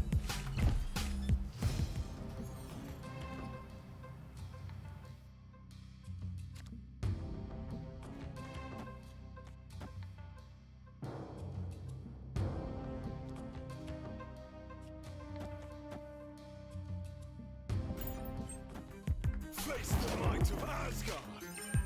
Mjolnir. Yeah, Viper's anti-Galactus card as well. Yes, this type of deck could not keep up in the Silver Surfer metagame, is accurate. They went too tall too quickly. You had a bad time. Alright, looks like not Galactus on the opposing side, so I don't know that we need to worry about that.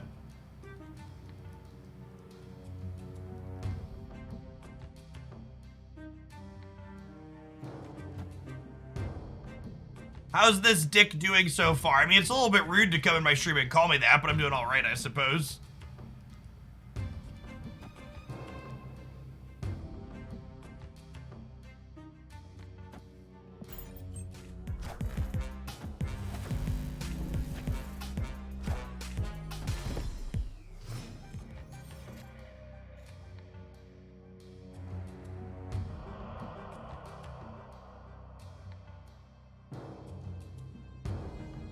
Just like Zabu Mysterio, go from there.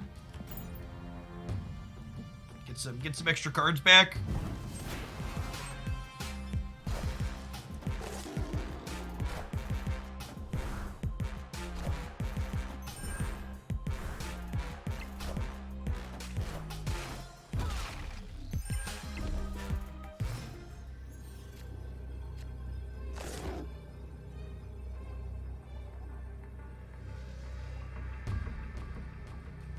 Alright, so we Shang-Chi's the center, and then we Mysterio the left. The Mysterio's gonna put a clone down in here, which gets +1, and then this is 4 as well. Do we beat Thor with his hammer? We have priority here. We actually might not. But they're also not guaranteed to have the hammer, famous last words. Oh yeah, they only played one card.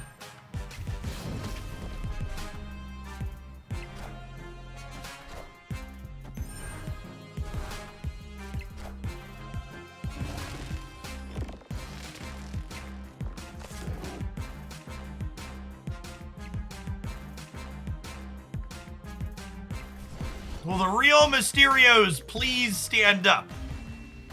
Victory. Weird game.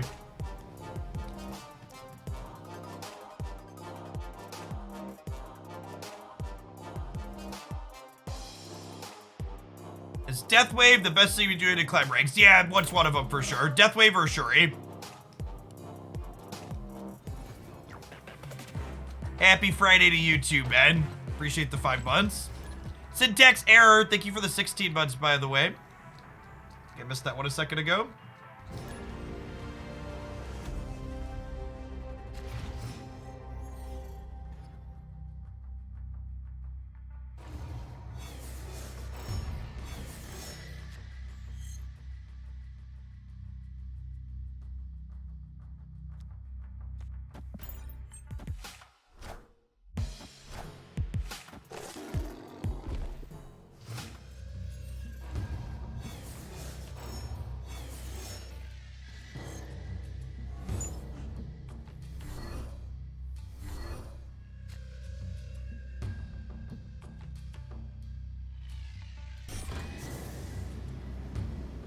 This animation is so good.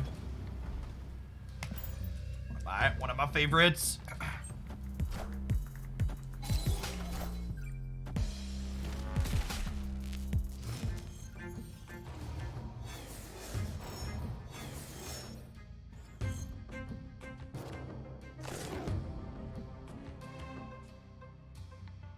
I'm gonna goose here.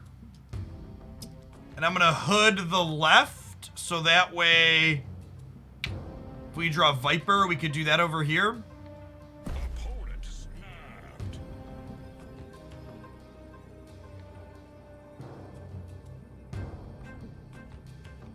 Maybe I just hood here, actually. I hood here, actually. I think they might Doc Ock the left. Are they Doc Ocking the right? They're leeching me, sure.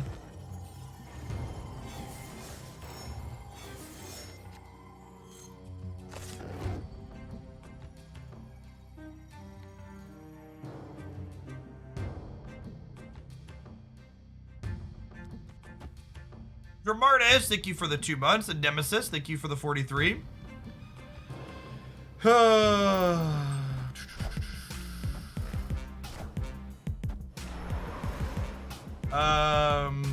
Okay.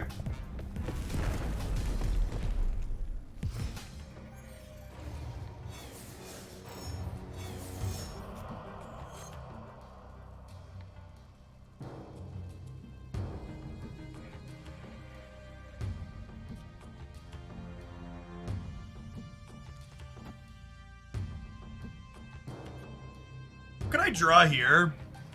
We're at 15 on the right. Part of me just wants to pass.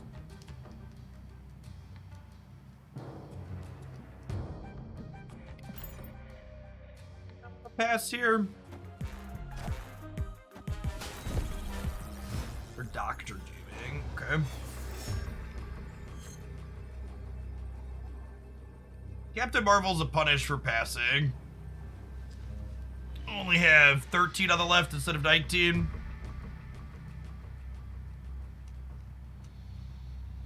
Yeah, I played too afraid of Galactus, and I should just put my things into play.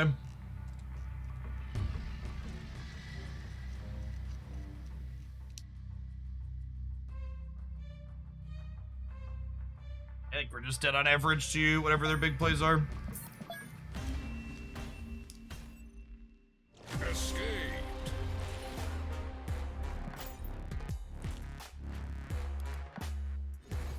The opponent's archetype is one of those ones that it gets better incidentally because of the context of the format.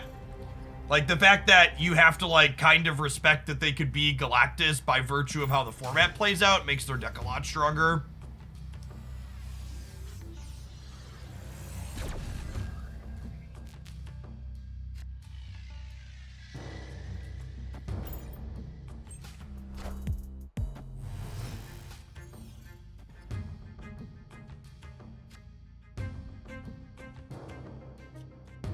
This is a solid curve into Stark Tower. Rescue into Captain Marvel here, so she gets to be 8 while she jumps around is great.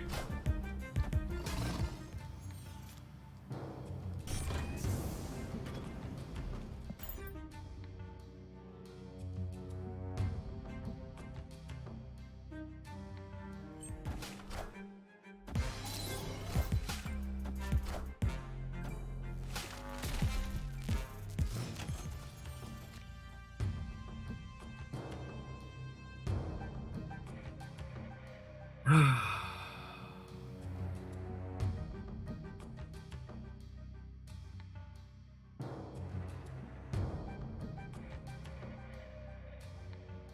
I think we're just supposed to play like Galactus doesn't exist, right? Like, is that real? Opponent snapped.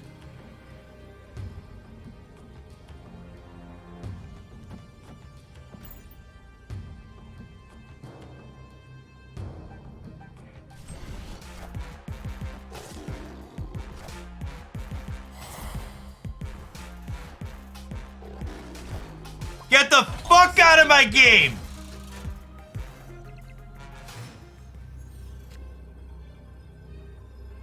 Victory.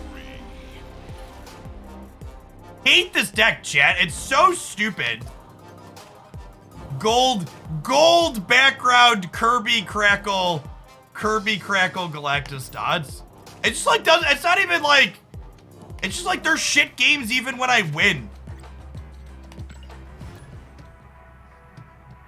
Even when I win, it's just like it's not like I walk away going, "Oh, this was a fun game and I played well."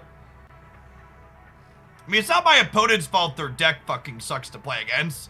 It's the game designer balancer's fault. Vix, thanks for the 27 months. Welcome back.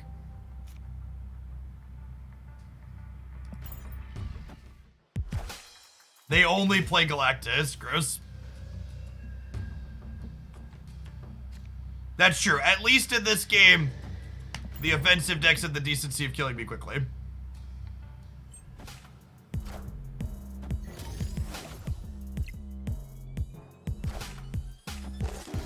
Zabu into rescue here. Feels like a sweet curve.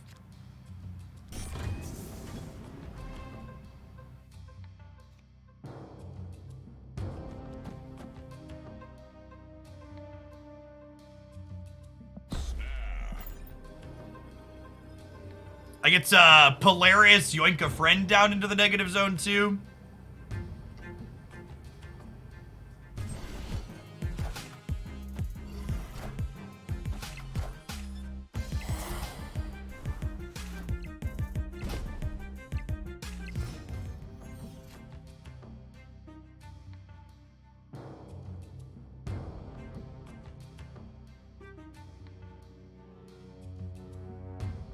I think Thanos is an incredibly sweet design.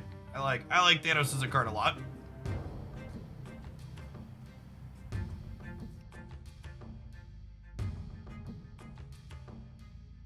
I think I want to deploy Rescue this turn. And ideally we just draw Captain Marvel next turn. Do I need to commit the demon to somewhere is a question. What does the rest of my curve look like? It's like 3+2 next turn. I might want Shuri to double the demon. I think I chill on the demon for now.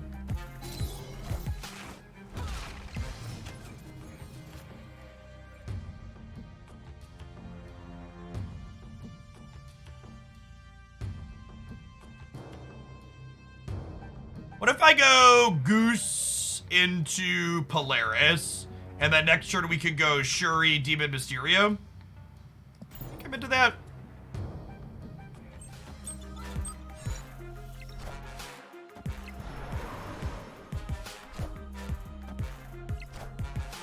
Okay. All systems go.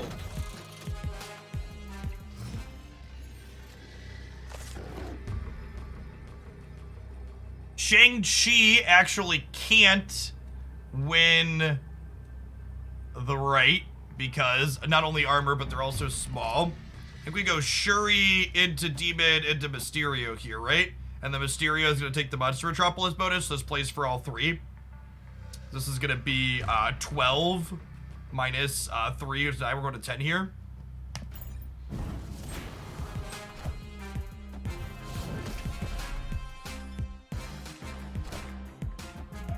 Yeah, sweet. We went left and right here.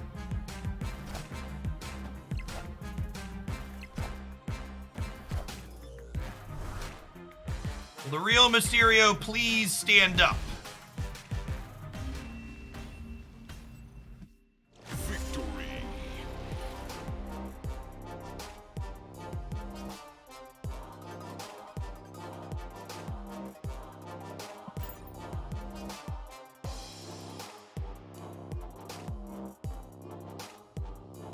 What advice would you give to someone struggling to get out of 70s on the ladder? I would honestly just tell you that this current metagame is very difficult to climb in. My normal advice is you need to snap and retreat better, but it's honestly just difficult to snap and retreat well into Galactus because you snap early with a strong hand and then they're just playing Galactus and then your strong hand just doesn't work because they're playing a different game than you are. There is a reason I spent 9 hours on the feature location when there was very little Galactus jamming Marvel Snap to hit infinite because it was way easier to climb when I wasn't worried about Galactus constantly.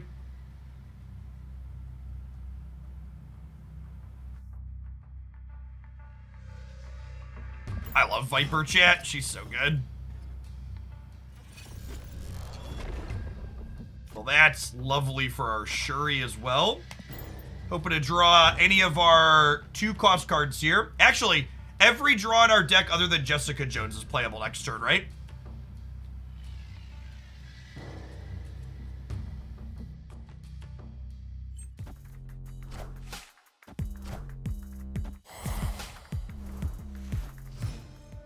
Yes, the metagame makes it hard to snap appropriately right now, I think is an accurate thing to say.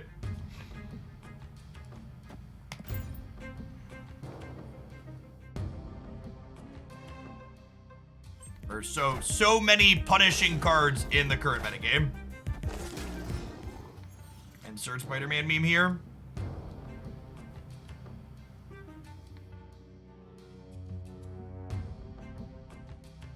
Am I Shuriing this turn?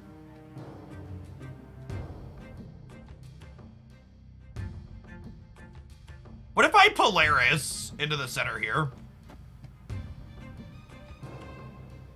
Well, like, I guess I kind of want to be able to play a 5-drop next turn, right?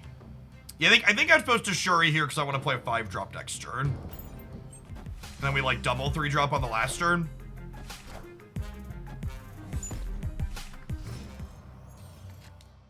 I think that's the line. Although that makes a different line appealing. This makes me want to do this.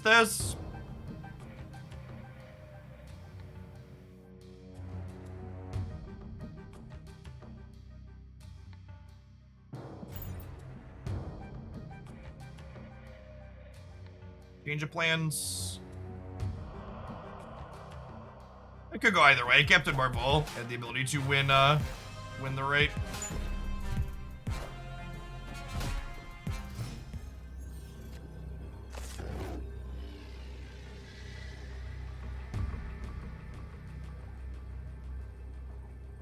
That's true. Marvel doesn't need to double to win the raid. It's accurate. But now, oh, we can Shagan Marvel because of the alternate death, right? I was saying we can't do both, but we can because of this 2 energy. Yeah, this looks great.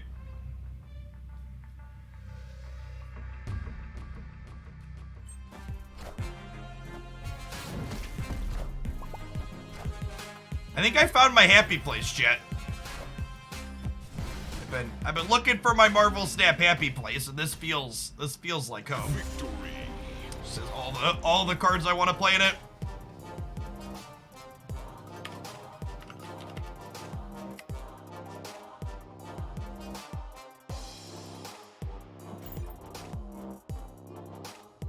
I think Viper and Captain Marvel are probably 2 of my favorite cards in the game. I think a deck that reasonably plays them together is great.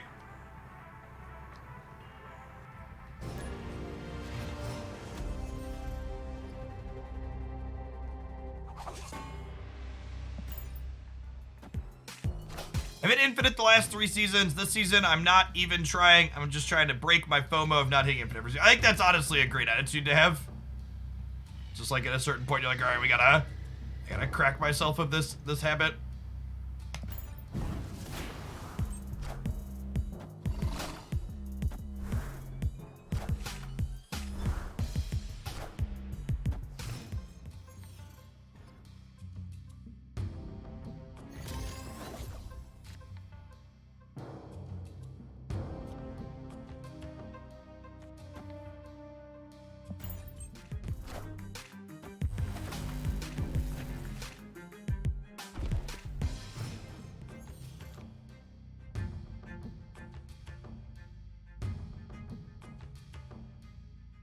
Where do I want Shuri's stats? On the right seems fine.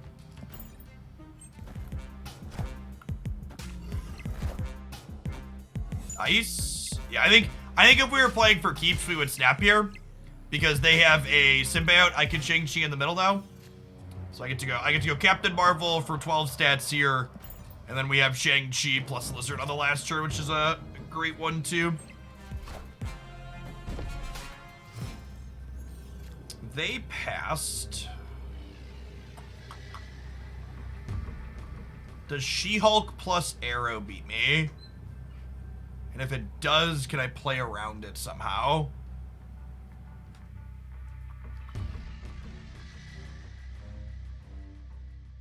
We're good, right? Do I want to play 2 cards if I could possibly get arrowed?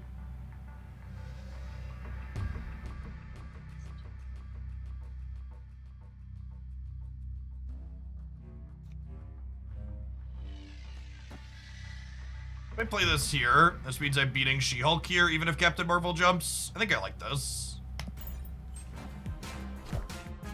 Came down to see why you weren't responding to my message. Ooh, just Red Skull. Knocked him down.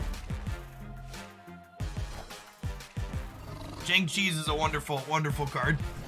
Hello, love. Did you know I was here? I did see you come in, yes. I said I came down to ask you why you were ignoring my messages, but now I see that I didn't press enter on the messages. So I'm about to send you a message. I'm off the hook. Did you catch that, chat?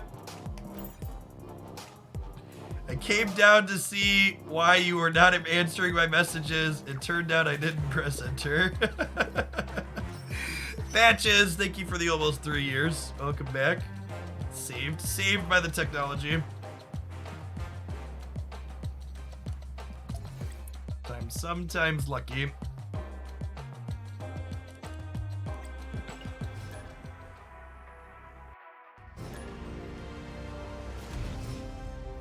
Oh, she said I get to pick lunch, chat. What do I want for lunch? Yeah, I'm actually just looking at that mission and thinking we should play some Modoc. I think I'm gonna do like one more good game with this, and then we'll do an ad break, and then we'll queue up some Modoc. Yeah, I'm a fan, Skarzard. I basically just put a bunch of cards I wanted to play together, and then Shang-Chi.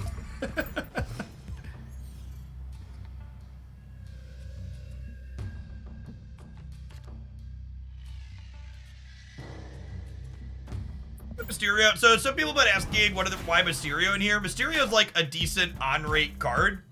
And we can also Viper 0 things across to like clutter up some of their board. Which we haven't had a chance to do yet, but it's a reasonable thing to do in some spots.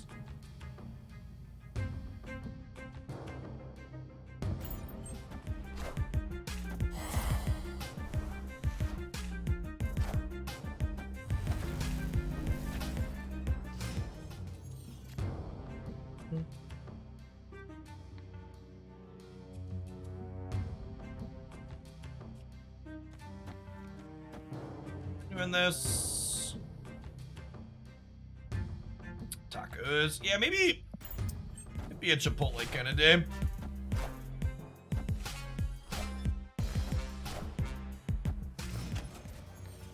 Let's be honest, chat. When isn't it a Chipotle kind of day? To play Captain Marvel here into the Stark Tower. Grab the bonus.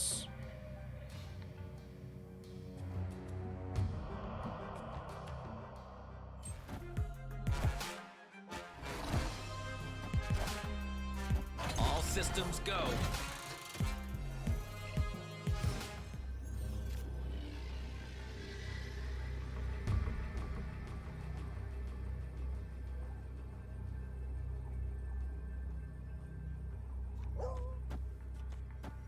What do you think of this? They have priority? I think I like this.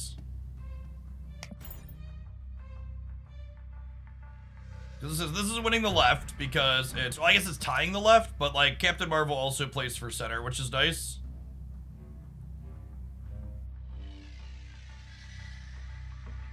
Okay, I think I'm down because they have priority.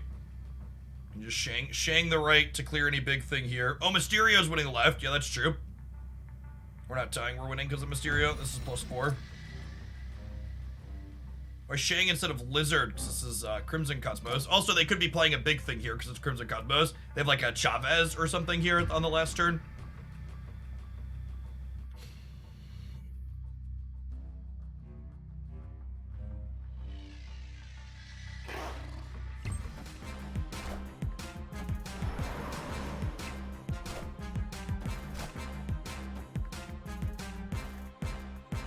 That's a win, right? Higher, further, faster, baby. Yeah, clean. Remember, end of game effects along with Captain Marvel, they resolve in the order in which they were played. So Mysterio reveals himself, then Captain Marvel sees we're losing, and she jumps.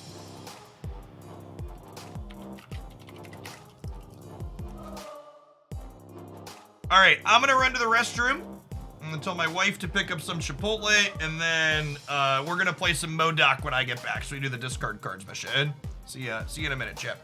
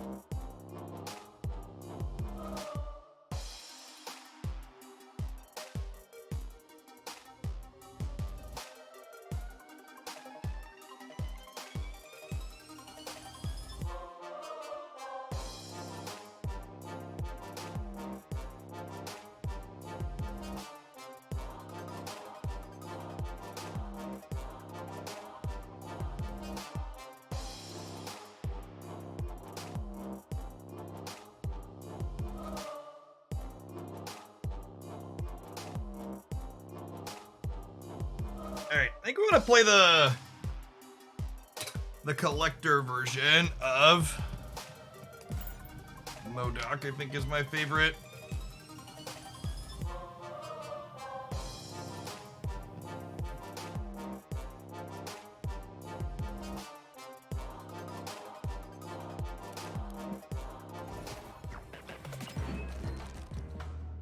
Alright, chat, don't tell the internet, but I'm gonna go net deck from past Jeff really quick. Because unfortunately, Marvel Snap refuses to give us more deck slots, so I had to delete the Modoc deck at one point, despite liking it.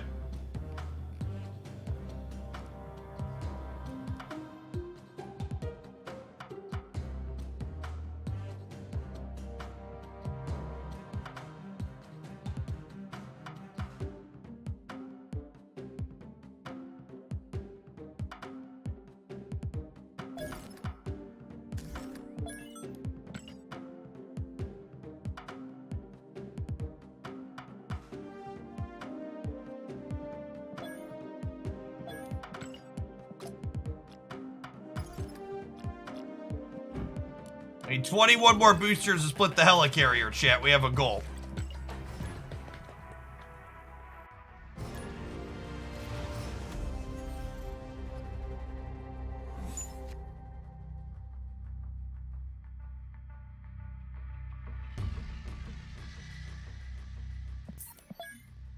Easiest way to get a District X game, chat? Queue up with a new fucking deck you want to play games with.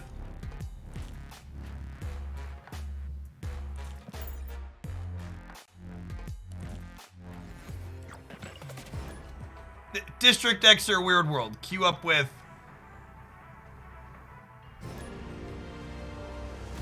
It's a conspiracy. They're out to get us, fam. They're out to get us. That's what we like to call a combo in the biz.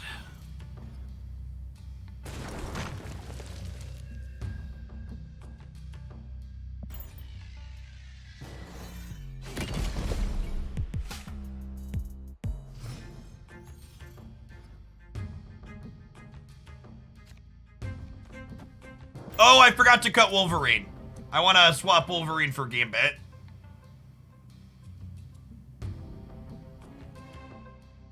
Past Jeff, in between past Jeff who posted this deck and present Jeff now, decided Wolverine was annoying. Although Wolverine might steal us the Sanctum here. So maybe past Jeff didn't have it all wrong. We're in a really good spot, says local man before getting Cosmoed.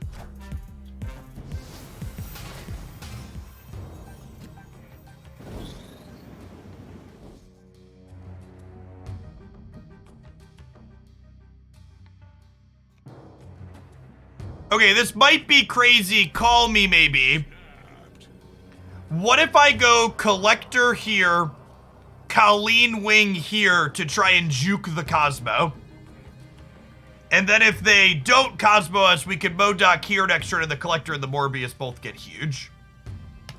I think that's the play.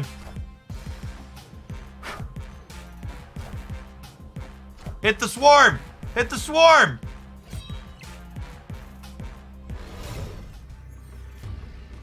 Okay, so Modoc here means that we have a good shot to win, huh? Let's do it.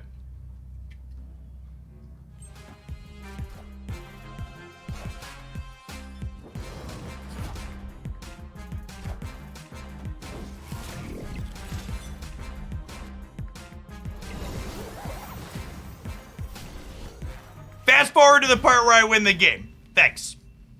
Victory. Victory. See, chat, this was bait. And they snapped and took it. One could argue that I'm a master at baiting, really. Thoroughly threw the opponent off.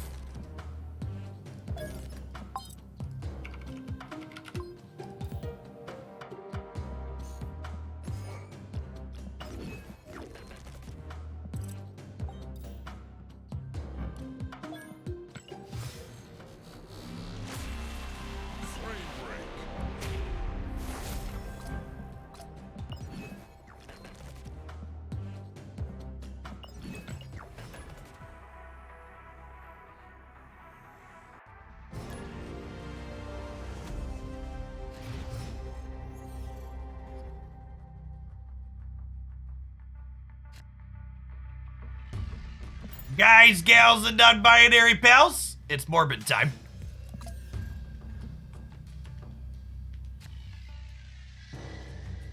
We're gonna Morb all over him here.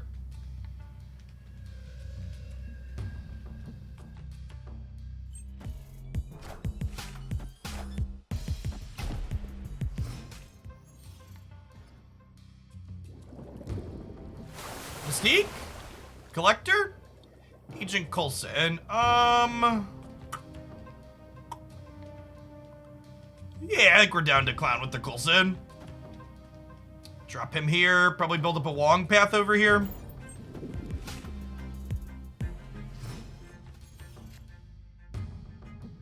What's going on, Pyro Delver? Of course we are. we aim to please. That's a Collector, so we kind of got to decide, is this an end? A 6-turn Modoc?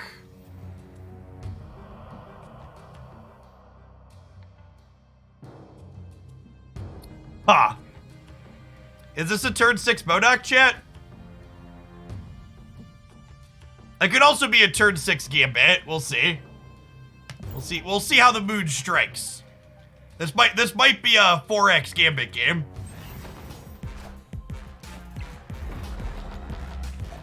You know, I was just thinking, you know what would be fun? It would be really fun if none of my cards did anything.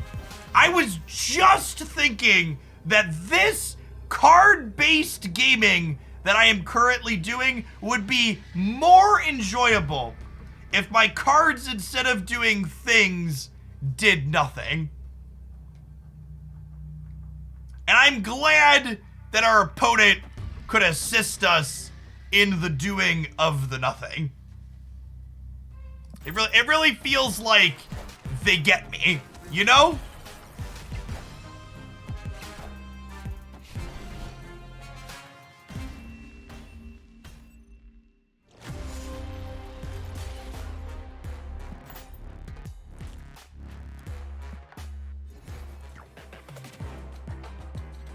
It's a lot more fun when there's no question about how your cards work. When I'm building a deck, I frequently look at the 12 cards I finished with and go, you know what? It would suck if these cards had rules text on them.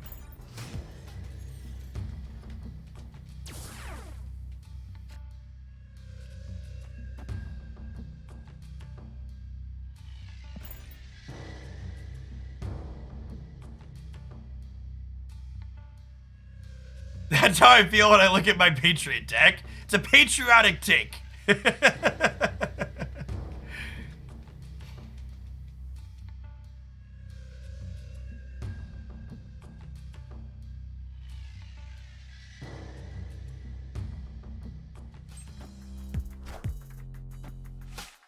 Ooh, I actually didn't really want that to happen, so that's great for us. Because now I can play this here in the middle. Oh, Woggers!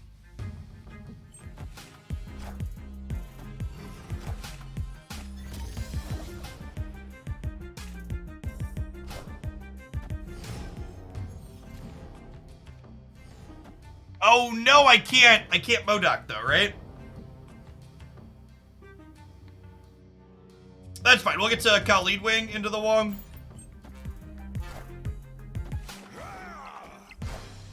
We're not going to be able to play around Cosmo this game, chat.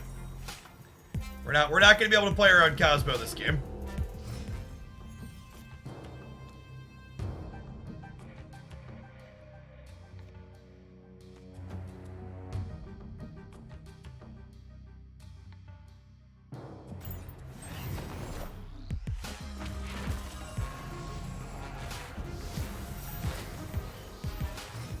Sweet memes are made of these. Who am I to disagree? Dear game, fast forward to the part where I win, please. I would like set if we could fast forward to the part where I win, not the part where they Cosmo me. This is a choose my own adventure story, and I would like the path where I win, please. Show and tell to you. Thank you for the 41 months. Welcome back. Earl Grey T. Thank you for the quarter of a year. Kartaku. Thanks for the raid. Hope you had a good stream.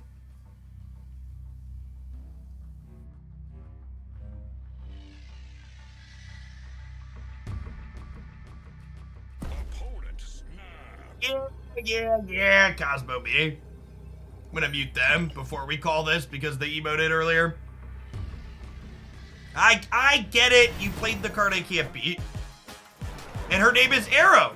You played the card I can't beat and her name... Wait, do we win anyways? I think we win anyways, actually, right? Okay, good snap. Get the fuck out of my game. Victory.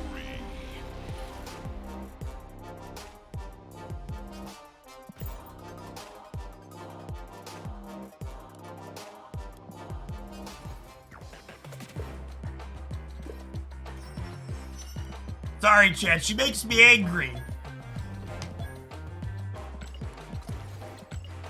The movie lady makes me mad.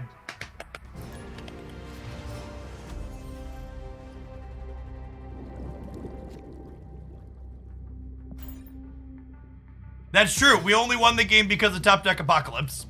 Is accurate. We also could have Top Deck Helicarrier. Top Deck Helicarrier would have won us the game too, to be fair.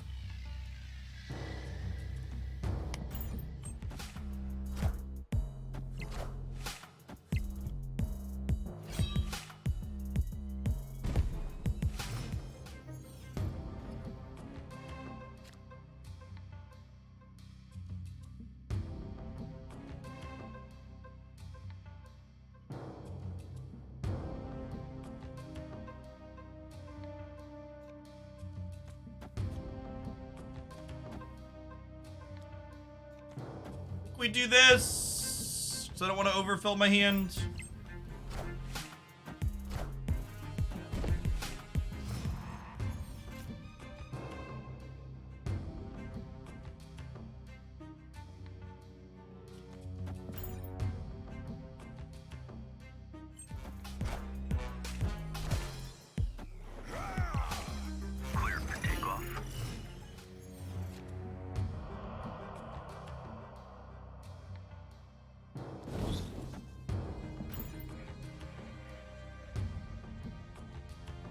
I try to imagine a metagame where Leech sounds bad, it's just a lot of turn 6 retreats. I mean, any metagame where you're allowed to play to the board early. Again, like, Leech is good for a lot of the same reasons that Arrow is good.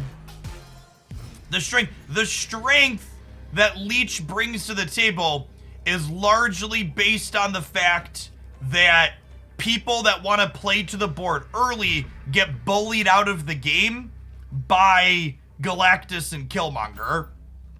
Like, the types of decks that are good against Leech and Arrow are the same thing, and those types of decks are currently bullied out of the metagame. Victory.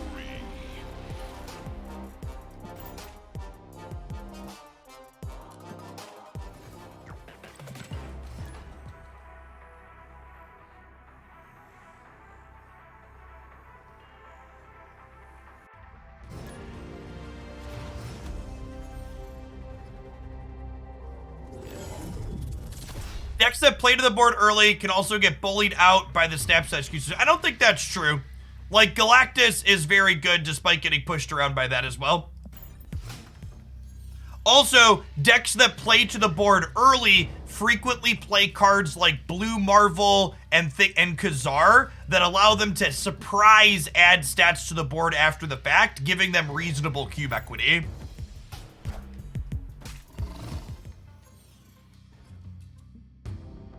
So I think I disagree with your take. That's where I'm landing at.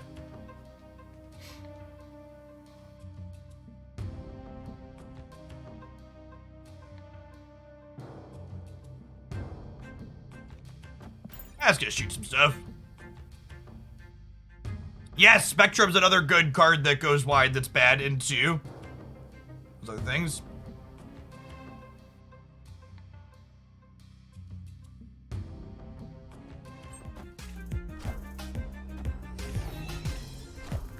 All right. What's in the box? Nailed it.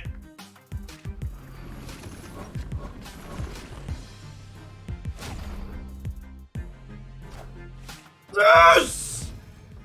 I love this show, chat. It's my favorite show.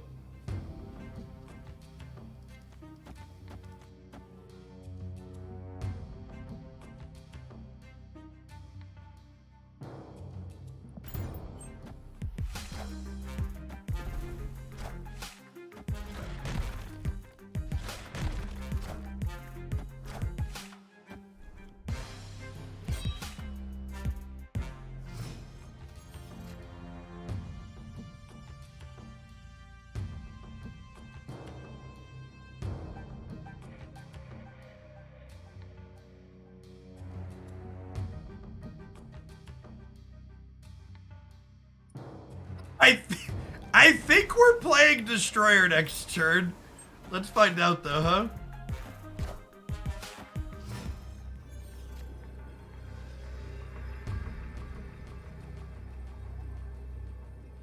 Well, Claw's actually pretty good. This card looks so good with an infinite split. Such a great piece of art. What's more likely to win? Claw? Claw puts us to 12. They're going to 13, so that's not enough. Yeah, this probably wins the game, right? He says before Dr. Doom happens.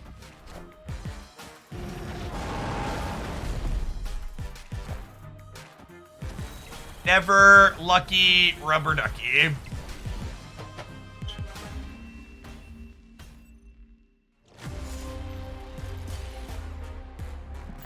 Yeah, I think Shadow King needs a complete and total redesign. I do not think.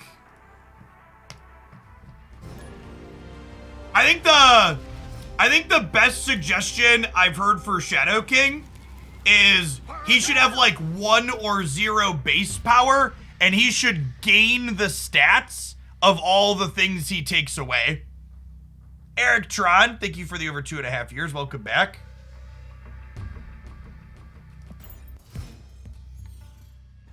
Like, I think that would be like, okay, there's a reason to play this card that's often going to be a bit worse over the other thing. It's like, they're still like, Shang-Chi is still better than that in key spots.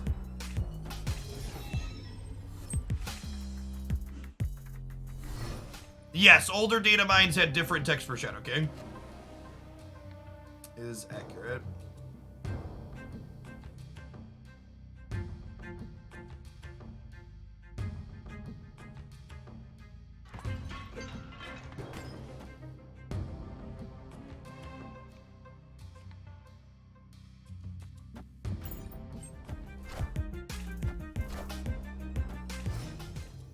That's Leech and Coulson, I assume. So if I do this, Helicarrier generates 3 cards and Lady Sif stays in the bar. Drinking as she pleases.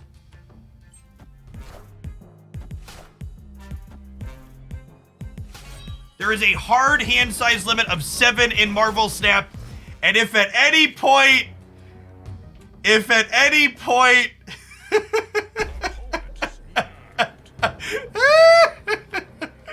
God damn it. If at any point your card would go to your hand from anywhere and it's full, it stays there. Alright, fine. Escape.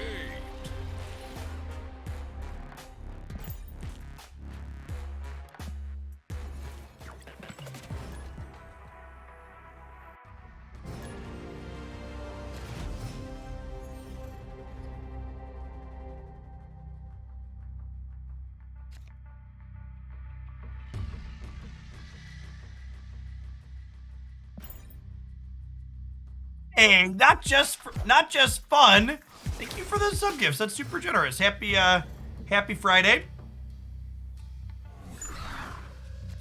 To all the regulars out there, by the way, as always, I will be off from live content this weekend, Saturday and Sunday, but daily deck highlights will continue over on the YouTube channel.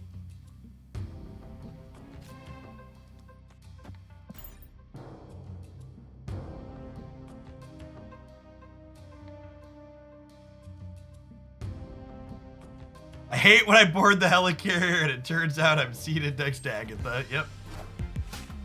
Wind, aid my hand. Aid my hand.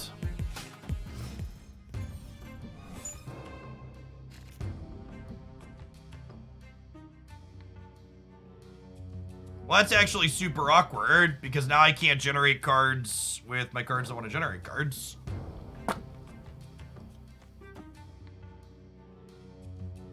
I have Modoc though, I suppose. Would I rather Agent Coulson here? Helicarrier being on the left really sucks. It means I only get to generate 1 card with it.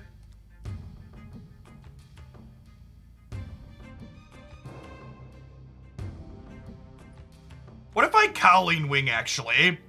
If I Cowling Wing, I discard Agent Coulson or Lady Sif, and then next turn we Modoc. Yeah, I think that gets us the most generated from the Helicarrier, right? I think this is ideal.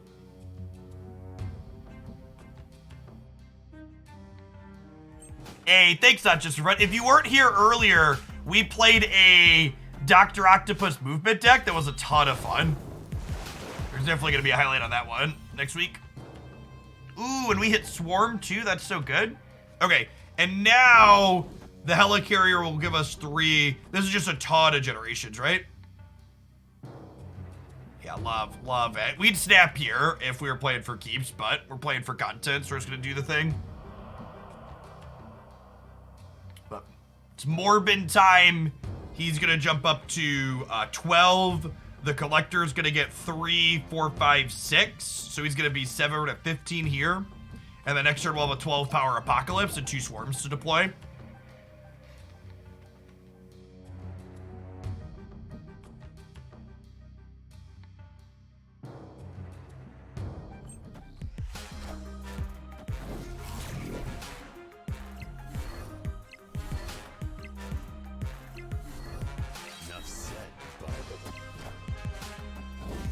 Oh, and their Wolverine going center is so bad for them. It's one of the reasons why we cut this stupid card. Just like we know we could just like play here deterministically. They're very, very dead. Victory. Never play Odin in this deck. I just don't think it's necessary. You already have like Wong into Mystique. for really big on reveal shenanigans on occasion. I don't think you need Odin on top of that.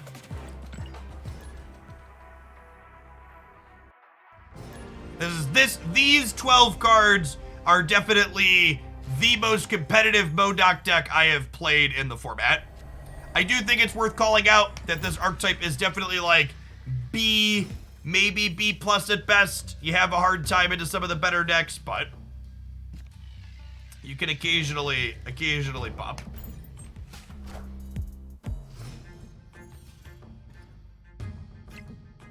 Coulson is replaceable in this deck. Helicarrier is not.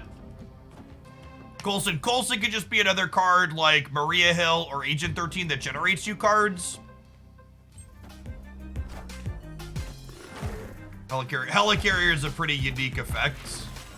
Swarm is our best possible draw here. This Twitch stream is pre-recorded in front of a live audience. I really appreciate everybody hanging out here today as a part of it. I would snap the Swarm draw if we were playing for keeps.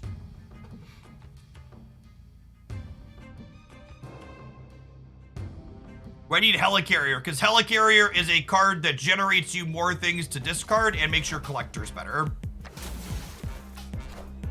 No, Nick Fury and Helicarrier are very different. Nick Fury triggers when you play him. Helicarrier triggers when it gets discarded. Big difference.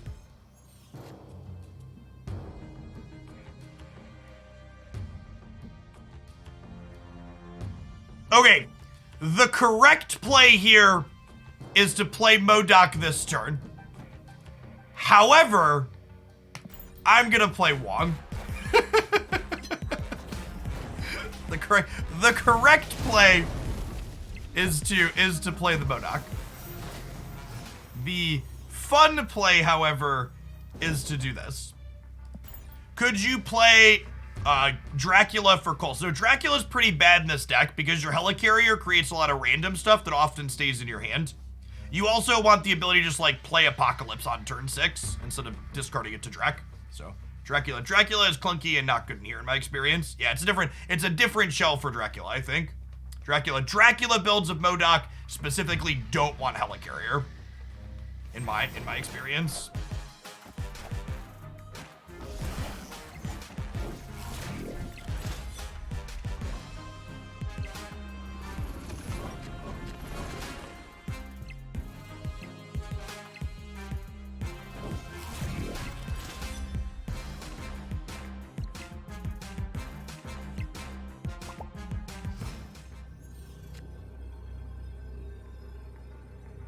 Hey!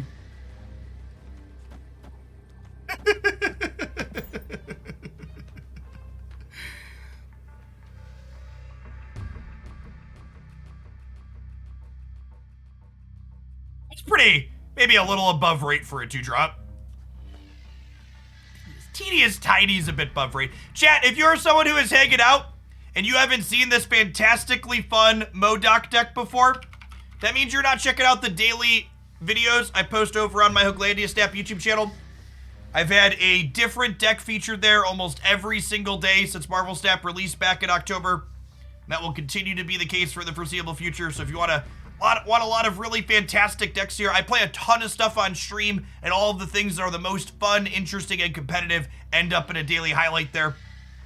Great way to spend, 10 to 15 minutes every day checking out something sweet for Marvel Snap. We could die. They did play Mr. Negative, that's true. There could be like a rogue and some Iron Man and stuff here, for sure. Double Iron Man could get us every time. No! I am Iron Man.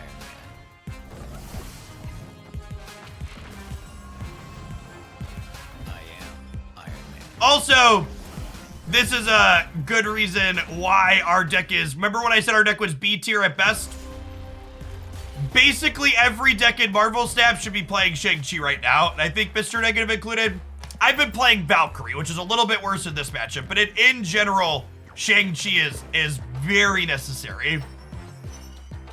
And it's pretty good into this deck. It is worth noting that the only reason Shang-Chi was so good against us there was because of the other two locations. we weren't able to split our Morbiuses like we typically would.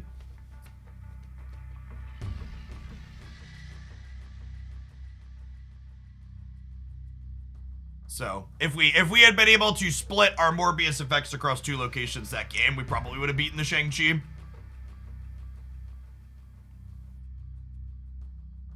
I am not exaggerating when I say you should put Shang-Chi in every deck. Unless you're playing like Cerebro 2, you should put Shang-Chi in it. We're kind of living in like a 10... We're kind of living in like a 10-card deck format, where like, if you cut your 2 worst cards for Shang-Chi and Arrow, your win rate probably goes up a lot.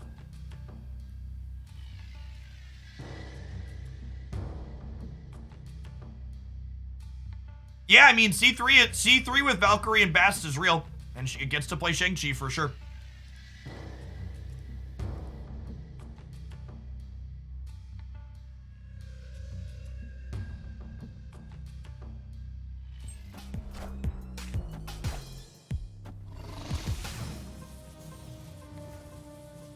Yes, the disconnect between the version of Marvel Snap that I play on stream and what other people experience in their own isolated MMR pockets is real wild. I was watching another streamer, and they were like the exact same rank as me, and all they were doing was playing against like Modoc and other what I would consider to be B-rate decks in my bracket, and they just like weren't playing against any Deathwave or anything else. They were like the exact same rank as me. The MMR pockets are wild.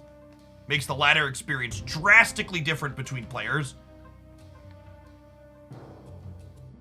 Yeah, maybe we're supposed to. I think we're probably just on a retreat angle, honestly.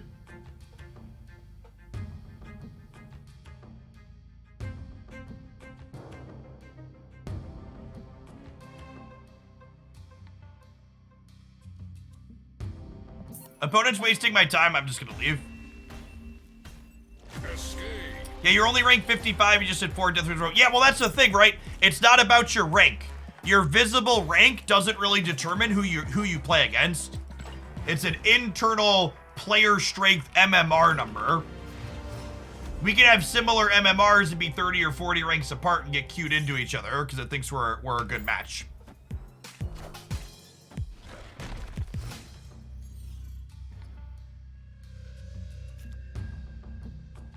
I think Shuri is definitely the most popular meta deck gap, which honestly has become nice because I definitely prefer playing against Shuri than I do most other things. Yeah, I like is it like 3099 or whatever that long variant is from? I really like that subset of variants. I think they're a ton of fun. I like them. I like them a lot.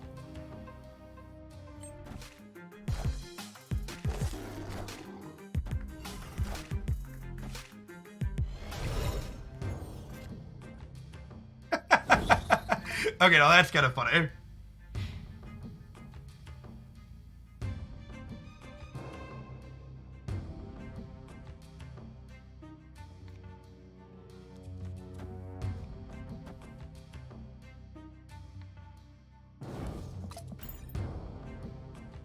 They never expect the second Modoc, chat. And we even have the Dark Dimension here as well. So we're gonna get to use both Modocs. We really want to draw Swarm or... We really want to draw Swarm or Apocalypse. That's perfect. And Swarm is our best draw next turn because it'll give us a ton of generation and things to discard. So we'll tuck him in sweetly into the Dark Dimension. Although I guess it's a little bit sad this went here. I was kind of hoping it would go here because we're winning here regardless.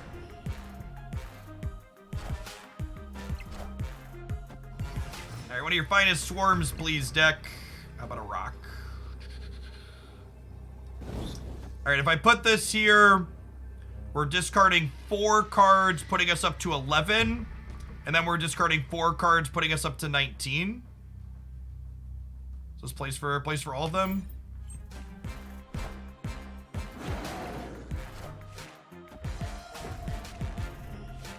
Oh, gosh.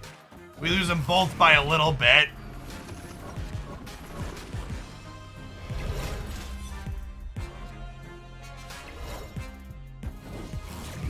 close game. We needed the Dark Dimension to go to one of these two, so this Modoc could buff a lane that we weren't already winning. Yeah, Helicarrier could have high-rolled us a Swarm or a Wolverine there, or another Apocalypse.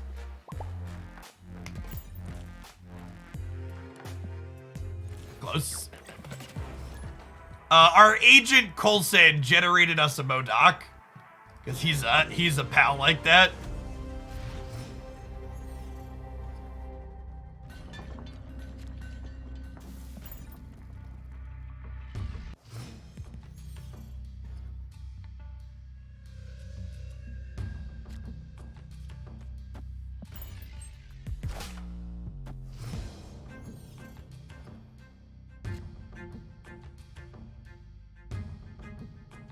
Are we mistaking Morbius or mistaking Wong? I think we're mistaking Wong or Morbius.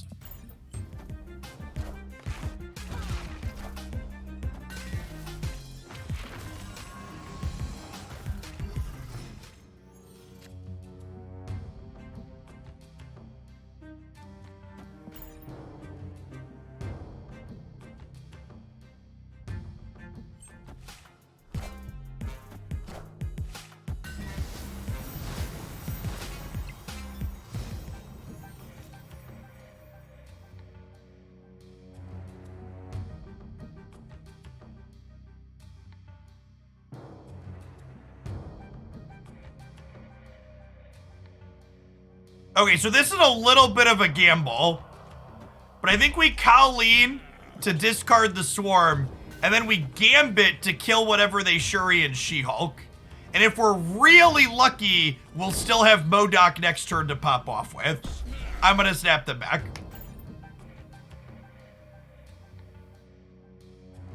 I don't want to Colleen the Wong because I want to Modoc the Wong if we have it, but that might be greedy. If I Colleen the Wong, I'm more likely for Modoc to live.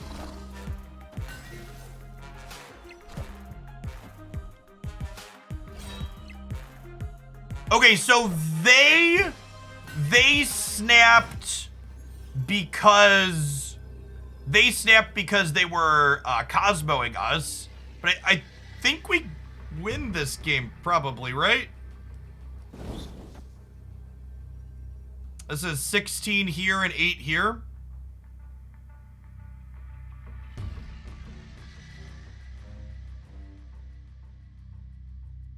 Is that enough? We'll tie the rate.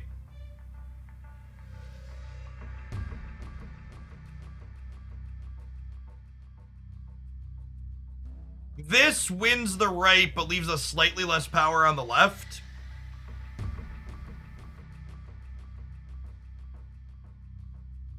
It's fine.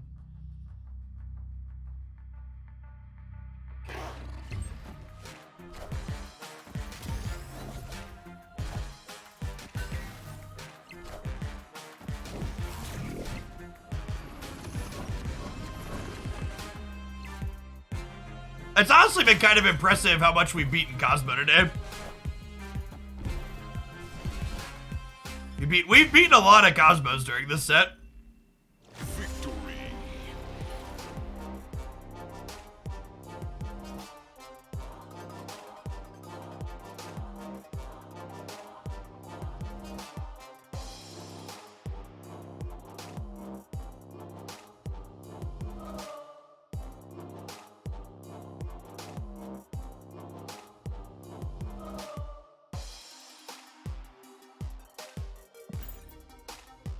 We have won the Breaker without Swarm. We would have, yeah. Yes, Morbius, curving Morbius into Mystique is very strong. Your best games involve Morbius into Mystique.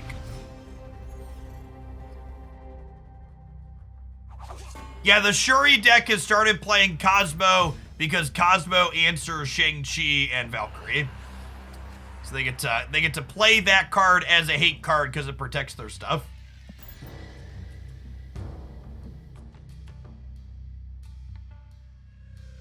Wong is just Cosmo bait, so you can win the other lane with your odd reveals. In a lot of these games, it's been the case, yeah.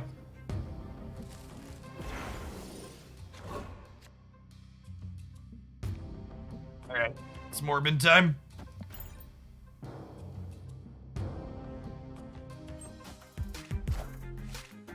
Wind, aid my hand.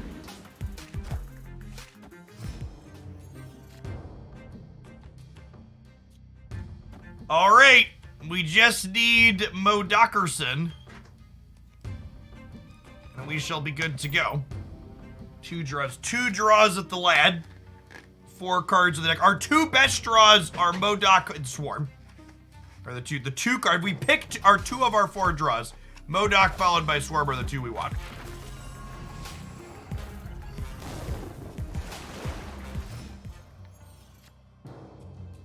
This Twitch stream, pre-recorded in front of a live audience. Thanks everybody for hanging out today.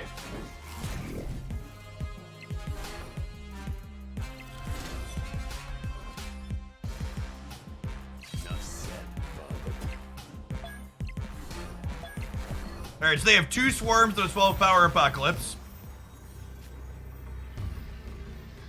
Just a collector. So how does this work out then? We're gonna discard 6, and then we're gonna discard 4. So that's 10. These are each gonna have 20 stats. Meaning if they go Apocalypse, Swarm, Swarm, that's plus 18 here, they go to 22. But if they go to 22 here, I'm tied here, and we're up by 8 here, and they're only up by 2, so we're beating their known information.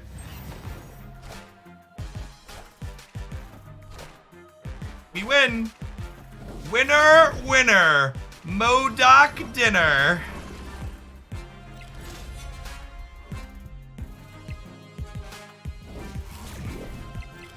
This is showing why Helicarrier is not replaceable in this deck, by the way.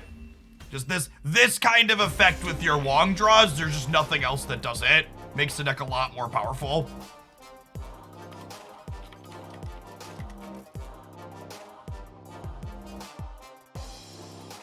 What I say is the best Valkyrie deck. Probably Cerebro 3 Bast.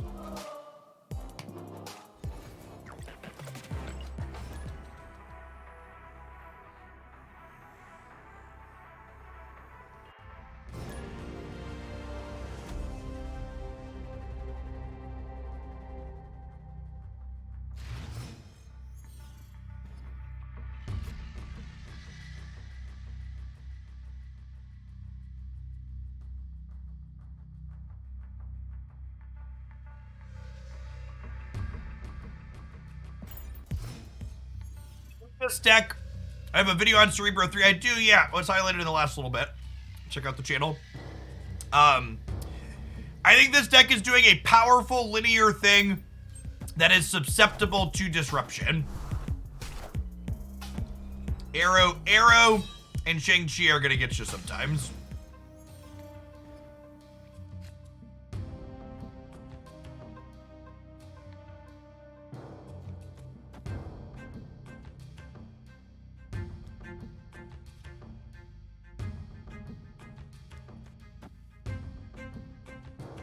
There's one card I don't want to discard, and if we hit one of these on the first gambit, we're less likely to do this the second time.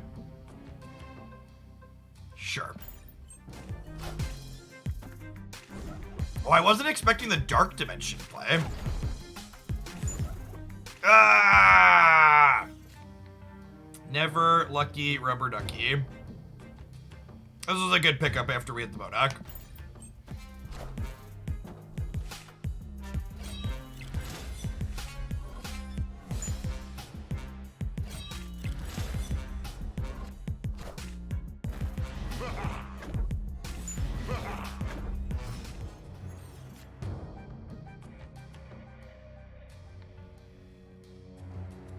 Medusa into Super Scroll. Okay.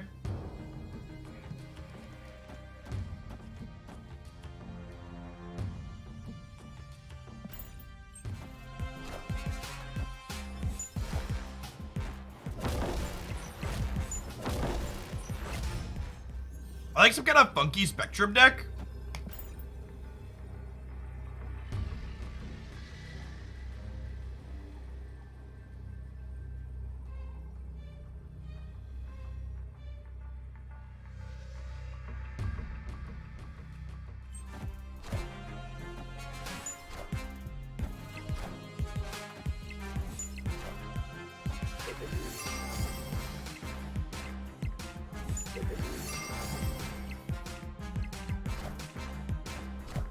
Super lucky.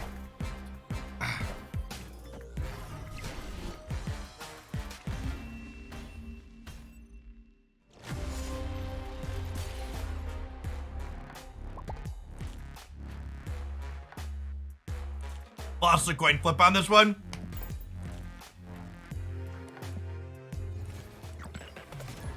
Valkyrie would have gone left, we'd have won the game.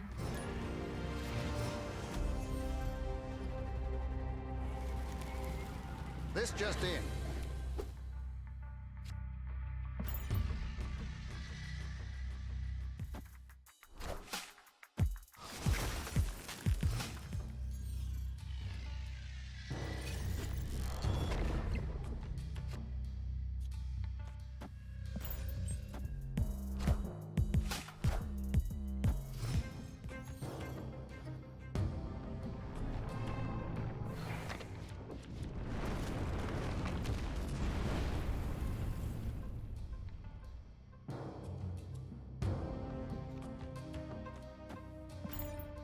Hoping to win the coin flip here on binning the swarm.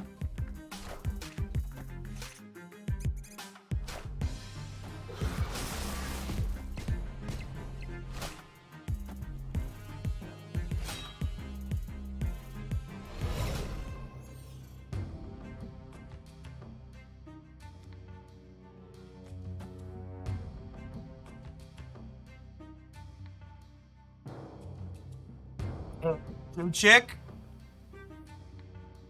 Thanks for the 6 years of Prime. 5 years of Prime? Math. No, 6. 72 is 6. I could do math. It's been a hot second. Hope you're doing all right.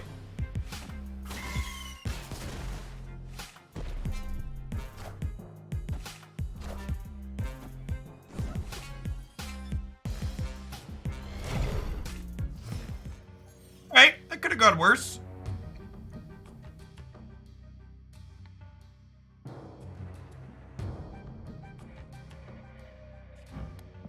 Can we win this game? I don't know that we can.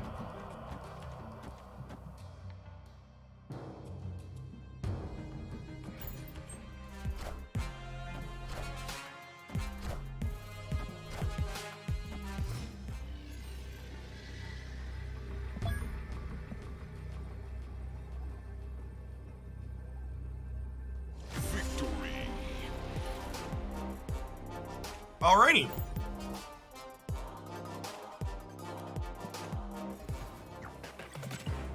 So, sometimes you do quad gambit Violet Journey. There's games where you like Wong into Mystique Gambit at the end. But that's definitely the exception, not the rule. Nomad, thanks for the 29 months. Appreciate it.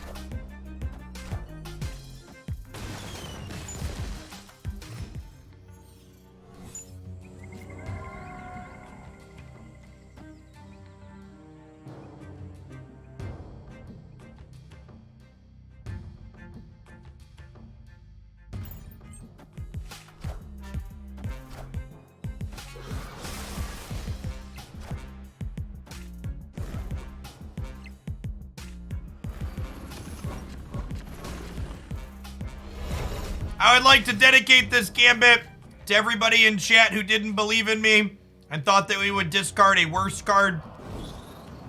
This one's for all of y'all.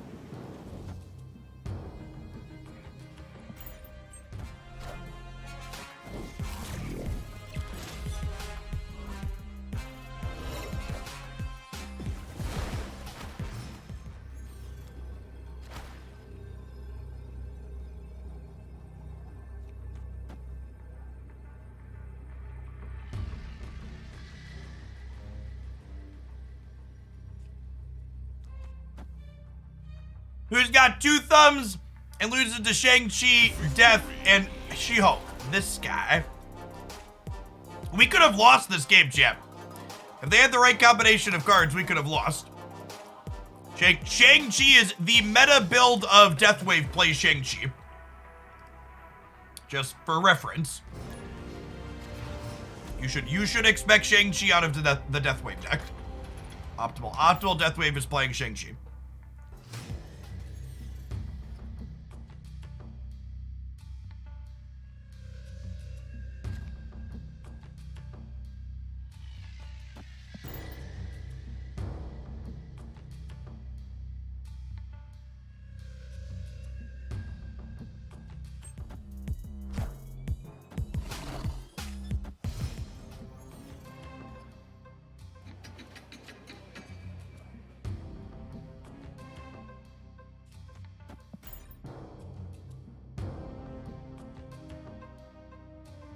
Dr. Diggity, thank you for the third of a year. And Horizon Lights, thank you for the quarter of a year.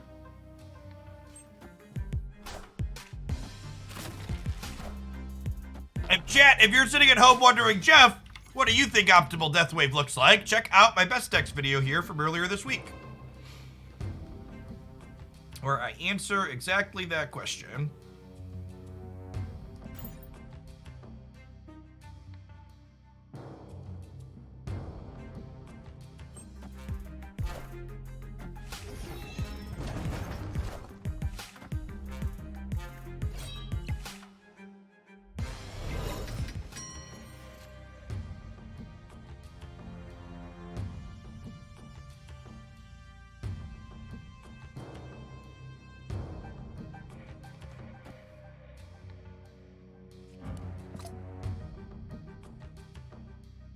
Opponent snapped. If we hit Lady Sif here, we're pretty sad.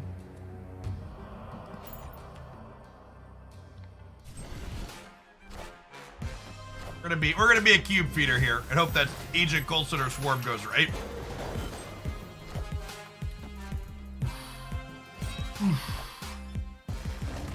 Oof! Mercy! Mercy, please stop! I'm already dead.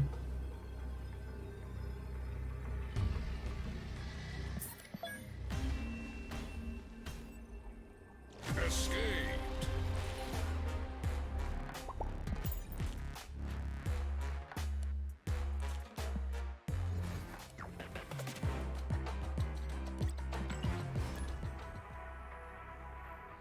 We played this archetype a bunch at the start of the month, Bionic, when Modoc released, and this configuration without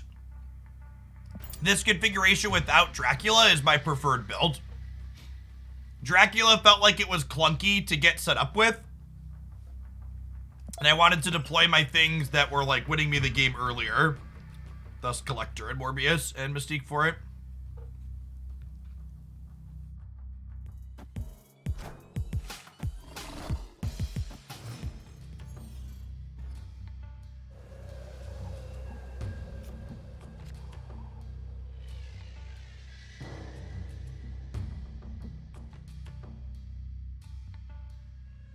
I am not certain why I would ever want to put Dracula in my Hela deck.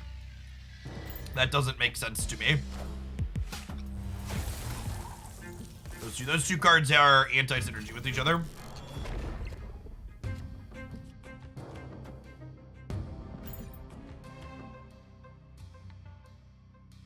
Prepare the Gatling cannon. Opponent snapped. Oh, snap. Hey, Tony, let's play a game.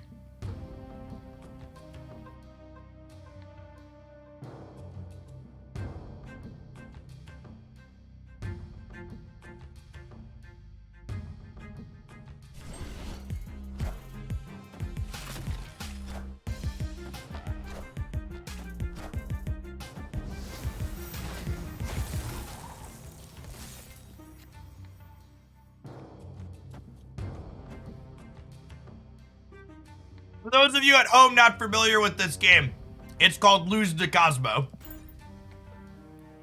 Or Arrow, but who's counting, really?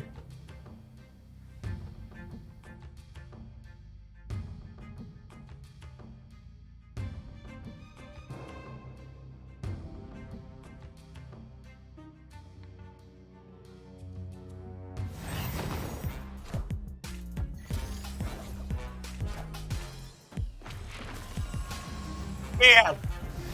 That is the spookiest fucking ghost.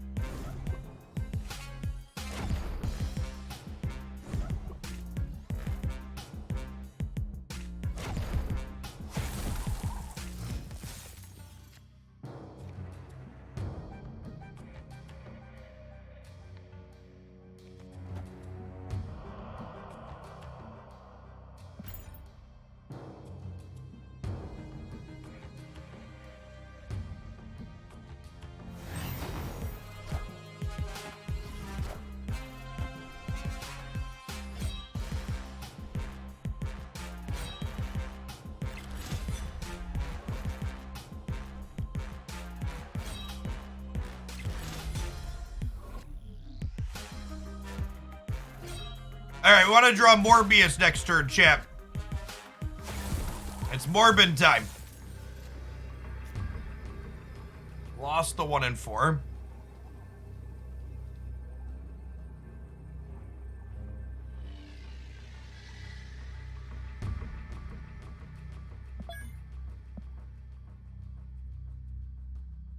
Morbius would have won us the game too. That's sad. Dead to the ghost. Escaped.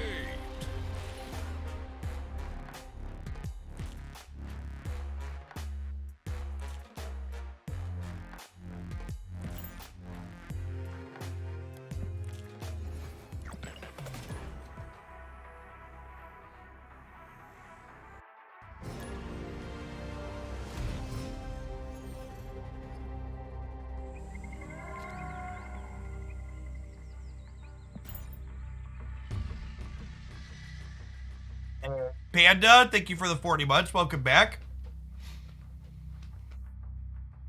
I'm playing the Wong Surfer deck from the YouTube channel earlier this week and really digging it. Yeah, it's having fun, Arno. If I were to experiment with that deck some more, I'd probably think about shoving Shang-Chi in the top end. But it's definitely reasonable as is. Shang-Chi's just good at everything.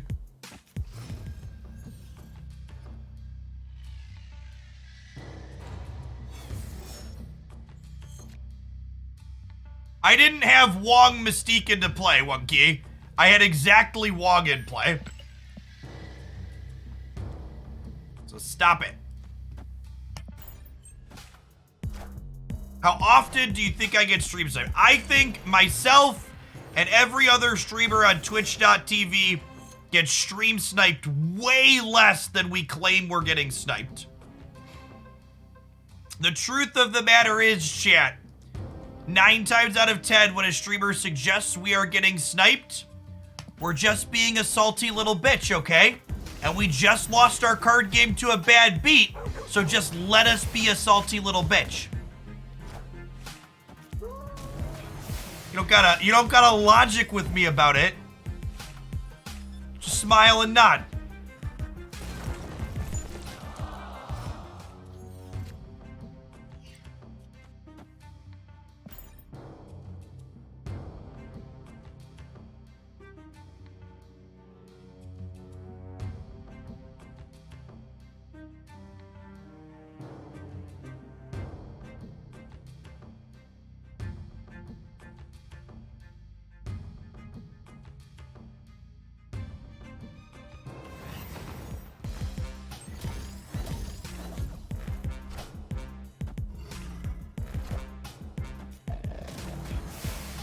All right, step 1, didn't get Cosmoed. That bodes well for the home team. There's still time. Well, we haven't been Cosmoed yet. We want to draw Morbius or Collector here, ideally Morbius. This Twitch stream, pre-recorded in front of a live audience. Thanks everybody for being a part of it here today.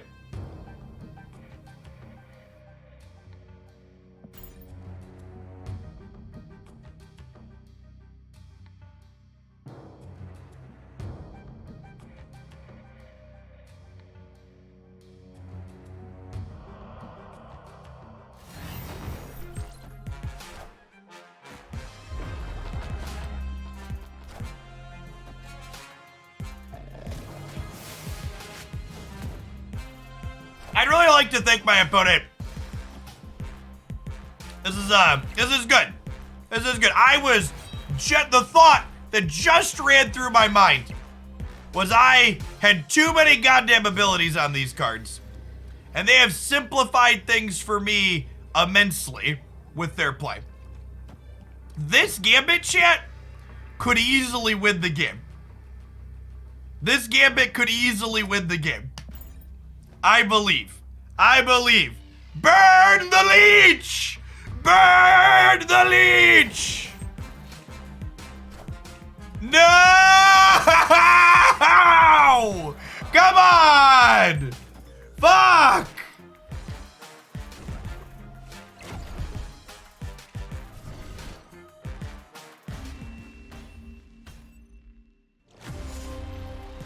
Arrow is the best card in the game, and it is not particularly close. Arrow is the best card in the game, and it is not particularly close.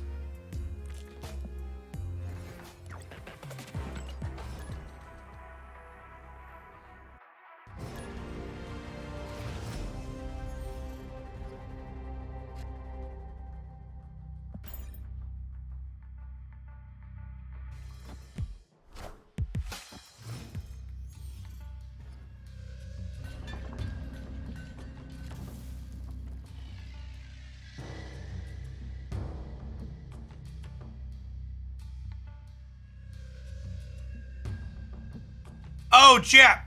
That was also a game where the arrow won even if she had 0 power, right?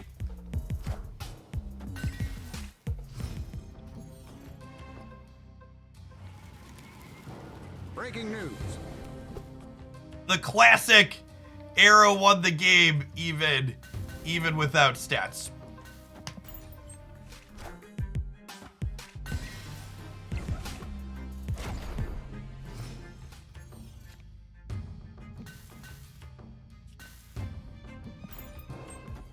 Face the might of Asgard. Mjolnir.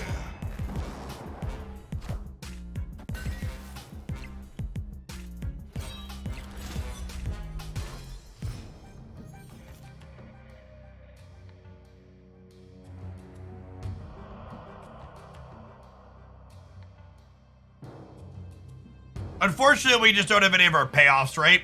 Like, we have Wong into Modoc here, but it just doesn't do anything. I guess we could Modoc, and then we have Big Apocalypse and some Swarms. Is the line. Actually, I think I want to compete for the Thor path, because we'll have a 16 power Apocalypse here.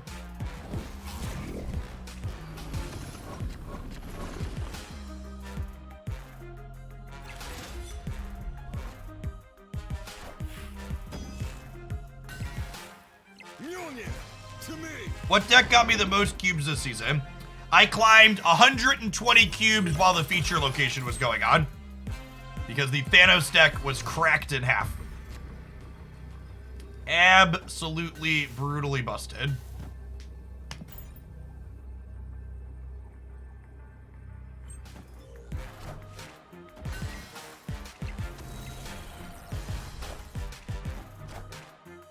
Ah, we lose the middle by 1. Damn.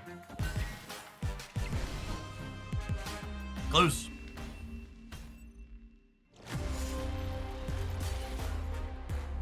I think that deck is good without the feature location. I think a Thanos deck is good without the feature location. I don't think that Thanos deck is good without the feature location.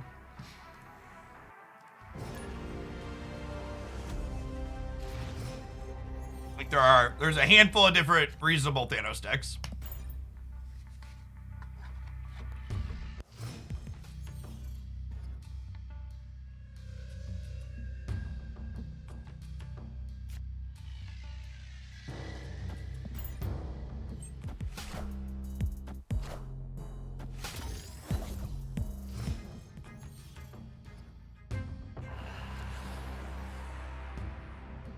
I'm going to Spectrum Thanos today. Unfortunately, Spectrum Thanos is not on the list of cards when I say Thanos has reasonable decks. Spectrum Thanos has a really bad time into Galactus and Deathwave. And it's only okay into the Shuri deck, if I'm being honest, too. The big 3 decks right now are not great for it. Opponent snapped. Is this a Snap conspiracy stream? No, I'm a Democrat. Speaking of being a Democrat and a conspiracy stream, we haven't talked about this at all today, but did everybody at home see the filings by the Dominion voting machines against Fox News?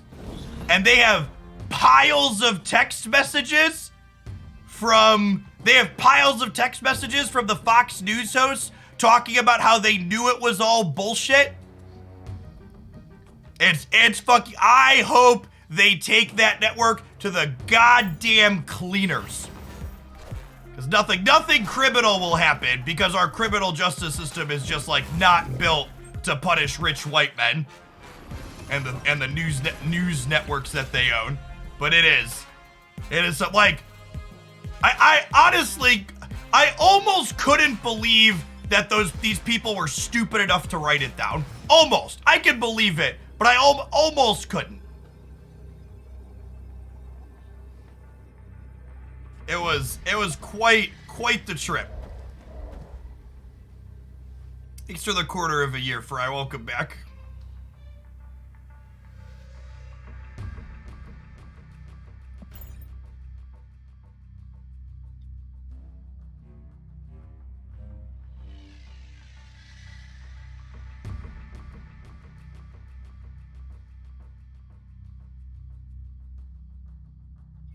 Thanks for the third of a year. Welcome back. Explain it like I'm 5 for the people that aren't Americans. Do you know how the United States had a teeny tiny insurrection on January 6th after Donald Trump lost the presidential election? Well, the reason why that happened in part was because the news network, Fox, among other conservative and Republican talking heads in the United States, pushed the incredible lie that there was immense amounts of fraud in our presidential election. And the text messages in this filing between Fox News talking heads talk about how they knew what they were saying was bullshit and was a lie.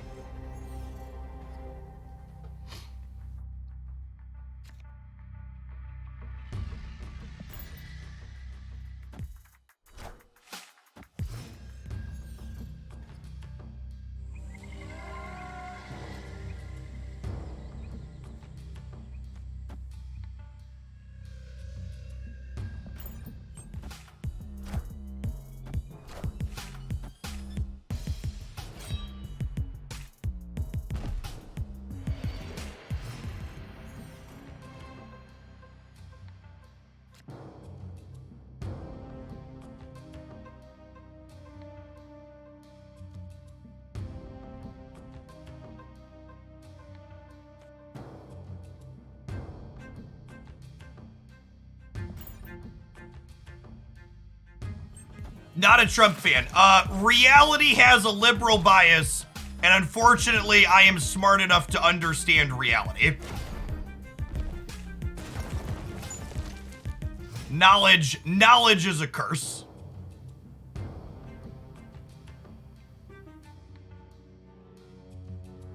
What was my opening hand? Could we fill? Is filling the sacred timeline good for me?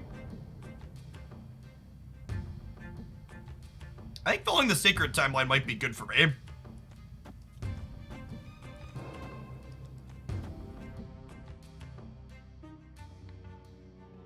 But this also means I won't draw next turn, right? Is not drawing next turn good for me?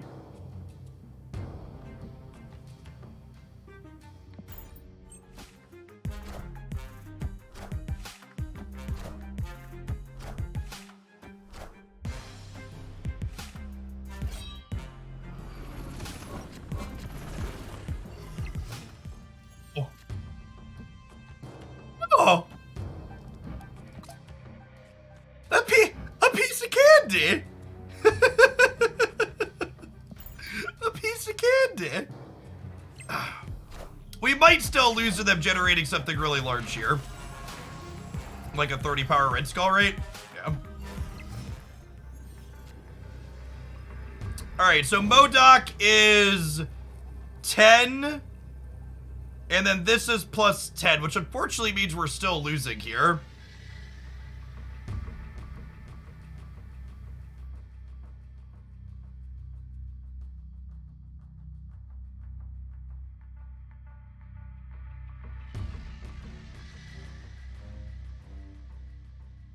My Gambit is classically trained. He is in fact classically trained.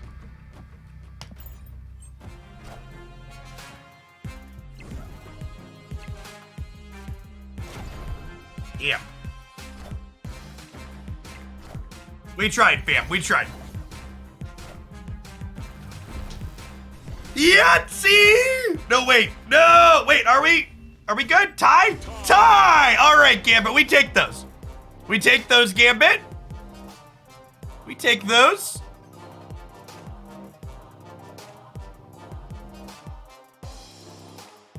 All right, chat.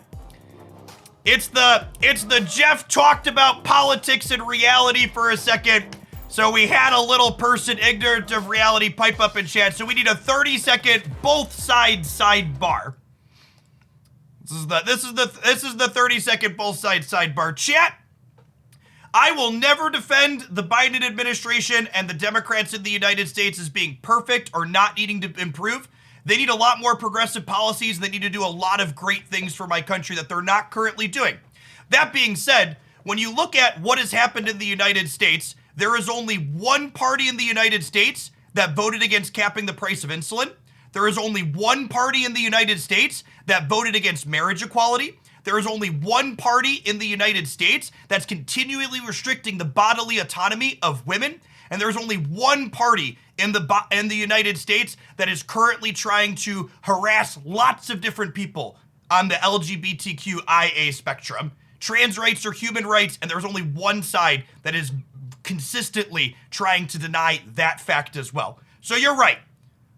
There are issues on both sides, but not all bad things are equal. And one side is consistently doing shitty and abhorrent things. So that's not to say that the other side is perfect. They're not. They should fucking get better too. But when you look at reality and push comes to shove, don't both sides meet, because I understand reality. It's not a lesser of two evils. The Democrats and Biden have done a number of generically good things, and you could look at the good things that they've done while still acknowledging the bad things that they've done and the things they need to improve on. Those two things are not mutually exclusive. You can do both of those things. You can say, hey, there's been some good in here, but hey, these other things still suck, and we need to work on and make these other things better. Half. Thanks for the sub gift, and Kurtaku, thank you for the prime.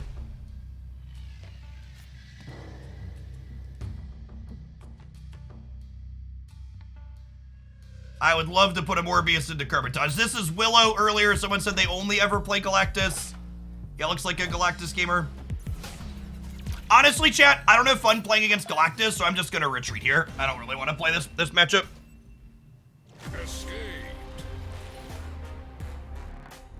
Our deck is bad against Galactus, and I'm not gonna play against it. Pickamori, thank you for the prime, appreciate it. And not just fun, appreciate the biddies.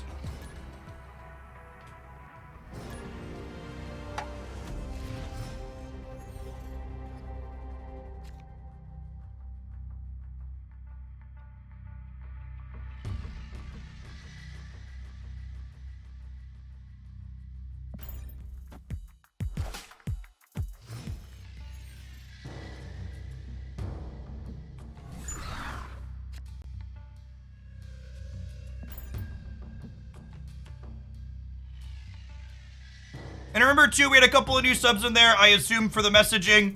If you want to chat with like-minded folks in the community, the Discord server is super active. We have not only channels in there for Marvel Snap, but also politics, sports, food, gaming in general, all sorts of great stuff to talk about with people. jump on in and be a bigger part of the community. Hey, Dad Devil Esquire, thank you for the brand new Prime.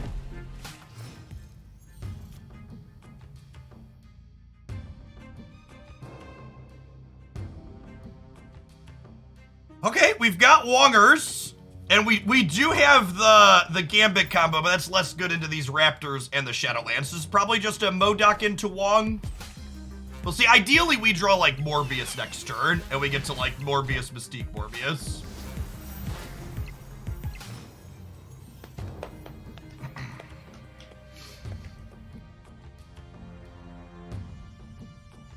That's a Shang-Chi down.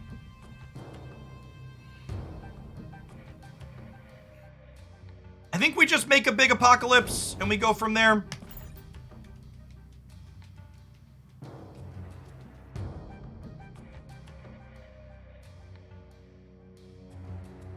Is Enchantress Sandman and the ability didn't turn off? Wild, that's a weird bug. Yeah, unfortunately, little broski, if you haven't checked them out, these Series 2 decks are still my recommendations. Those haven't changed. But when you're early in Series 3, you mostly need to stick to building your series. Mostly need to stick to building Series 2 decks. Well then, I'm gonna play the Morbius in the middle for good measure.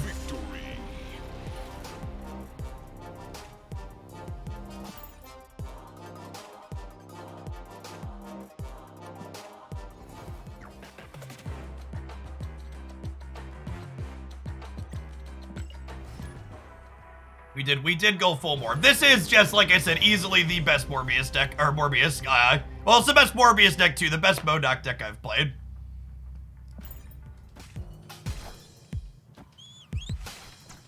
You know, it's a good thing I have buffer room in my ad rolls this month because we've been having so much fun I forgot to do my ad roll this hour. We'll figure it out. We'll take a short one after this game is done. I think we'll change decks. We've had a pretty good set with this, but I think I'm ready to vibe on something else for a bit.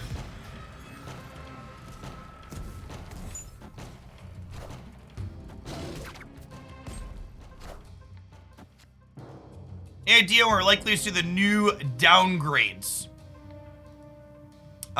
New downgrades happen at the end of this month, the beginning of next month.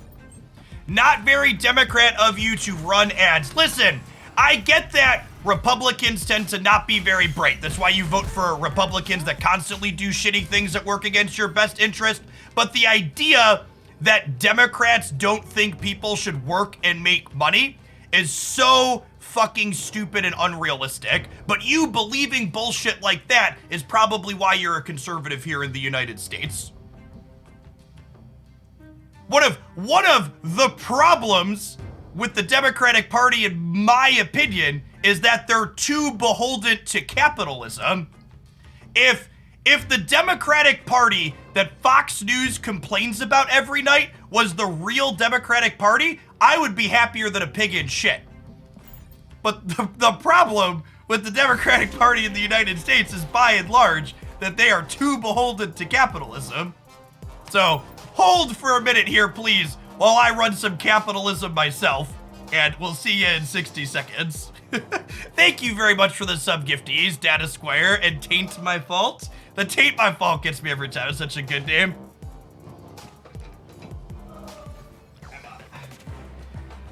I'm one of those dirty, filthy liberals that thinks people should have health care and that housing is a human right and stuff like that. God, I'm really terrible thinking that we should take care of people.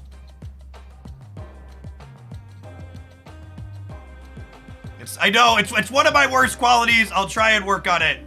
But we should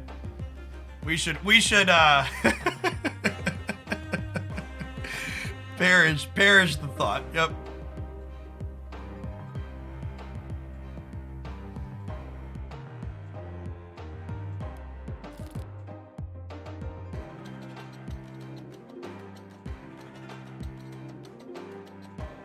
Yep, K9. All right, what do we want to do? So our stream title was we're donating cubes, and we're up 20 cubes today. So, is this bad enough? Can we play this? I feel like I need to work harder to donate cubes. Let's try this. I do have, this is like an amalgamation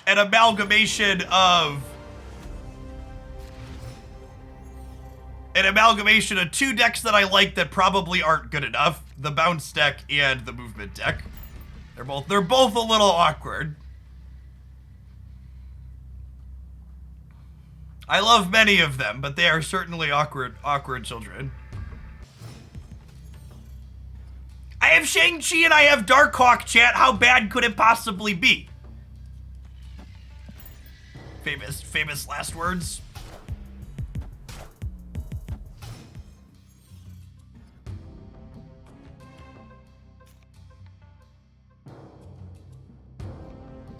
Dude, this is fun. So we'll go Iron Fist and then Falcon. And then my Angela will be up.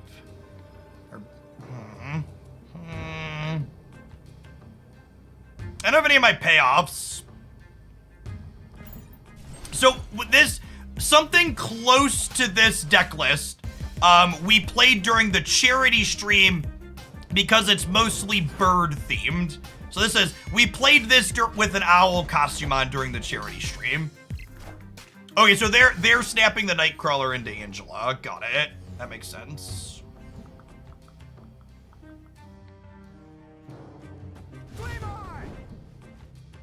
Huh? Oh, you know what? What if I go Black Widow into Iron Fist into Human Torch, and then next turn I beast all these back to my hand? That sounds fun.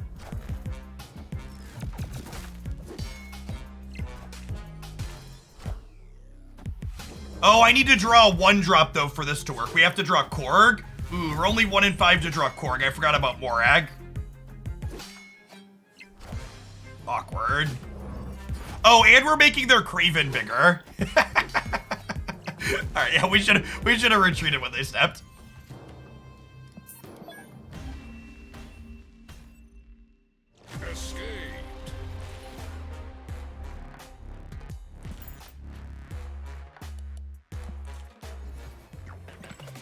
Escaped. Cube donation stream back on track. We gotta work our way back down to 100. And honestly, the way the Marvel Snap matchmaking works, it's almost good to play bad decks like this a little bit on stream, because I don't want to accidentally end up in like the KM best like educated college bracket where we hit mostly bots.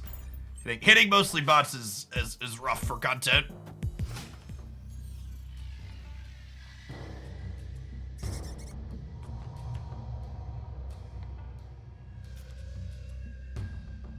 That's a fun one.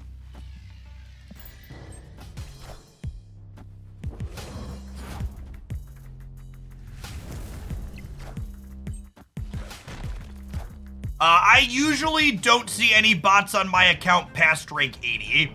Has been the typical experience. All right, well I get to beast at least.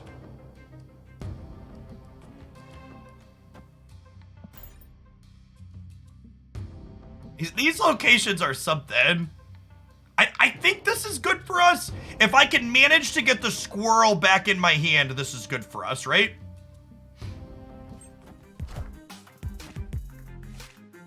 I think this works out in a way that's good for us.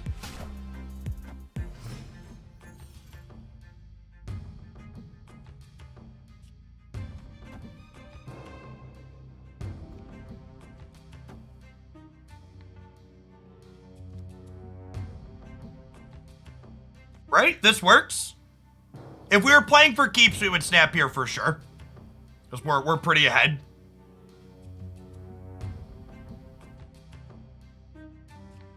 Oh, wait. I can do this into this into this. And then this, and this all come back to my hand. Oh, I could fist and torch first. They're snapping me, huh?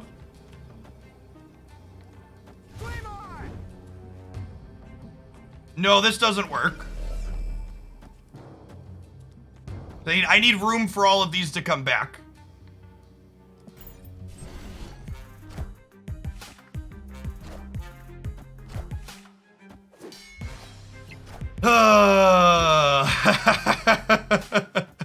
Yeah, good read, I guess.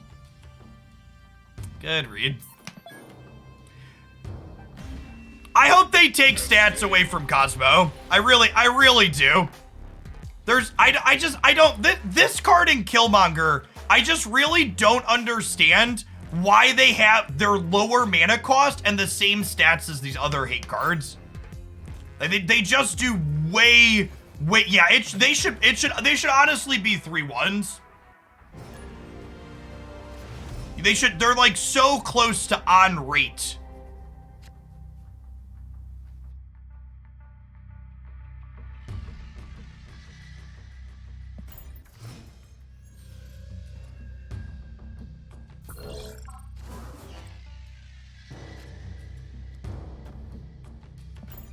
Okay, so this is Angela into Vulture into Strange Korg.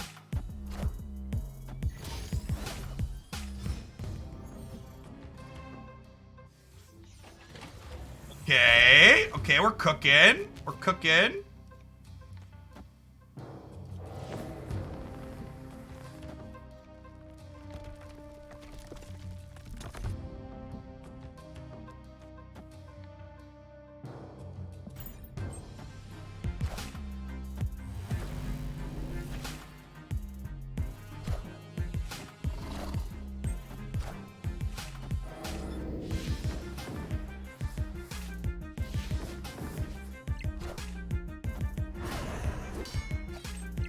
Yes, Rogue is even, yeah, I agree with that. Ooh, this is a fun one. If they hadn't pulled Polaris here, this would be even more insane.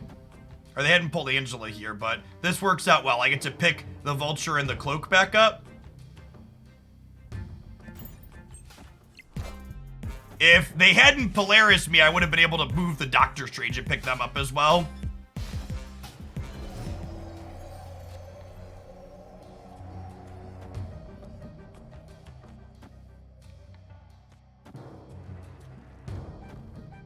Oh, I'm giving them Shang-Chi.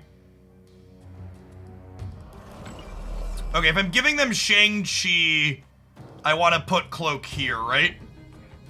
So that way they can't kill my Vulture. Yes, yes. Wakanda forever.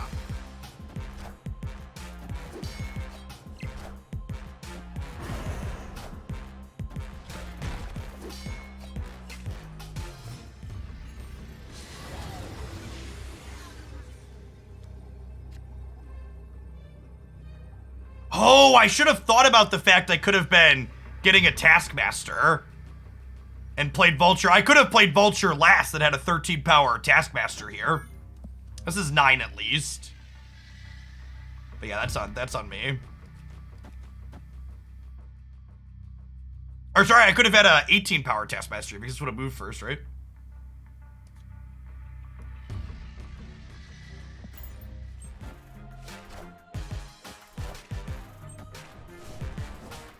There, we actually win all 3 here.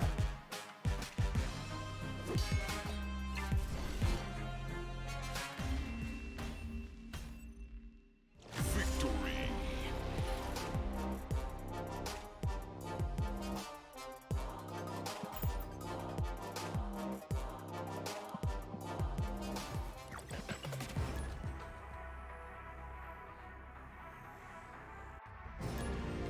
This type of deck is just incredibly satisfying to get right. This is my like we're into infinite. I get to like dork around with things I like. Happy place. Oh, you know, because of Adelan, I should have played the Human Torch out. Well, I mean, oh, this is the other move player we played against earlier.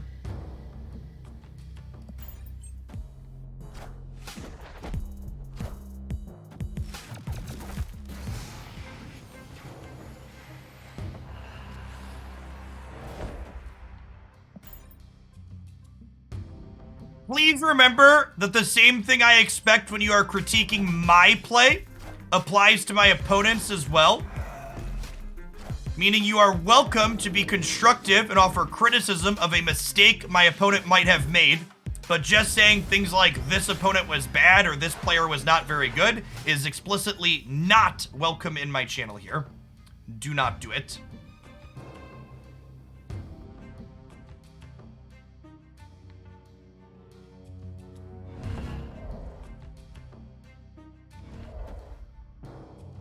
Falconing the Human Torch back. You want to cloak Death's Domain? I think I want to, like, fist the Human Torch again first, right? Kingpin only kills things that get moved the following turn.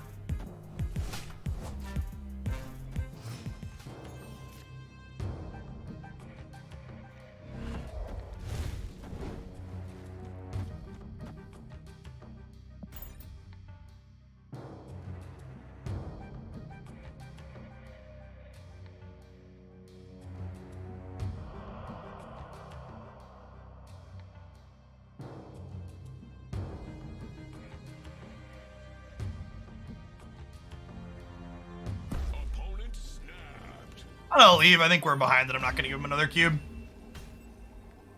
Escaped.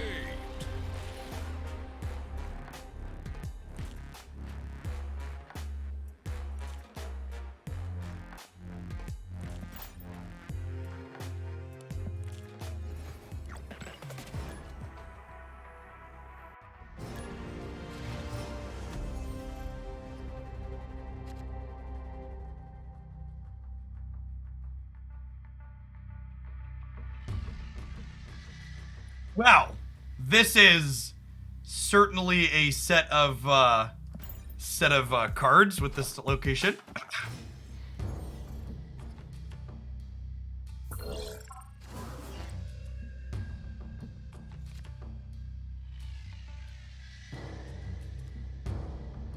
Let's Angela in the middle, and then next turn we could Vulture, Cloak, Human Torch. Yes.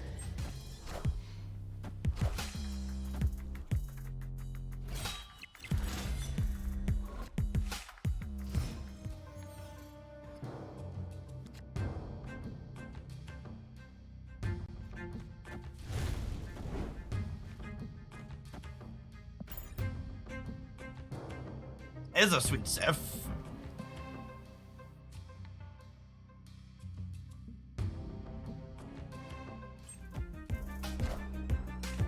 Wind, aid my hand.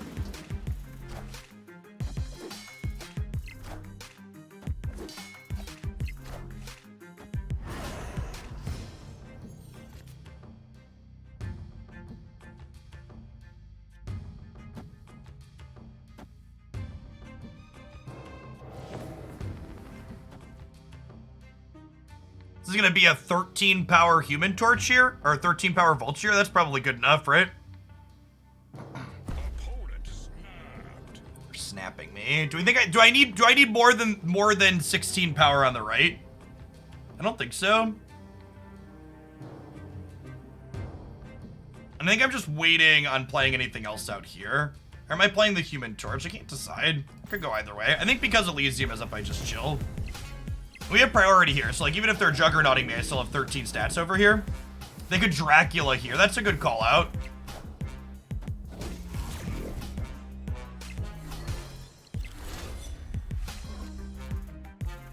This is a 1-cost thing, so we should be good. I'd really like to draw Iron Fist here. This Twitch stream is pre-recorded in front of a live audience. Thanks everybody for hanging out today. Appreciate you being here.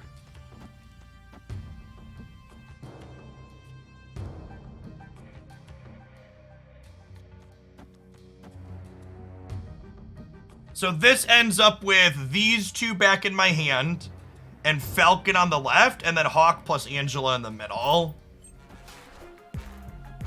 Which I think is good. Angela's gonna be 10 stats here.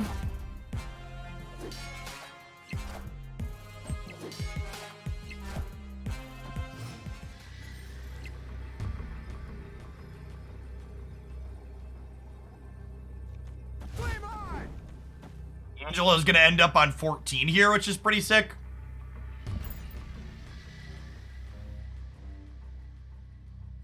We're adding 6 in the middle, getting us to 23, and then we're adding 10 on the left, taking us to 17. So it'll be 17, 23, and 16 across the board here.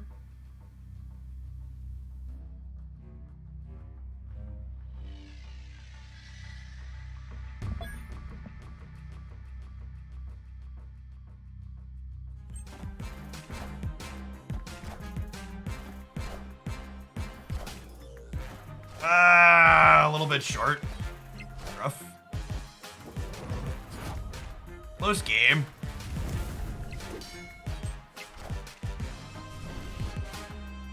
You like the Bishop Collector Angela bounce deck or this one? I think they're just different decks. I actually don't like Bishop inside of any of the bounce decks. I think Bishop's too slow. By the time you need to like start bouncing things back and forth on turn 3, you don't really have time to take off and play Bishop, in my experience. I like the Bast bounce deck. I think is pretty reasonable.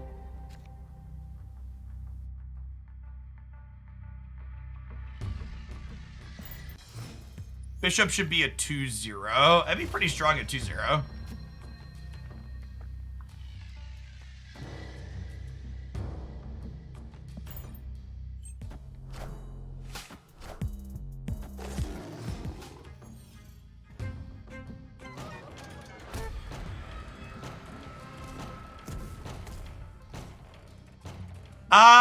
Location variance. Enjoy your cube. Escaped.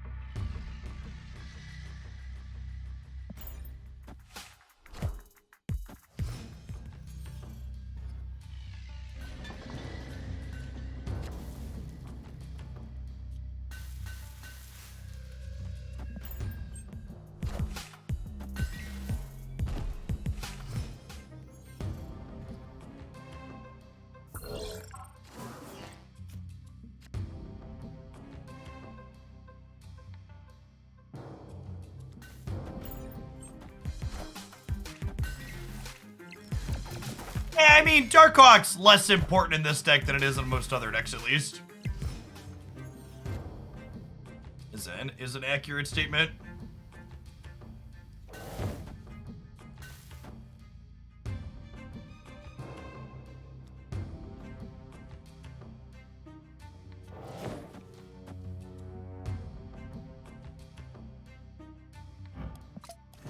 I'll play for the vault. Fun fact, when Doctor Strange pulls Angela over, he triggers her "when you play a card here" text.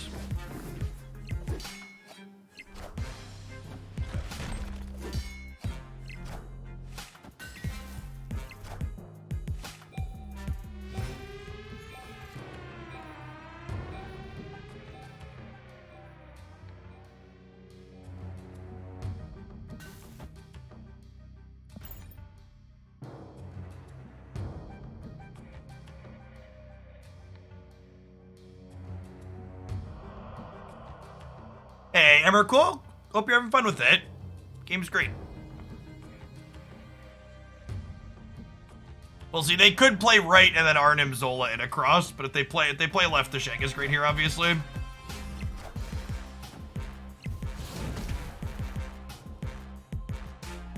Victory. By standing, I am currently standing, yeah.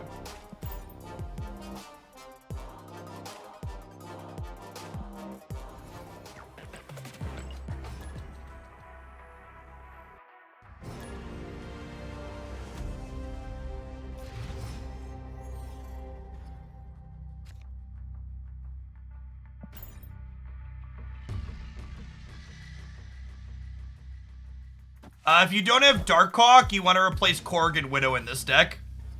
And at that point, you have 3 slots. Go nuts. Probably Iceman is one of them. Would be a good one. Opponent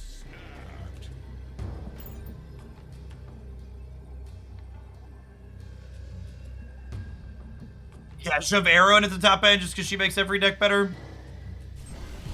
Nightcrawler, yeah, probably like Nightcrawler, Iceman, and Arrow. Be a good set of them.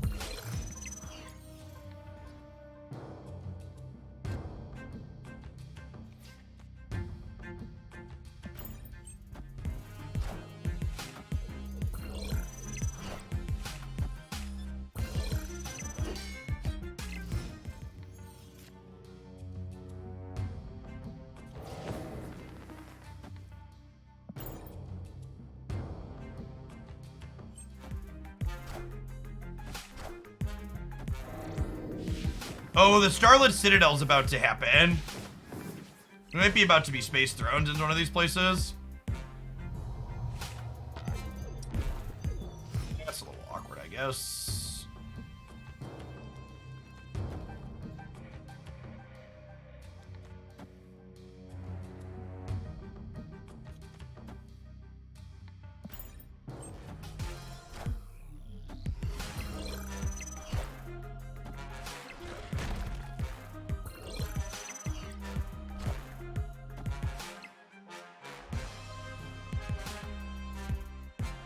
Oh, I created my own New York, chat. I created my own New York by mistake. Fuck, I hate when I do that. I was like not thinking, so now everybody gets to shuffle around whatever they want. Damn it, Hogland.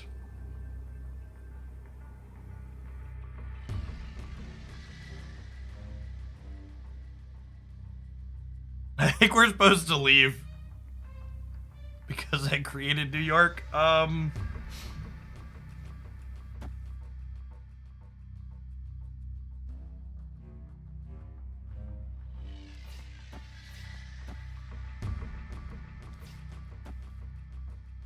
This is 22-30. We're technically winning here with this play. There's a Shang-Chi here. All right, sure. We'll give them a cube if they guess right. Yeah, turn 7 would have been good for us.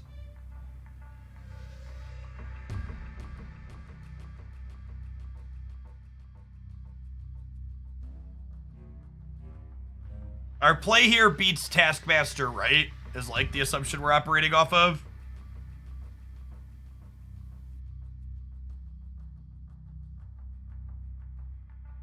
They could shuffle any amount of stuff here. It's hard to know exactly what they're gonna do.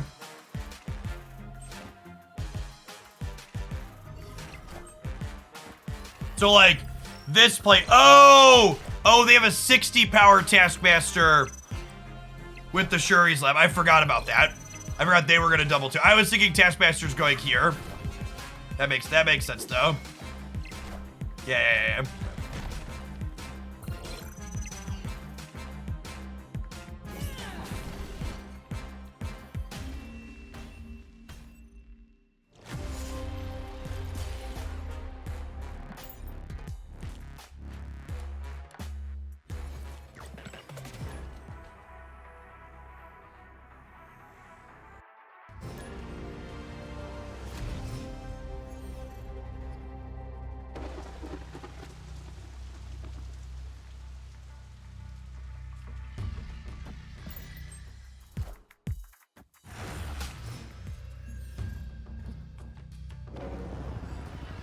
Yes, this is exactly correct. My build, the build by own New York there was very detrimental, to say the least. Murray Isle getting to increase Human Torch a bit before we double him up here again is lovely.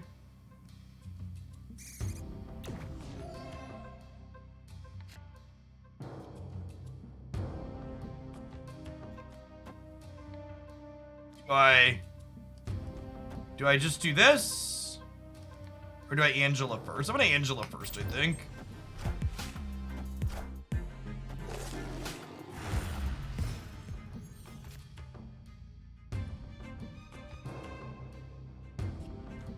Super rewarded?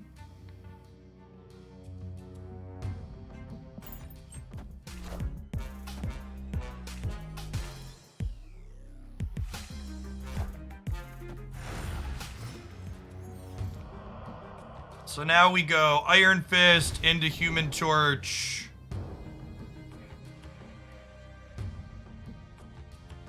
into Black Widow, into Falcon.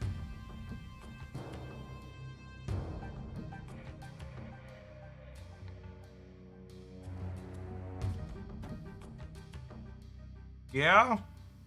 Yeah. Wakanda forever.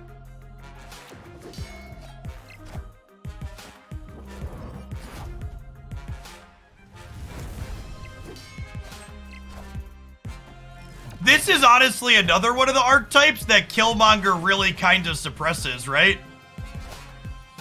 He's just like another one of those decks where you're like, yep, this deck's kind of a tough sell because Killmonger's gonna put it in the ground.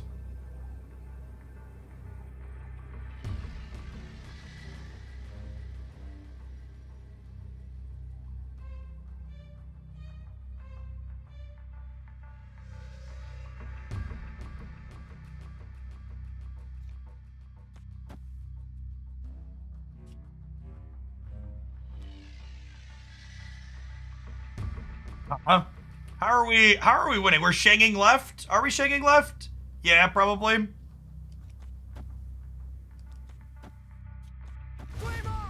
Hold on. Hold on. We did it. We did it. We did it. All right.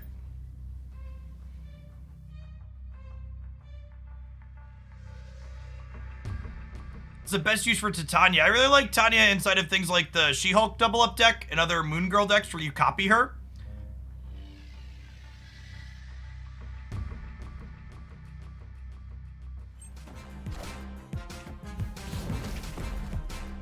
You and Torch would be better as a 2-2. Yeah, or like a 2-3. Or Killmonger could just be less busted. One of the two. I would also accept make Killmonger less busted. Look at the little baby Taskmaster, chat. It's so little. Victory. Flame on.